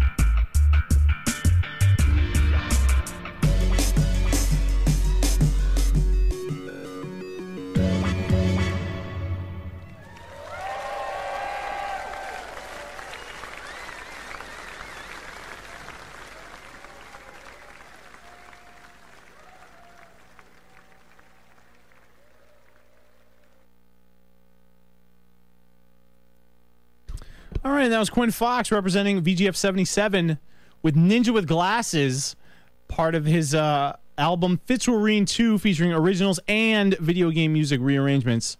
Check him out once again, quinn.50g.com. Oh, Quinn, yo, you be doing it right. That's how the music's supposed to be made. That's good stuff. So, yeah, always good. Man, Quinn is solid, man. He be making that good music. Solace and Second, slick uniform, boss uniform, and all that kind of stuff. Good stuff.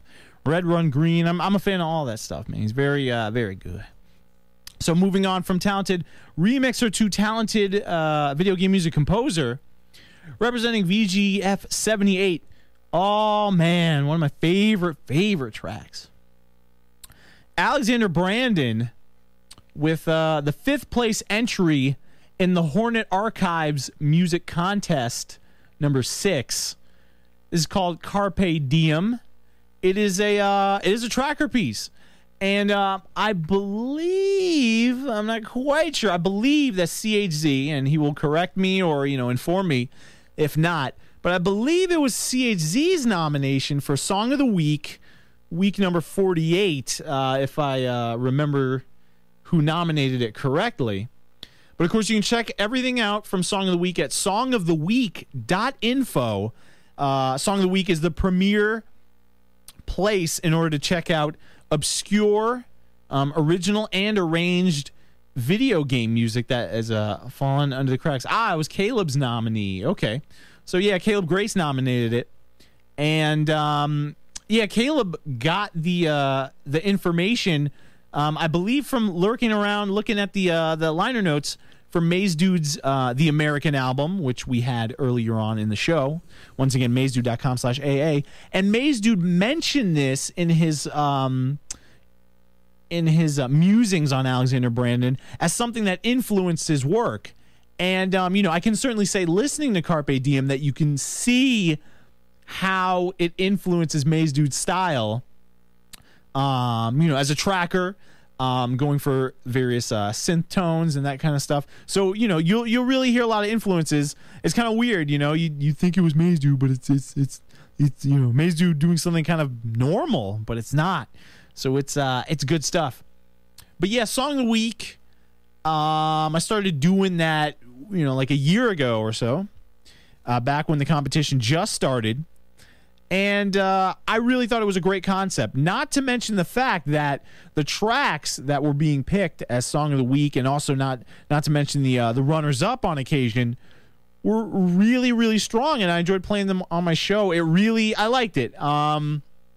I know as I got later on into my my tenure here on VG Frequency, I focused a lot more on the arrangement community's music and less on original and professionally arranged video game music that I happen to enjoy. So Song of the Week is definitely a valuable resource for me on the show, and definitely something that helps me expand my own fandom of original and arranged video game music. Certainly being a judge at Overclock Remix helps. Although I was going in that direction before I ever joined the judges panel. But, Song of the Week really, really helps me be a better DJ and more knowledgeable about the stuff that's out there. And, for somebody that would like to, continue playing video game music on the radio on a professional level, it is indispensable in order to, see more tracks that are out there. Now, the unique thing about this particular track, Carpe Diem, is that one of the little nuanced rules of Song of the Week is that not only can you nominate stuff from original video game soundtracks or arranged video game soundtracks, but you can also nominate original and concept pieces that are created by video game music composers. So, that's another interesting rule that allows for some very selective and, very specialty nominations. Somebody could conceivably nominate something from Nobuo Uematsu's Phantasmagoria, something like that. Anything like that. A lot of doujins also, Japanese doujin arrangers, they managed to get through the cracks because some of them have composed for a game or two. And so their original music is fair game. So that is a very good rule. I like the rule. I was against it at first, but it's just like, hey, good stuff is getting nominated. I really, on the practicality route, I really cannot complain. So Carpe Diem, once again, it is a tracker piece. And Alexander Brandon originally released it under his alias of Siren. His tracker name. He kept that even after he became an official professional and was getting his name out there. Stuff for like Unreal Tournament and whatnot. The piece is a 1999 piece, but it does not show its age, so you're really gonna like it. I think it's a lot more different than say Unreal Tournament, even though some of the vibes are the same, but overall a vastly different piece. I can't imagine why it only got 5th place. I checked out some of the other stuff and it's good, but just the catchiness cannot be beat. So if you're looking for something from a great, legitimate, professional video game music composer, here we go. We're going to get it going for you. Representing VG Frequency 78, here's 5th place in the Hornet Archives Music Contest number 6. This is Alexander Brandon with Carpe Diem. So, kick back and seize the day and all that stuff. Good energy. You're going to love it.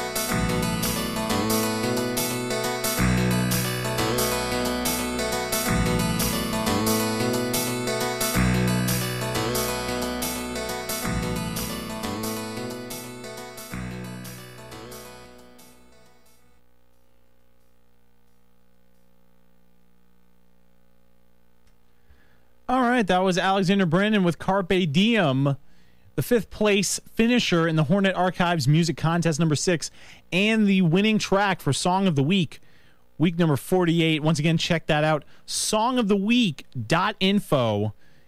You pick that up for free, and check that out along with other great original and arranged video game music selections that are from albums and games that you may not have heard of. So, diversify your listening experience, expand your horizons. Don't just listen to Mario, Zelda, Sonic, Mega Man, Chrono Trigger, Chrono Cross, Xenogears,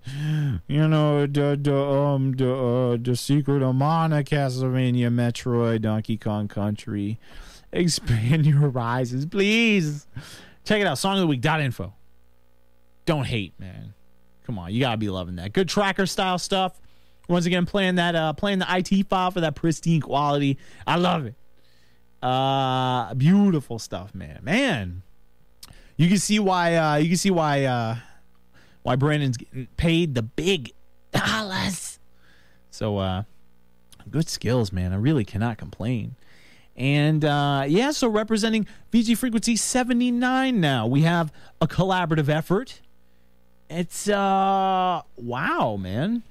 So it is only our 3rd collaborative effort, or 4th collaborative effort, excuse me, of the show.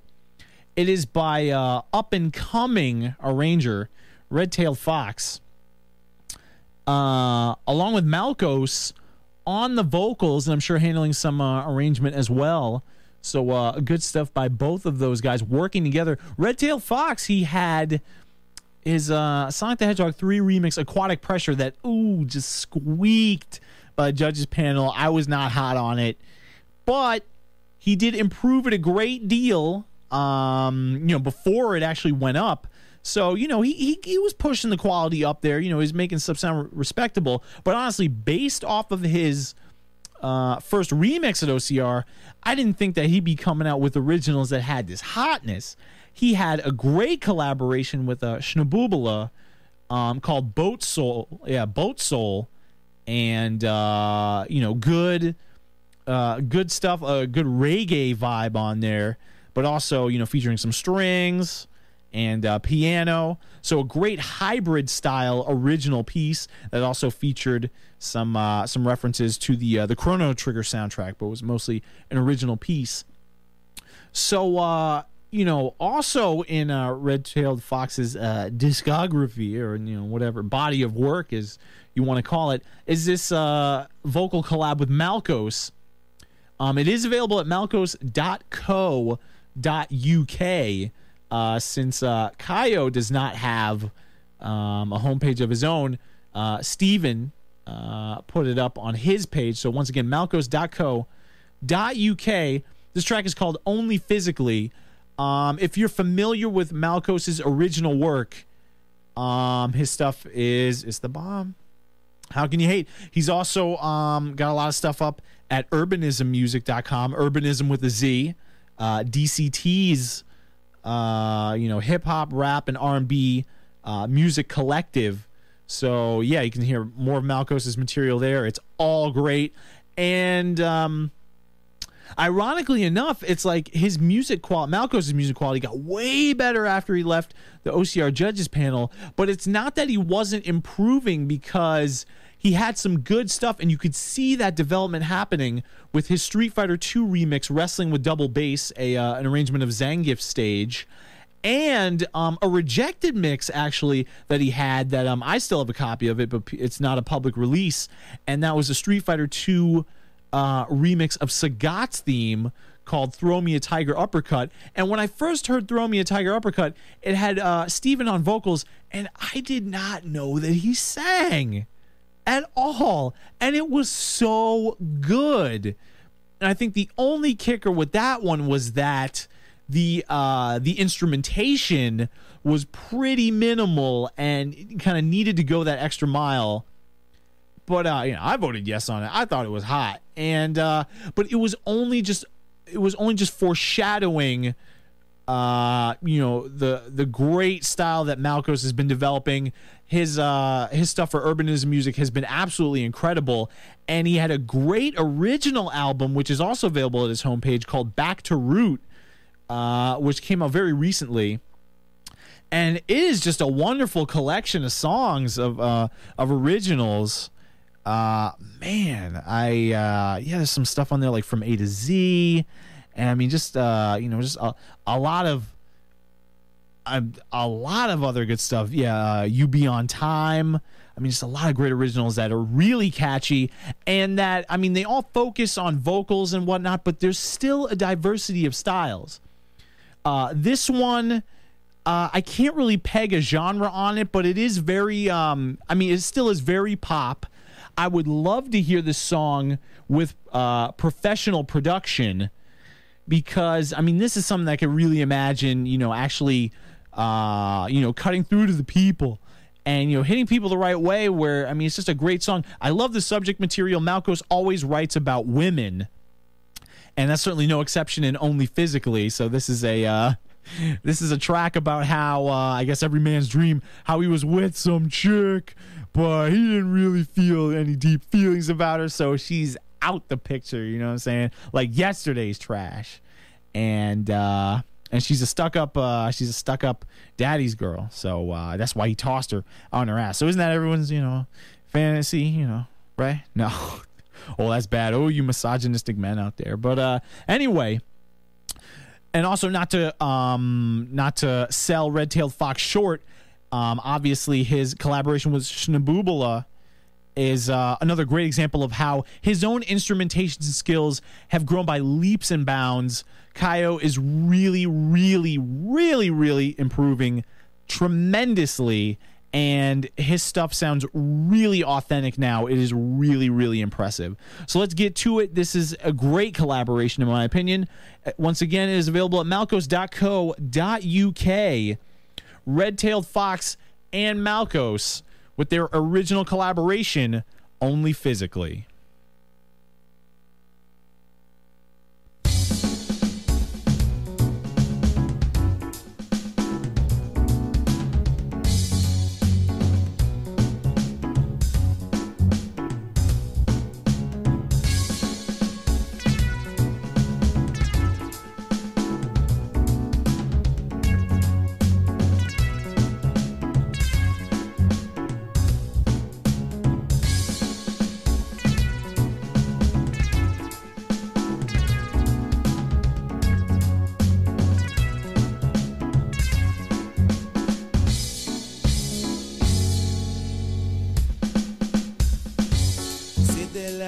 So cool, girl, with your fancy high heel shoes. And I realize I want sugar and spice, 'cause you're anything but nice, giving dirty looks to any other woman who might happen to catch my eyes. And it's no surprise that you feel like you're wanting more out of this relationship. You say I'm not giving you enough attention, not enough affection. No matter how much anyone gives you, you'll never be satisfied. 'Cause you're a daddy's girl, he does everything for you. He will sacrifice the world for you. But I'm not your daddy, baby, and I'm not even in love with you. So don't act like I owe you something, just 'cause you're going out with me. You think you're so special, baby, but only physically. Now I like a little sour bite, but you haven't got any sweet. It's poured from your head to your feet. You don't know the meaning of a treat. Oh, how I wish you were on my level, 'cause we could be so good. Seems there's no mental engine under your skull. You bore me, 'cause you're lonely. I'm only with you, girl, 'cause you make me holy. You're a daddy's girl, he does everything for you. He will sacrifice the world for you. But I'm not your daddy, baby, and I'm not even in love with you. Just 'cause you're going out with me. You think you're so special, baby, but only physically.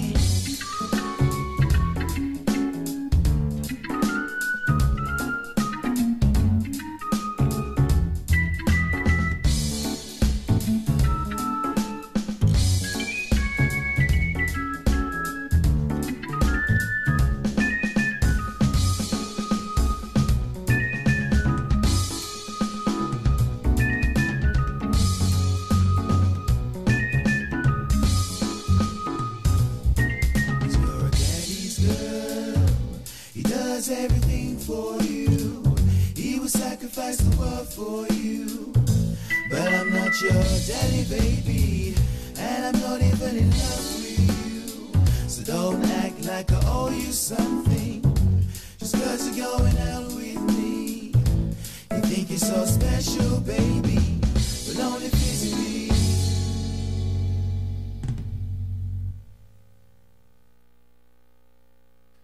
All right, yo, Red-Tailed Fox and Malkos, great original, only physically. Pick it up, malkos.co.uk. Man, I forgot to mention that fatty bass line up in there. Damn, that is good. I mean, that is impressive, man. There's a lot of good stuff going on there. Yeah, you gotta get all that, yo. Get all Malkos and stuff, and keep an eye out for Red-Tailed Fox. That guy is doing some good stuff. He's got some issues with notes. Like, his writing can sometimes be really wonky and lots of wrong notes and all that. But I mean, he's learning. You can't hold it against the guy for trying new stuff. But he's definitely improving. And I love it, from going to a OC remix debut to really, really amping up the quality and just making me look forward to whatever he's got on the horizon. So great stuff from both of those guys.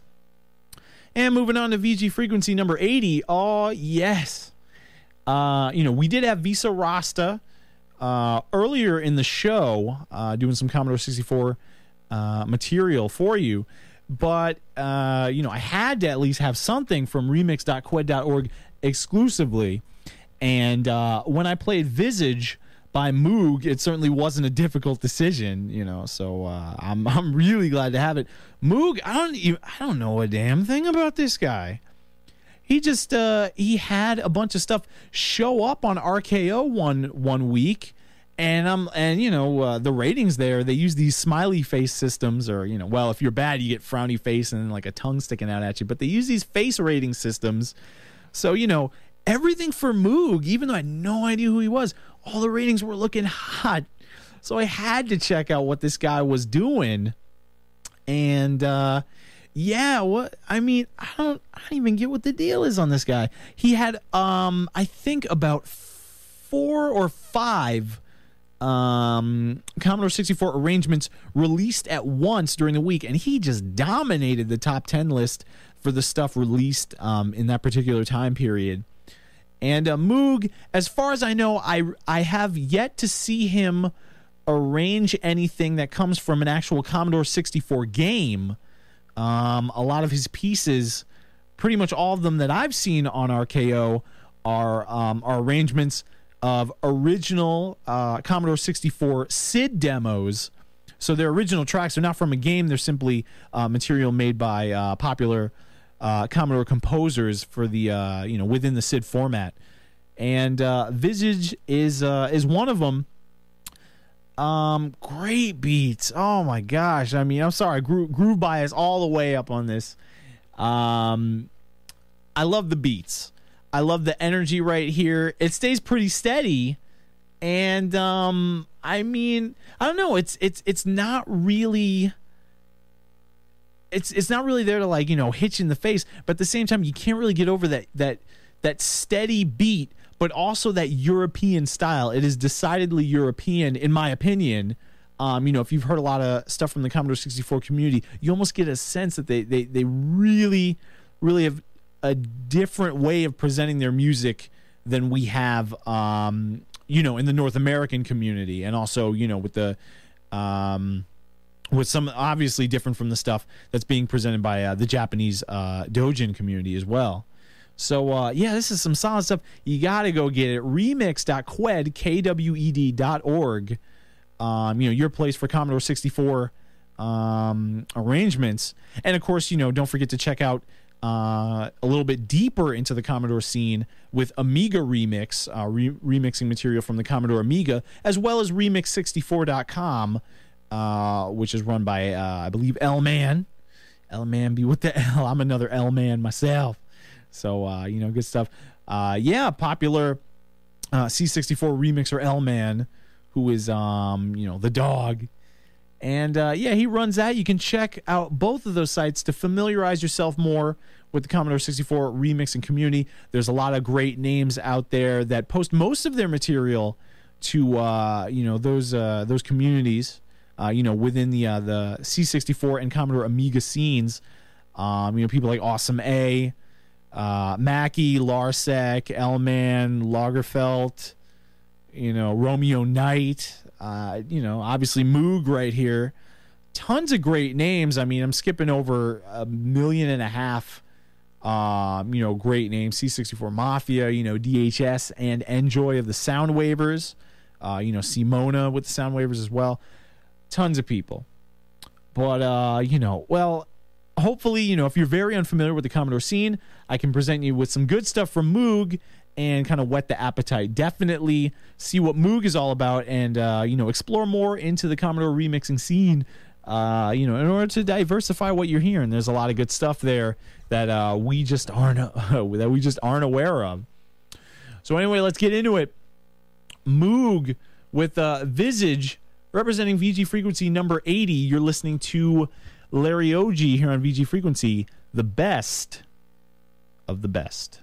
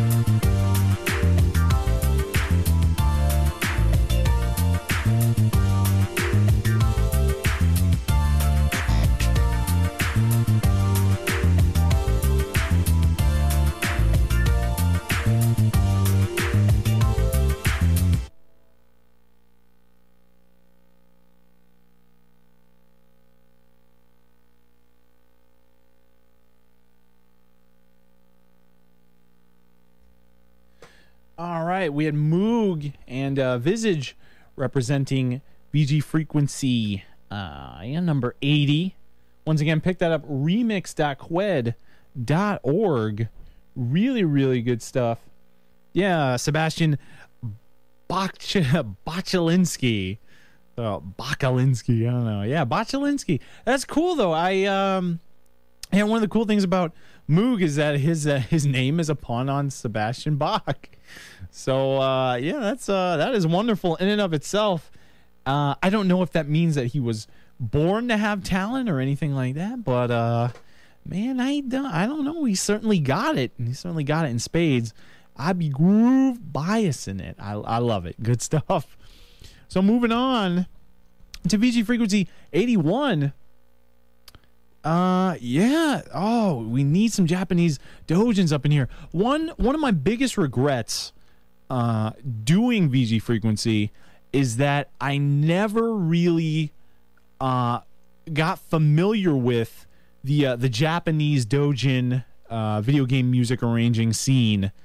It's not that I'm not interested. It's just that, there's usually the language barrier in there, so it's really difficult. Plus, the community, as Dishu would frequently mention, since he's probably the biggest follower that we have over at Overclock Remix of that material, the community in Japan is really, really splintered. There's really no central hub of activity where where Japanese doujin arrangers go to put their work. There are some collaborative projects. There's some things going on that level fairly recently, such as the Celestia event series. They had volume 1 I believe about a year ago, and they just recently had volume 2.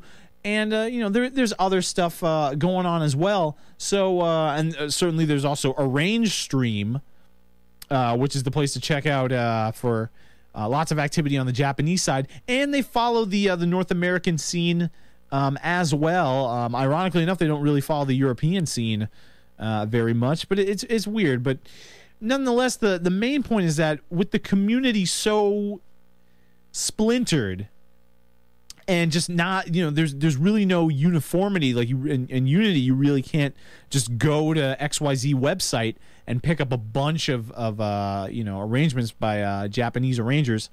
So there are literally hundreds of talented artists out there whom I really have no idea who they are, unfortunately. Plus, with their stuff in Japanese, it's almost impossible for me on my own to figure out what the track titles are, what games are being arranged in many of the cases.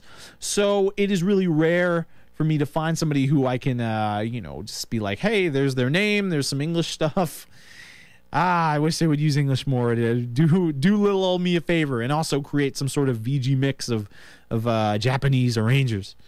But so we're gonna have one of the few arrangers who many people in the States know of, and that is SSH. You can check him out over at ssh.ne.jp for the Livehouse SSH official homepage. SSH has done some soundtracks. I think he did a soundtrack he did a legit professional video game soundtrack to some sort of hentai game or something like that. But then of course he later moved on to some more legitimate and perhaps less seedy musical work. So good stuff. SSH is always dependable for some good stuff. He falls into line with other quality Japanese arrangers like Licks and Sword of Justice and Preludio and Crow's Claw. And I mean, there's a lot of good people out there that there's a lot more. I don't know who you are, dog. Mint Jam. Let's not forget Mint Jam at least. Zun. Even though I dislike his stuff immensely, but he's composed. I mean, he's got the game. But SSH here. This track came to my attention courtesy of Song of the Week once again. So check it out, songoftheweek.info. This was the winning track in week 49. And I just absolutely loved it. It is actually an arrangement of an original jazzy type song by the English group Shack Attack, and it is called Nightbirds. So I have that track as well. It's actually pretty good. I cannot tell a lie. But SSH arranged that track, and this particular arrangement is called Night Train. Oh man, very good. Pretty lengthy, and very synthetic, of course. SSH has a very telltale style in that all of his stuff sounds synthetic, and then he brings in the trademark SSH guitar, and you're like, yeah, I know that's by him. So if you're overly familiar with him, you might not really care. I don't really think that should be the case because the arrangement is very intelligent, and the track, for being so long, really develops in a very gradual, calculated way in order to really maximize the how long he could stretch the ideas out. So it's great. It's a pretty long track. Hopefully you will be enjoying it. And I must say that some of the guitar comping later on in the track to keep things fresh, oh man, that stuff is absolutely brilliant. What can I say? This guy's the man in the Japanese scene for a reason. And of course, you're going to see why. Once again, an arrangement of Shack Attack's Nightbirds, which I heartily suggest that you pick up as well. Here is an oldie but goodie from SSH, winner of Song of the Week, Week 49, and representing VG Frequency 81, Night Train.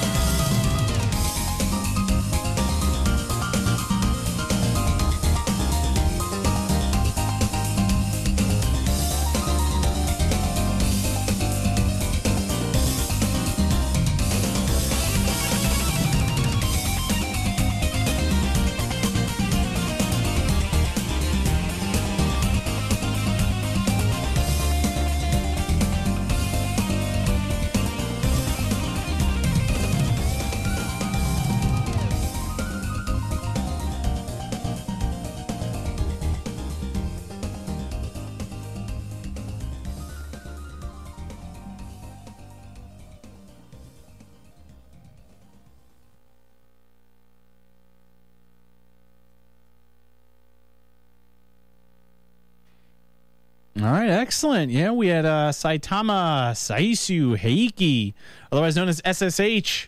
You can check out the Livehouse SSH homepage over at ssh.ne.jp. That was SSH with Night Train.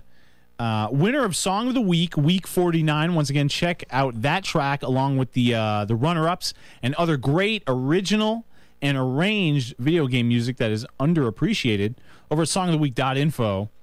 And oh yeah, good stuff. I be liking it. I be liking the I like the jazziness. I'm telling you, very very stylish. And able to take an idea and just really run with it. The arrangement was so dramatically different than Shack Attack's original Nightbirds. I was just really impressed by it. There's even I really like how SSH was able to take a very minor, very subtle and almost unnoticeable supporting part in Nightbirds, and then made it an integral bass line into this arrangement. So just very impressive. All the little details. Great stuff, and I hope you enjoyed that one.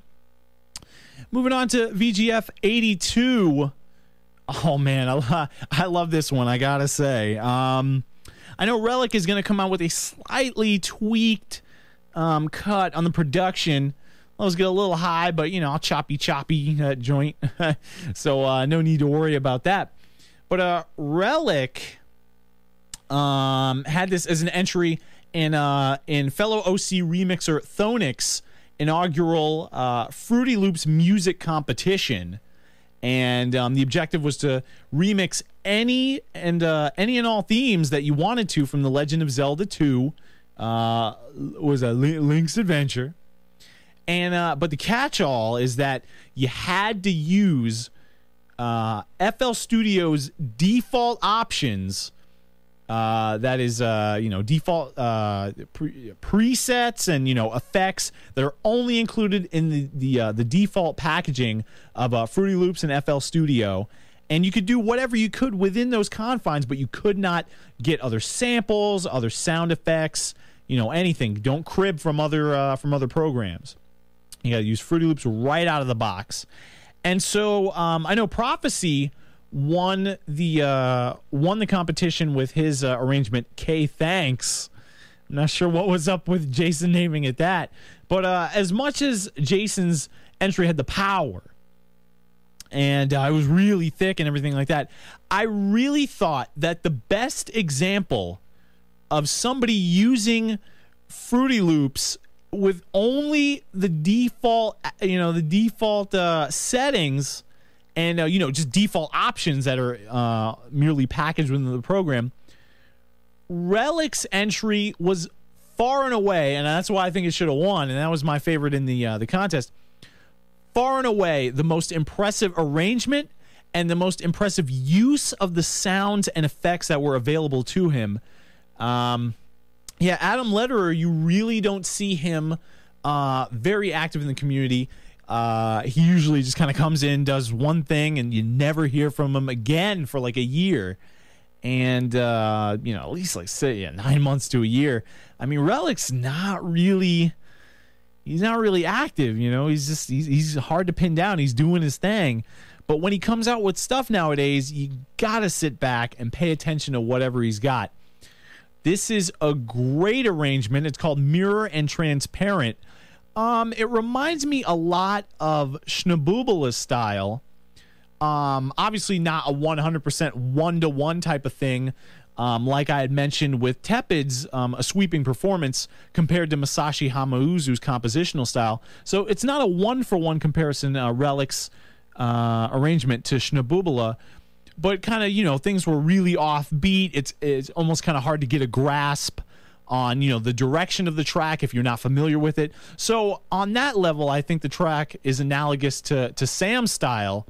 But of course, this is doing something more electronic. Lots of good lots of good, saw waves and everything like that cutting through. Great sounds, great power, great energy. The dynamics are good too, and there are some crazy break beats going on later on in the track as well. I just thought it was the complete package. And honestly, I'd really love to see a slightly tweaked cut to just take care of some of the volume issues. Send it right on over to Overclock Remix, because that mix is hot. Don't mess around, man. Come on, Relic. You gotta show up, man. Out of the blue, man. Show up, bro. So hopefully you will enjoy this.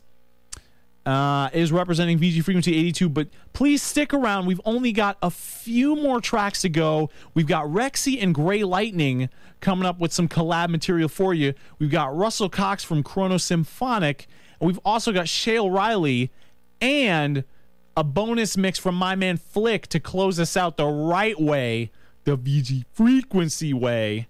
So, certainly don't go anywhere. This is Larry Oji coming to you from Emory University Student Radio, Atlanta, Georgia. Let's put it over to Relic with his Legend of Zelda 2 arrangement, Mirror and Transparent.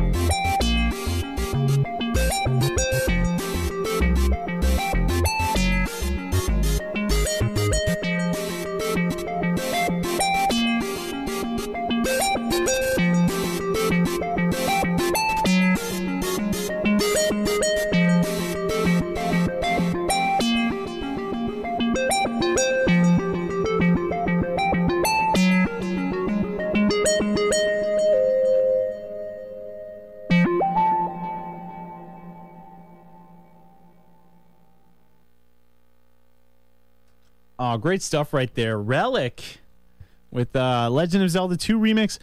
Mirror and Transparent representing VG Frequency 82 Oh, I be loving that. Oh, good stuff with that. Beats, action and beats.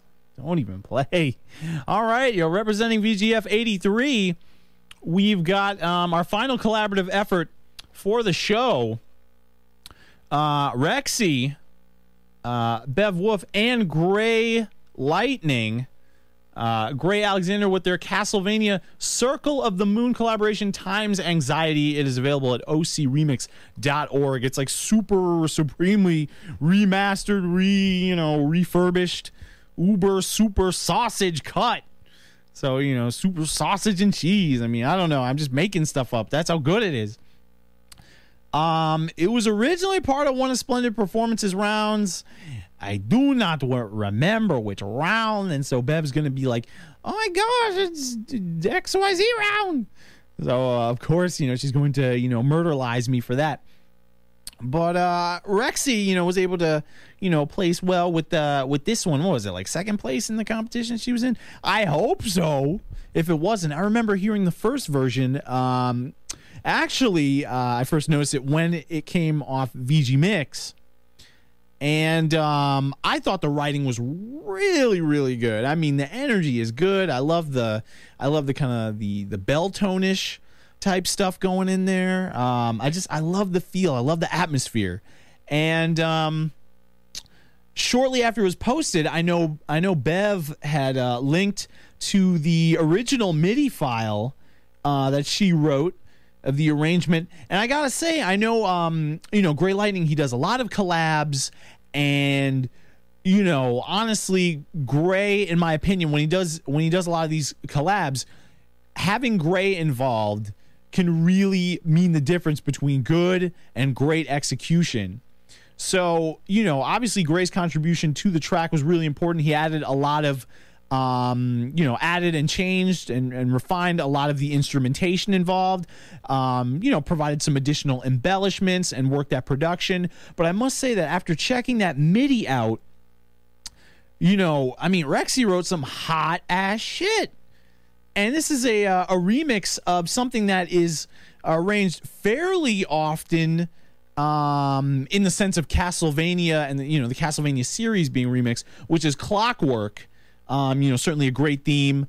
Dwelling of Duels had their first specialty competition simply based on arranging Clockwork. So, it's definitely an important theme within the arrangement community.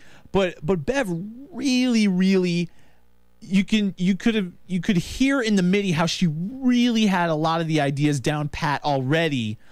And Gray was more of like a finisher. Obviously, again, added to the arrangement and, did a lot of important things. But Bev already had that foundation in there, which is why this mix is so quality. And, I know sometimes with Gray, he's a judge and he's got a lot of his own solo material that is so standout and, new agey and very well done that, if Gray gets involved in a track, sometimes it can just be like, oh, great job, Gray, and whoever, whatever was in there. So, whoever might have been in there. But really, Rexy deserves pretty much, like the lion's share of the credit for making this click.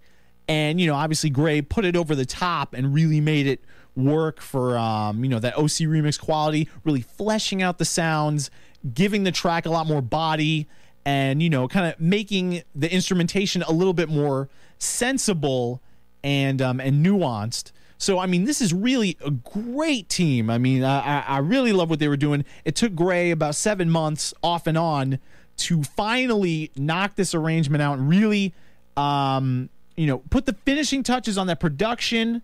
And I would know because I helped them along the way, at least, just with some criticisms that I had and just, giving a third ear and, just trying to give some outside perspective. So I've been with this piece as it came along. And I must say, I've been waiting for quite a long time on it, and I'm really glad that it's finally out there. It's certainly a piece of writing that Bev can really be proud of.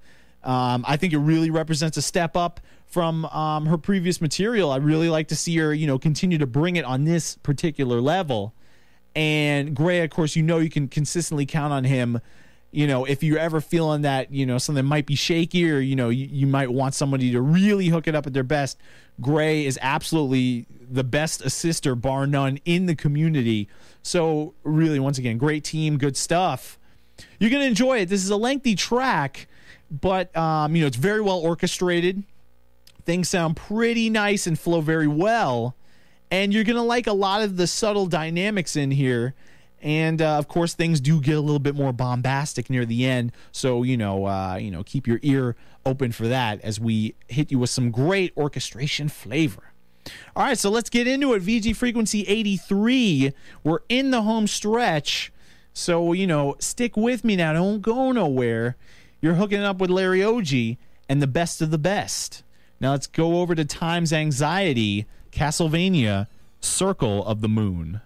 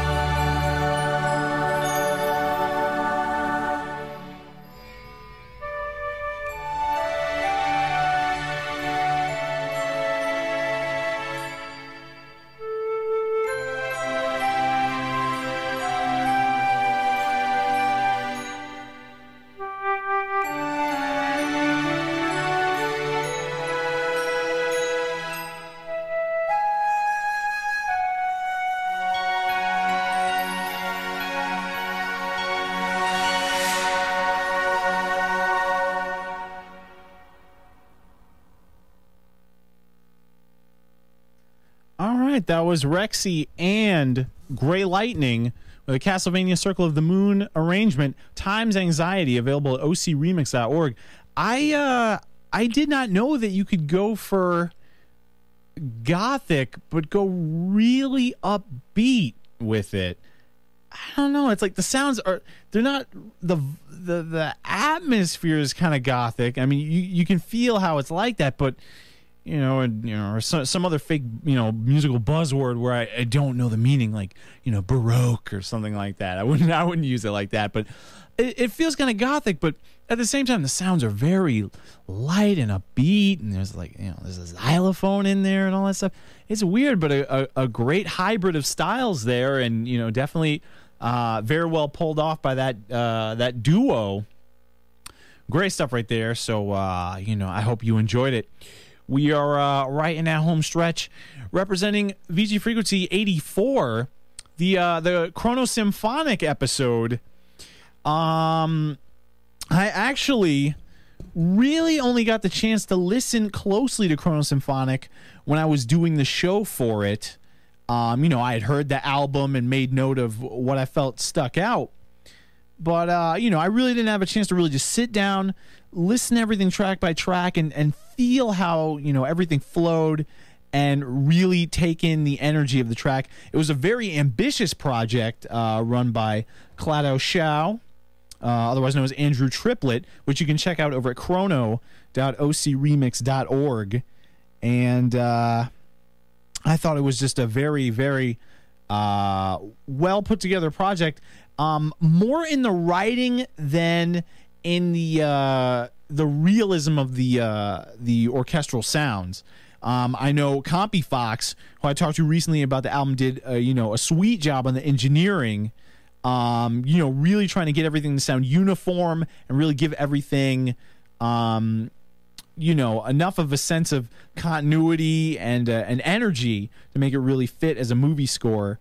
And I know, obviously, that's one huge positive of that project. But also, one thing that a lot of people might not understand about Chrono Symphonic is that since it was meant to be a soundtrack for the Chrono Trigger movie script written by Clado Shao, that it was really, really meant to have a very cinematic feel and be very, almost kind of very supportive and just function in many cases as a background role for the scene, the action that's going on in the movie.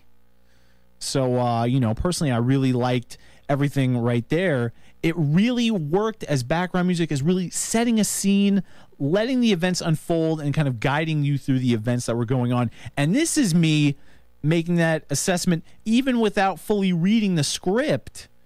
And it's not that I'm just making some wild out call or anything like that. If you check out the soundtrack, the writing really, really does carry that cinematic feel, that cinematic, that cinematic emotion. There are a lot of points where things are upbeat. There are a lot of other points where, maybe something starts upbeat and then ends with something very, very tense.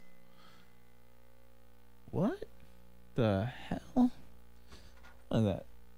Fax machine? Whatever.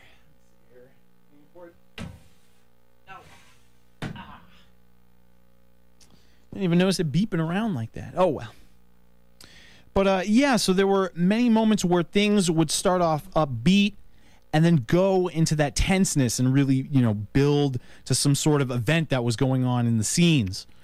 And, I love the energy from top to bottom. The opening is great. The ending is great. They both really work. I think a lot of the artists really had a good idea of what they wanted to do with these tracks and, working alongside the script.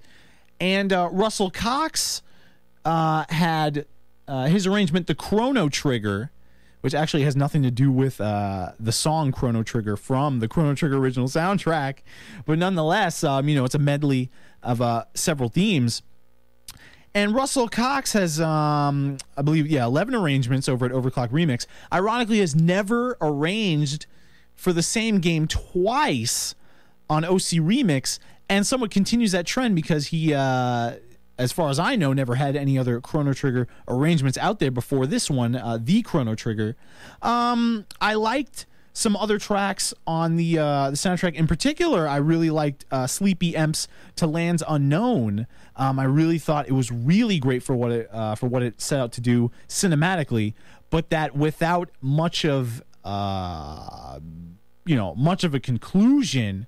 And not really much resolution going on, and specifically not doing so in order to work with the scene involved. I felt that Russell's piece felt a lot more complete and really stood out to me as more of a successful piece of standalone music that can work, outside the movie setting itself.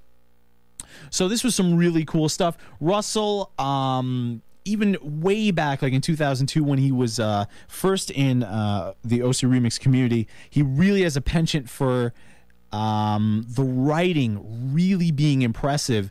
And, and his samples aren't bad either. You know what I mean? Everything sounds very good and has a very authentic quality to it, even though it's synthetic orchestration. So you're really going to like this one, I think. I think it's the most successful at functioning as a standalone track outside of the Chrono Symphonic soundtrack. And that's not to say any of the other tracks are bad, because they don't, but it's just saying that, it certainly fulfills its role within the movie, but also has a great, great flavor on its own. So we're going to get to that, representing VG Frequency 84.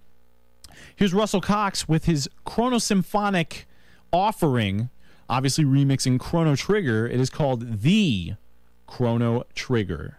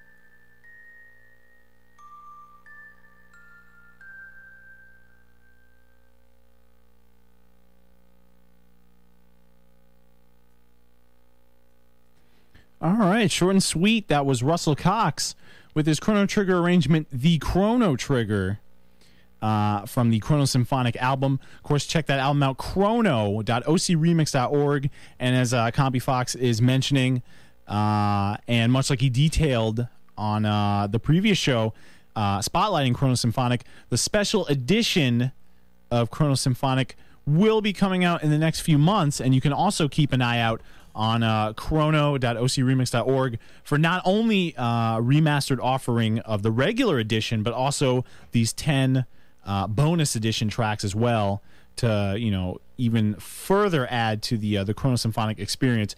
Great stuff by Russell. I really like that dissonance going on about a third of the way in the track to create that suspense and that uneasiness.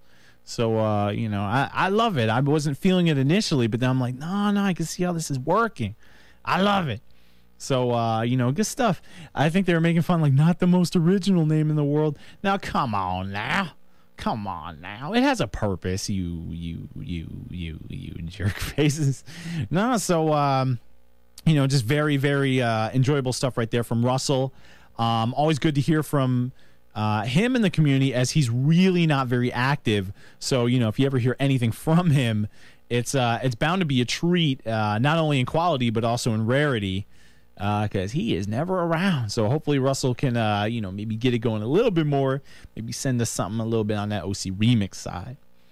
And now for our final best of the best track of the evening, representing our current episode 84.99, we have a special acoustic cut of World's Worst Drum Programmer by Shale Riley.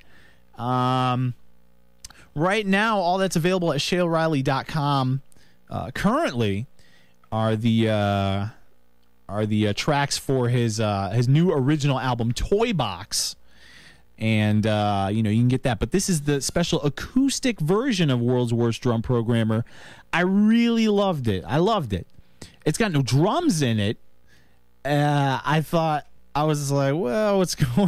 There's no drums in the song about having crappy drums. And indeed, the original has the crappy drums. But I have to say, Shale is belting it out with the crooning skills on this one. I really loved it. I know Shale mentioned, within Toy Box that he actually has carpal tunnel syndrome, I believe. So he was having problems playing the guitar as of recently. So I'm actually rather surprised to hear this come out, after hearing what he was talking about in a Snow, Love, and Sludge Toy Box mix. But this is the acoustic cut.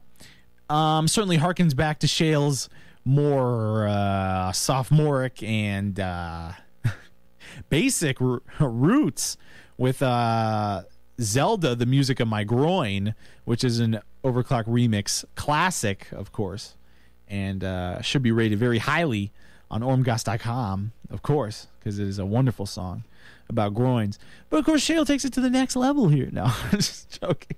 I don't know about more groins and the trillions of groins.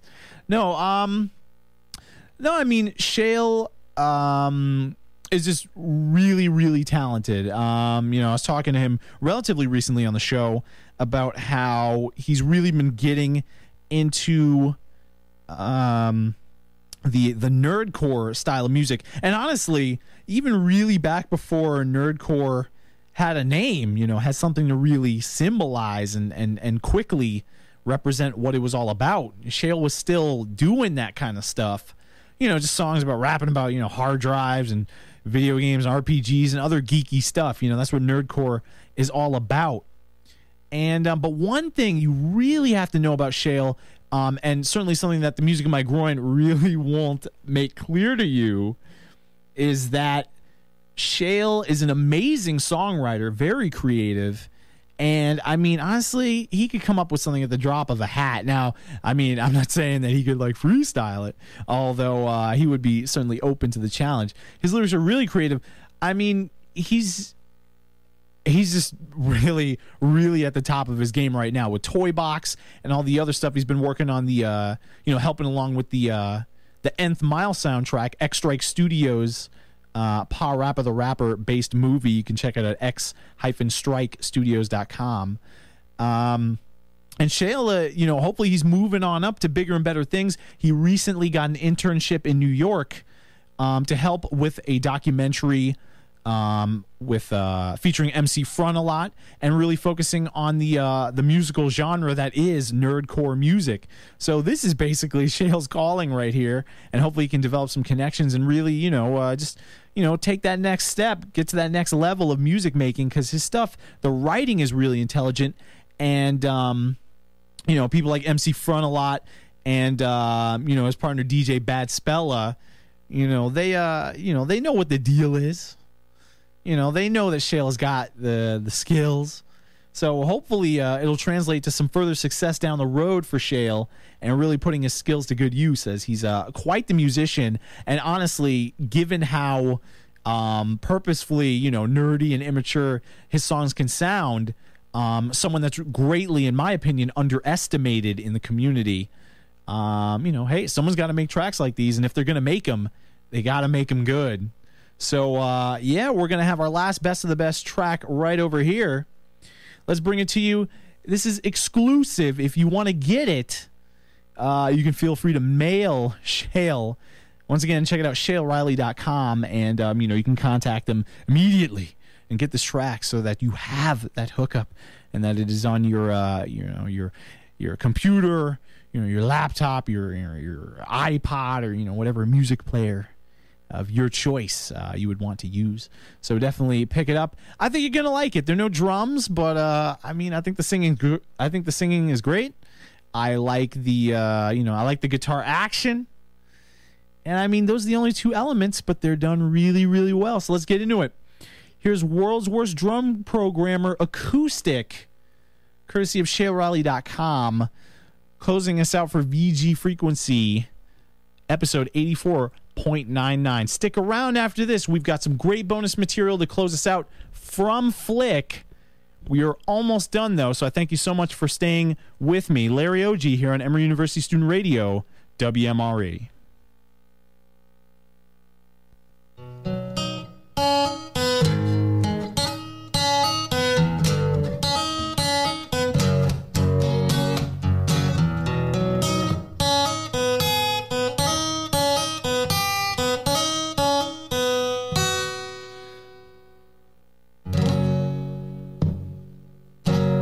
I can do a 16 beat, but I can't do much else. So if I got you shuffling your feet, then you might have a funk deficiency, the same as me, white as can be. I always do my taxes, the same old song. I need some money for a better one, and people say I'm the world's worst drum programmer.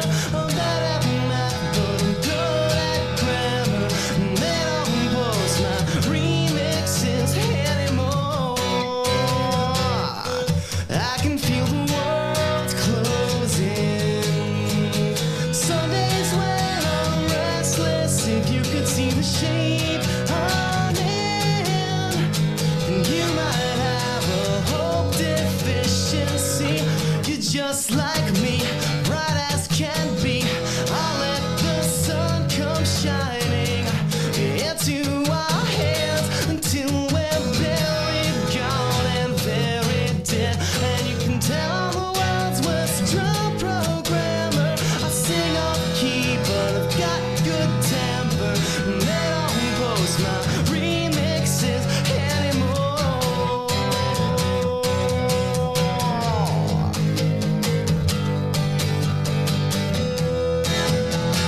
Come on, come on, come on, come on, come on.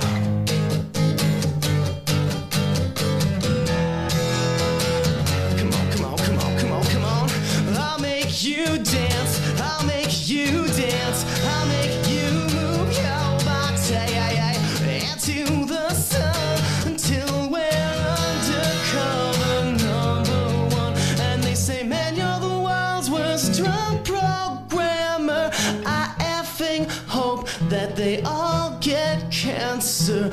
'cause they don't post my remixes. No, not Disc Master Smoker, bitch. They don't post my remixes anymore.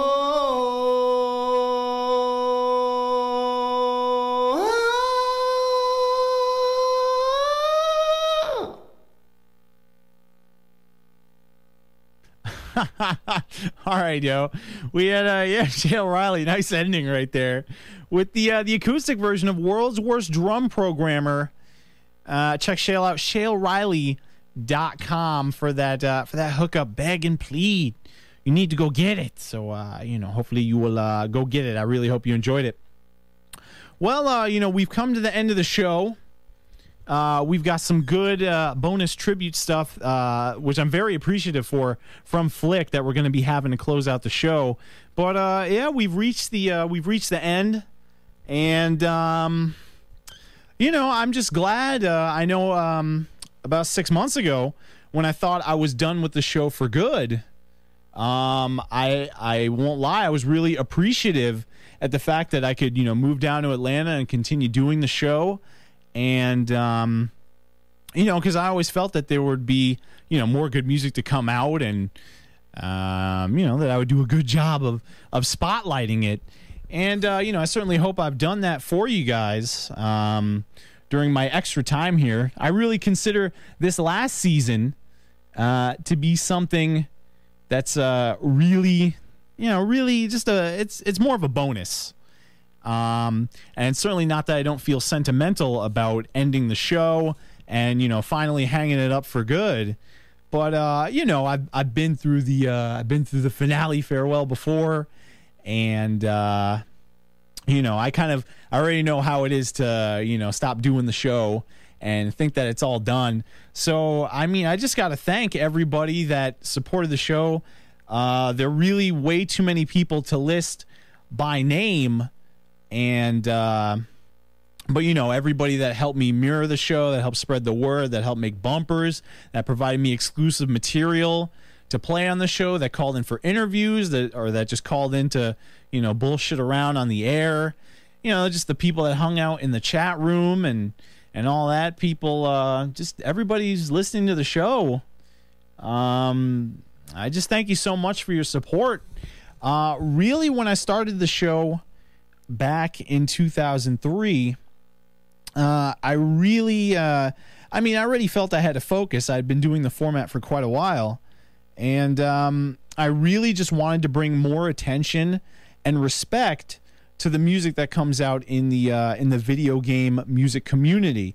And that's not just original music, of course, and stuff professionally arranged, but also the stuff that's going on in the amateur game arrangement community, because there are a lot of artists out there. It's just like any underground community where there are a lot of artists out there who really have the skills and the talent, but literally just don't have the exposure.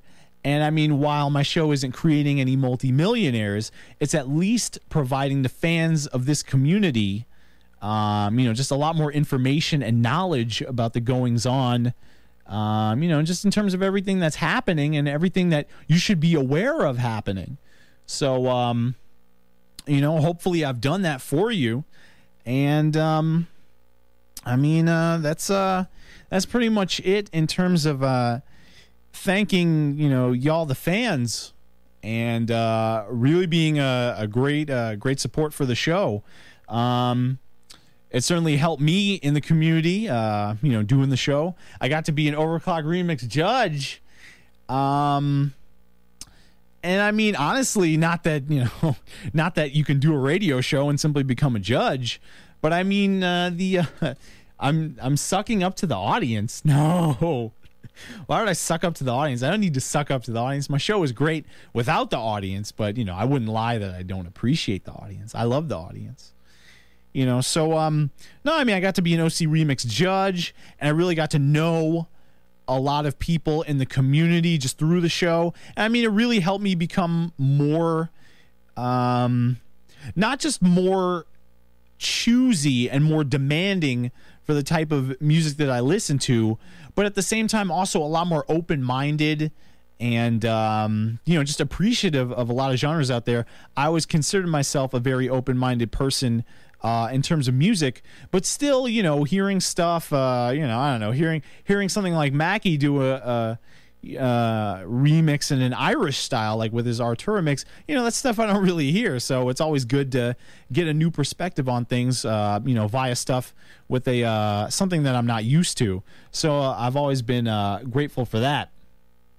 But CopyFox wants me to pimp the VG Frequency torrents. You can always go to studio-copyfox.de and get more information on that. You can hook it up over at Studio CopyFox. And Roland has the torrents going for VG Frequency episodes. So, of course, y'all can, tune into, this one and pick up other ones and hopefully find music that you like. And, yeah. I think the thing, certainly I'll miss a lot of, Larry open-minded? What? Yeah, of course. Hey, you don't get where you are being closed off to everything. Let's see. What am I going to regret not doing with this show anymore? Well, of course, just spending my time organizing the playlists. I don't know. I felt I got really good at that as time went on. And I mean, I don't know. I certainly hope that my involvement and interest in the community doesn't scale back dramatically because I'm not doing the show. I still like to check everything out. I was still doing it before I did the show. And I'll certainly miss talking to the people.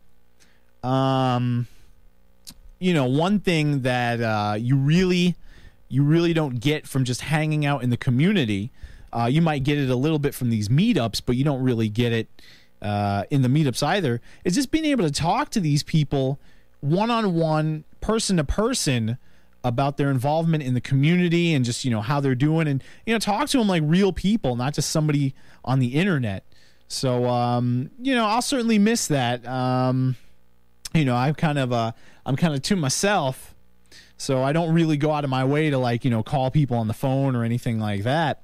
So, I mean, certainly I'll miss that aspect of the community, being able to talk to, XYZ Remixer and Suzumi Bachi is saying, you know. Well, you do know. And just being able to just associate with them on a more, personal level and, kind of cutting through some of the community drama and crud. And we've had our fair share of that. So cutting through a lot of that drama and crud and just talking to people one-on-one and getting to know what the deal is. And really, how many people in the community can say that they've talked to as many people as I have? So you can't really say that. Anybody really does that. So hopefully somebody else will carry on and I don't know. Hopefully just do a good show similar in the vein to VG Frequency. I certainly hope that somebody goes out there and really tears it up and tries to do maybe something not completely the same, but something that's just comprehensive and attempts to be professional and tries to at least take the music seriously, even if the DJ doesn't take themselves seriously. So I guess I follow in that tradition of Super Radio X, where I was the place to be for a while, and hopefully there will be some other new place where y'all can congregate and chill and talk about the musics and enjoy each other's company. So, that's pretty much all I can say. Once again, I just thank y'all so much, for listening in and being with me, whether it was one show or every show or, somewhere in between that gaping amount of shows. I just appreciate it, and I'm going to miss it. But thanks so much for tuning in. This is Larry Oji finally signing off here for VG Frequency. Emory University Student Radio, WMRE, Atlanta, Georgia. We're going to take it to Flick. And Chris Serrani hooked me up. You can check him out, vagstudios.com. And Flick hooked me up with a Lunar Silver Star Story arrangement called VGF The Final Voyage So I like it. I thank Chris a lot for putting it together and just, sending me off the right way. And damn it, I'm really just going to miss this show. So thank you so much for being here. Let's turn over to Flick for VGF The Final Voyage. And I tell you, thanks so much for tuning in. So long and take care. I really hope that you love the video game music arrangement community as much as I do, and really hope that you find some other good music by tuning into my show and also exploring all the other sites out there. There's a lot of good stuff to be had. All right, take care, y'all. Here's Flick closing us out for the last time. Lunar 1 arrangement. VGF, The Final Voyage. So, bon voyage.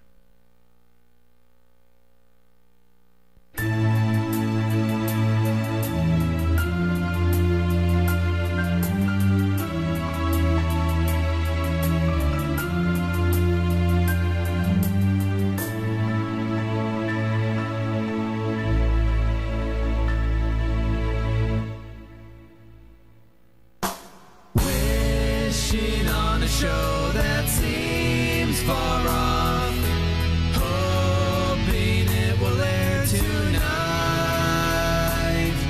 and much to my delight, Larry Oji fills the air with a voice that we all love. But what if the test loop never ends? Will our ears burn with fury when the ocean waves begin to fade? We all need to believe in the show. Is there a fine black man who watches over me?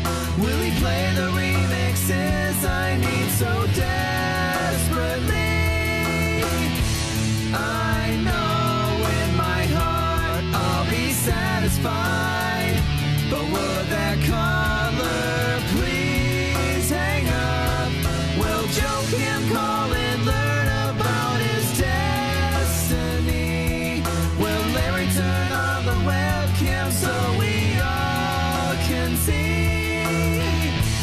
I know that deep within the stream that all I need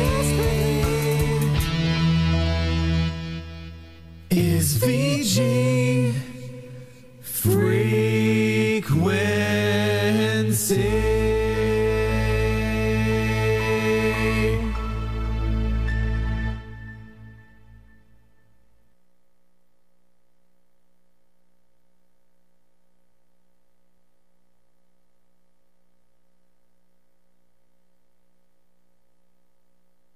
All right, hey there. Well, this is what is this, the after show? Not really, because I'm gonna get to editing, and I'm very tired. I have about 4 hours to edit this all. Shouldn't be too hard, but I talk a lot, so ha ha ha. I'll check that out anyway. All right, let's see. Let me just get on the IR sizzle.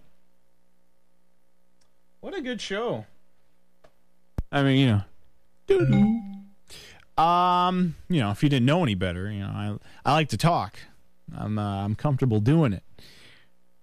Doing it. So anyway. But let's see here. After show. Well, I mean, I'm not doing anything long. Cool. Anyway, so CompuFox is mentioning you can go to studio-compufox.de/torrent to, get the torrents and stuff. But don't worry, just link to it on the main page. Nobody's going to copyright you anything. Don't worry about it, dog. It's cool. But let me see here. Okay, well, I'm done with the show. Man, that's different, dude. Welcome to the other side. Well, all right, let's see. I'm in there. Let me get on the IR sizzle and see what the hell. Just see what the hell Sadorf is talking about. Sadorf? Yeah, right. Let me see here. 1 second here. Okay. Sorry, just doing some quick editing here. Okay. Yep, just get rid of that. And, oh, oops. Let me connect to that IR sizzle. Sorry about that. Okay. Nah, who's calling? I don't want a phone call. I'm tired, and it's just gonna not make me be able to edit. So, no call. No call. I'm tired. Sorry about that. I'm gonna sound like a douche. 218. Oh, man, it's Flick. Oh, man. Okay. All right, man. Sorry, I don't want to be a douche or anything. Hold on a second there. All right, no, Chris, what's going on, bro? Not much. Just wanted to say hi one last time. Oh, hello. Oh, hello back. Really tired. I'm sorry to keep you up so long, man. I don't care. I mean, you know, but I figure it's my last chance to say anything, so. True. Yeah. True. Let me, Well, it's definitely a good run for you. Oh, thank you. Thank you. You're welcome, Larry. Hopefully hopefully I can get paid or something and make that money doing the same stuff. Probably not going to get paid with cash. Maybe with sexual favors or something later. Who knows? Man, that's no good. Hold on a second. I'm getting this Sadorf mix, by the way, but then I'm not playing anything else because I really got to edit and get done with this crud. I think I really need to go to sleep because I think I have to be to work in like 2.5 hours. Oh. Yeah. Damn. Bro. Oh, sorry about that. Okay. No, I mean, go ahead and, you know. Wanted to show my dedication to Larry Oji at VG Frequency. It's so cool, Larry. What? What? I don't even know what that meant, dude. All right, man, but I'll let you go, man. But hey, man, I really appreciate the finale song and you know, just for doing all the cool bumpers and all that good stuff. Hey, no problem. It was fun stuff to make. All right, thank you, man. Yeah, keep in touch and get a cell phone. All right, man. I'll probably get it. Believe me, I'll probably be stuck, dude. DC, there's really not going to be any way I can avoid it. So we'll see, though. All right. Well, you take care, man. All right, man. Thanks a lot, bro. Yep. Bye. All right. See ya. All right. Yo, Fleek right there. Let me, okay, wait. Did I get this thing? Actually, while I'm at it, let me get the, done deal. Let's see here. Let me just hook it up with this Lion Tamer sound pack from Antonio Pizza. This is hot. And let's unzip Sadorf's thing.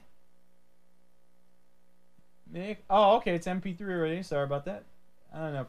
I saw that FTP looking address. It didn't look like a .mp3. Oh, let me see here. Okay, let me just check 1 second here. Actually, let's go ahead and play this joint. What is this called? Quattro Adventure Super Robin Hood Mix of Thieves. This is supposed to hit OCR? Let me see this joint. All right, hold on a second, guys.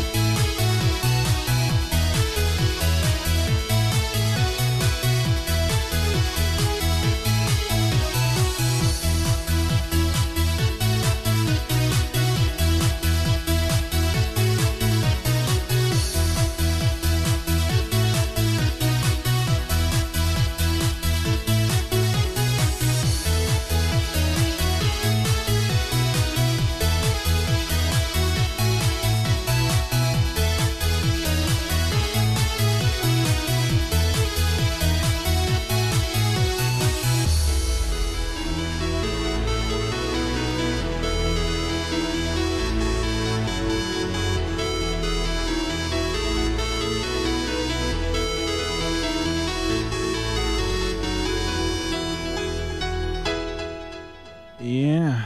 1 second there. Yeah, hello, caller. What do you got? WMR, yes.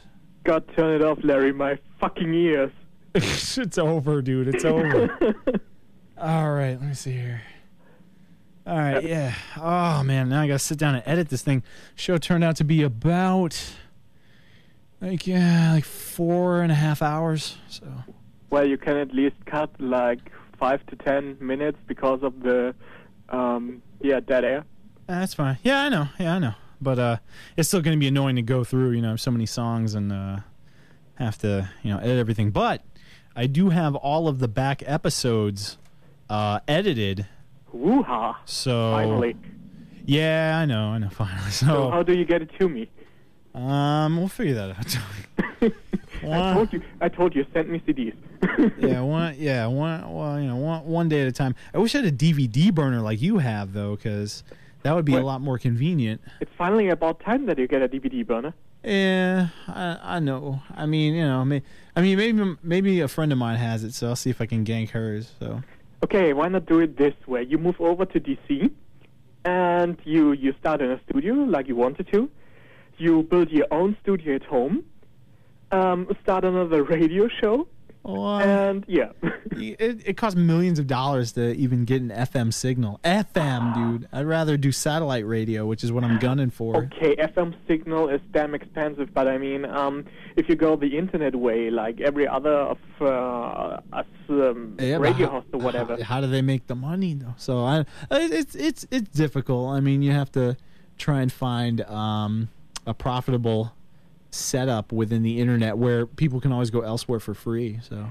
Well, I mean, if you have a regular job anyway and you do VG frequency in your spare time, what about that?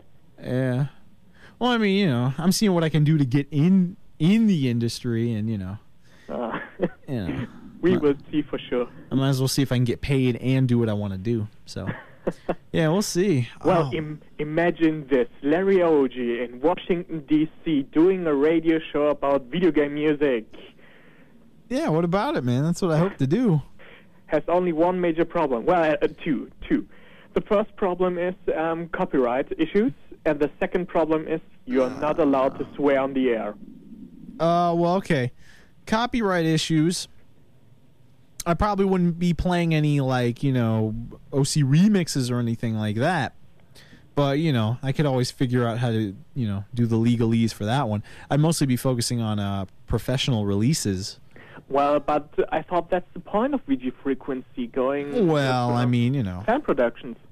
Well, I mean, I mean, that's part of the point, but at the same time, you know, the legalese, you know, plus the, you know, the amateur stuff isn't as, you know, it's not professionally produced. It's not made to radio standard and all that kind of, you know, all that kind of nonsense.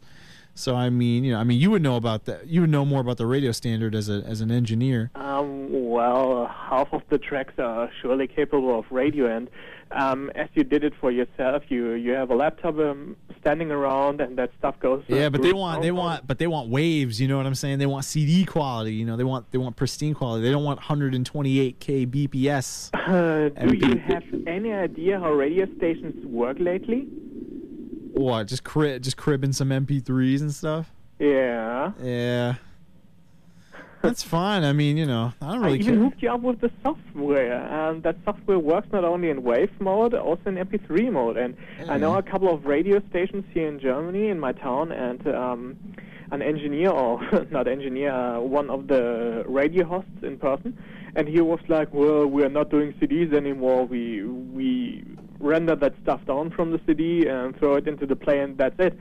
It's simply way better and way more versatile because we have way less stuff lying around, and we don't need to switch CDs and stuff, and we can automate the shit and whatever. So yeah. Yeah. Well, I mean, you know, I'd have to see, but also, the second portion of the, you know, we don't allow swearing on satellite radio. There's no swearing objections. You can swear. That's why I'd like to do satellite radio, because I can be myself and just be like, fuck that shit. Well, we will see. Well, anyway, Chris said a goodbye to you and said keep in touch, and just logged out. Yeah. Yeah, so you will do a lot of editing, especially with the last show, and try to get the stuff to me. I mean, I can hook you up with an email, and I hope you read the emails this time and also answer me. I'm reading the emails, man. I read your emails. Well, okay, you read my emails, but you don't answer. I mean, what's the answer? It's like, Larry, here's XYZ stuff. Okay. Like, okay, check it out and get to you back later or something like that. All right, man. All right. All right. But we will see. I mean, if just finish the show, get prepared for the moving. Mm-hmm. You move tomorrow, right? Or is it that? I move on Wednesday. So well, I mean, technically tomorrow, yeah, because it's almost morning now. So. Yeah, okay. I always forget the time zone issues and stuff. Yeah, so in about, I don't know, but I'll leave in about 30 hours or so. 30 hours. Oh, yeah, something man. like that. So Paige already found an apartment over there? Yeah. Big one for both of you? I hope so. You both need an extra room just for the studio. What? Man. Well, I'd rather take advantage of XM Studio, so. Well, I can't get rid of the idea with the material I posted you earlier. You know, the listing of I know, but you know. Well, you know, let me get some sort of, you know, job. Okay, job comes first. And, you know, not scummy, you know, wage job, but, you know, some real shit. So.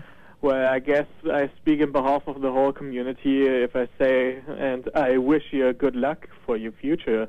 I mean, you're doing this for years now. Is it since 2003, I guess? Yeah, that was the first VG Frequency. Yeah. Yeah, and I came to VG Frequency around 40 or 50, around that time, and since then I stick to it, helped out, gave you torrents, whatever. Yeah. Long time. Really a long time, if I think back about that. No doubt, man. Yeah, I guess it was end of 2004 that I joined. Yeah. Way too long ago. I mean, we will really miss VG Frequency. VG Frequency was the light at the end of the road at weekends, you know. The only negative side on it was that you did the show for the other half of the planet on way impossible times. I mean, you started 10 p.m., which was like 4 a.m. in Germany. Yeah. Or it's 2 p.m. now, which is totally impossible for you. But then again, it was like, okay, including DST, it was 9 a.m. for Germany. Yeah. which was cool, but still, the time zone issues. I mean, I had the problems by myself while doing Crimson Moon. Yeah. And this was also one of the reasons I stopped doing Crimson Moon. Along with a couple of other reasons, but whatever. So if you start a show again, be sure to do it sooner this time. Well, yeah. I mean, sure, I don't have a problem doing that, but Well, again, I'll have to see what I can do. Mm. But first of all, you have to find a job and get established back again, and maybe start the thing anew end of 2006 and ever. Yeah. And in the meantime, we can listen to other radio shows like Nitro Game Injection, Fusion Radio, very good music, and all the stuff that is playing along the week. Even a podcast, VGDJ, maybe another one does a podcast. Hey, why not? Why are you not doing a podcast either? Well, I mean, it's just about time to get paid. It's about time to do it professionally. So. Well, you can start doing podcasts on a payment base. Well, like $1 for the podcast each week or so. But remember, again, people can get stuff for free. So what makes it different that you're going to pay me? Stuff makes it different if you go for interviews, for example, or exclusive bonus stuff that will be released a couple of months later. Like we did yesterday with Crown Symphonic Special Edition, for example. Yeah. Well, this might be one solution, but if you say, okay, I want a regular job at a radio station first, I mean, why not? And do VG Frequency in your spare time. But then again, I know it for myself. If I go the music way now, and music was always my hobby, and if I go the professional way now, which seems to be the only option left at the moment, if you look at Germans' issues about jobless people and stuff. So, yeah, it's the only thing you can do. So you make your hobby to a job, and if you work 24/7 on your job and want to go back to your radio show or making music on a hobby base, you totally freak out after a while. At least it's what I would do. Well, it depends on you. I mean, we will see you. You didn't even move yet, and VG Frequency is only over for a couple of minutes now, so... Yeah, dog. We're already talking about the future, and it didn't happen yet. Yeah, well, we'll have to see. I mean, we did that last time, too, if you can remember. Yeah, but, but I had it nice and open to move back to Atlanta, so I definitely don't have that anymore now. So, we'll see. You're going away from Atlanta. First from New Haven to Atlanta, and now from Atlanta over to Washington, D.C. Yeah. I say it's a step up. I'd like to see how I can handle it there. But I better go, though, because now the recording is hard limited, and I got to get started on this editing so I can leave by 11 o'clock. About 4 hours and 15 minutes. You mean 11 a.m. Yes. So yeah, I guess don't hold you off any longer and stuff, so that you can get done and sleep at least a bit till you move. Yeah. I mean, you're up for over 30 hours again, is it right? Yeah, I know. I'll get a nap in there somewhere. I don't really care. I'll have more than enough time to sleep when I get to DC, so... Dude, you're a frigging prodigy, you know that? I try, man. I just, I'm dedicated. Yeah. You're a monster. You're doing this all for us and all for free. And all we can do is bitch and whine that you don't do a show for us. Well, yeah. Well, admit it. You like that. I mean, you like that we bitch at you. Admit it. Of course. Yeah, right, dude. Masochism, right. Well, Go for it, sport. Anyway, so, yeah, like the last time, thanks again for staying with us, doing over 85 awesome shows, special shows not included, and .5 shows and .99 shows and whatever. Yeah, and probably 100 shows. Okay, let's say around 95 or so. Yeah, okay. And yeah, we really hope that you will stick with us and maybe restart VG Frequency, maybe under a new name, maybe under a regular, possibly having a radio show in Washington, which is unfortunate for us because the international listeners can't listen to you unless they have a satellite connection and special payment cards and whatever. Well, I mean, you can listen through the internet. If it is streamed via the internet. It is. Okay, it's a possibility. We'll see. Yeah, so we'll see. But it's $8 a month, so. Okay, this is an issue I would think about, but like I said, we will see if that even happens. Yeah. All right, man. Well, I better get to this crud. But Roland, man, thanks a lot for your help and spreading the show and just helping me out. Of course, like you saved episode 60 with that emergency recording that you had. I even did an emergency recording tonight, but yeah, whatever. Yeah. It was fun to help you out and stuff. So maybe I can do this for Nitro Game Injection. I mean, Kyle asked me a couple of months ago if I could host his old shows as torrent and stuff, and we will do that in the next month. And I guess if Kyle really takes the slot, I will help him out with the same timetable as I did for VG Frequency. But this time I asked him to put it in the main post so that everybody can read it and stuff. Yeah. Or we can finally start the idea that we had while VG Frequency was first stopped and finished, like doing a complete radio station on a web stream basis and whatever. I mean, this is all stuff that is maybe coming up in the future. We don't know. We will see. I mean, 2006 is still long, and a lot can change. You know that for yourself. Yeah. Well, we'll see how it goes, That's for sure.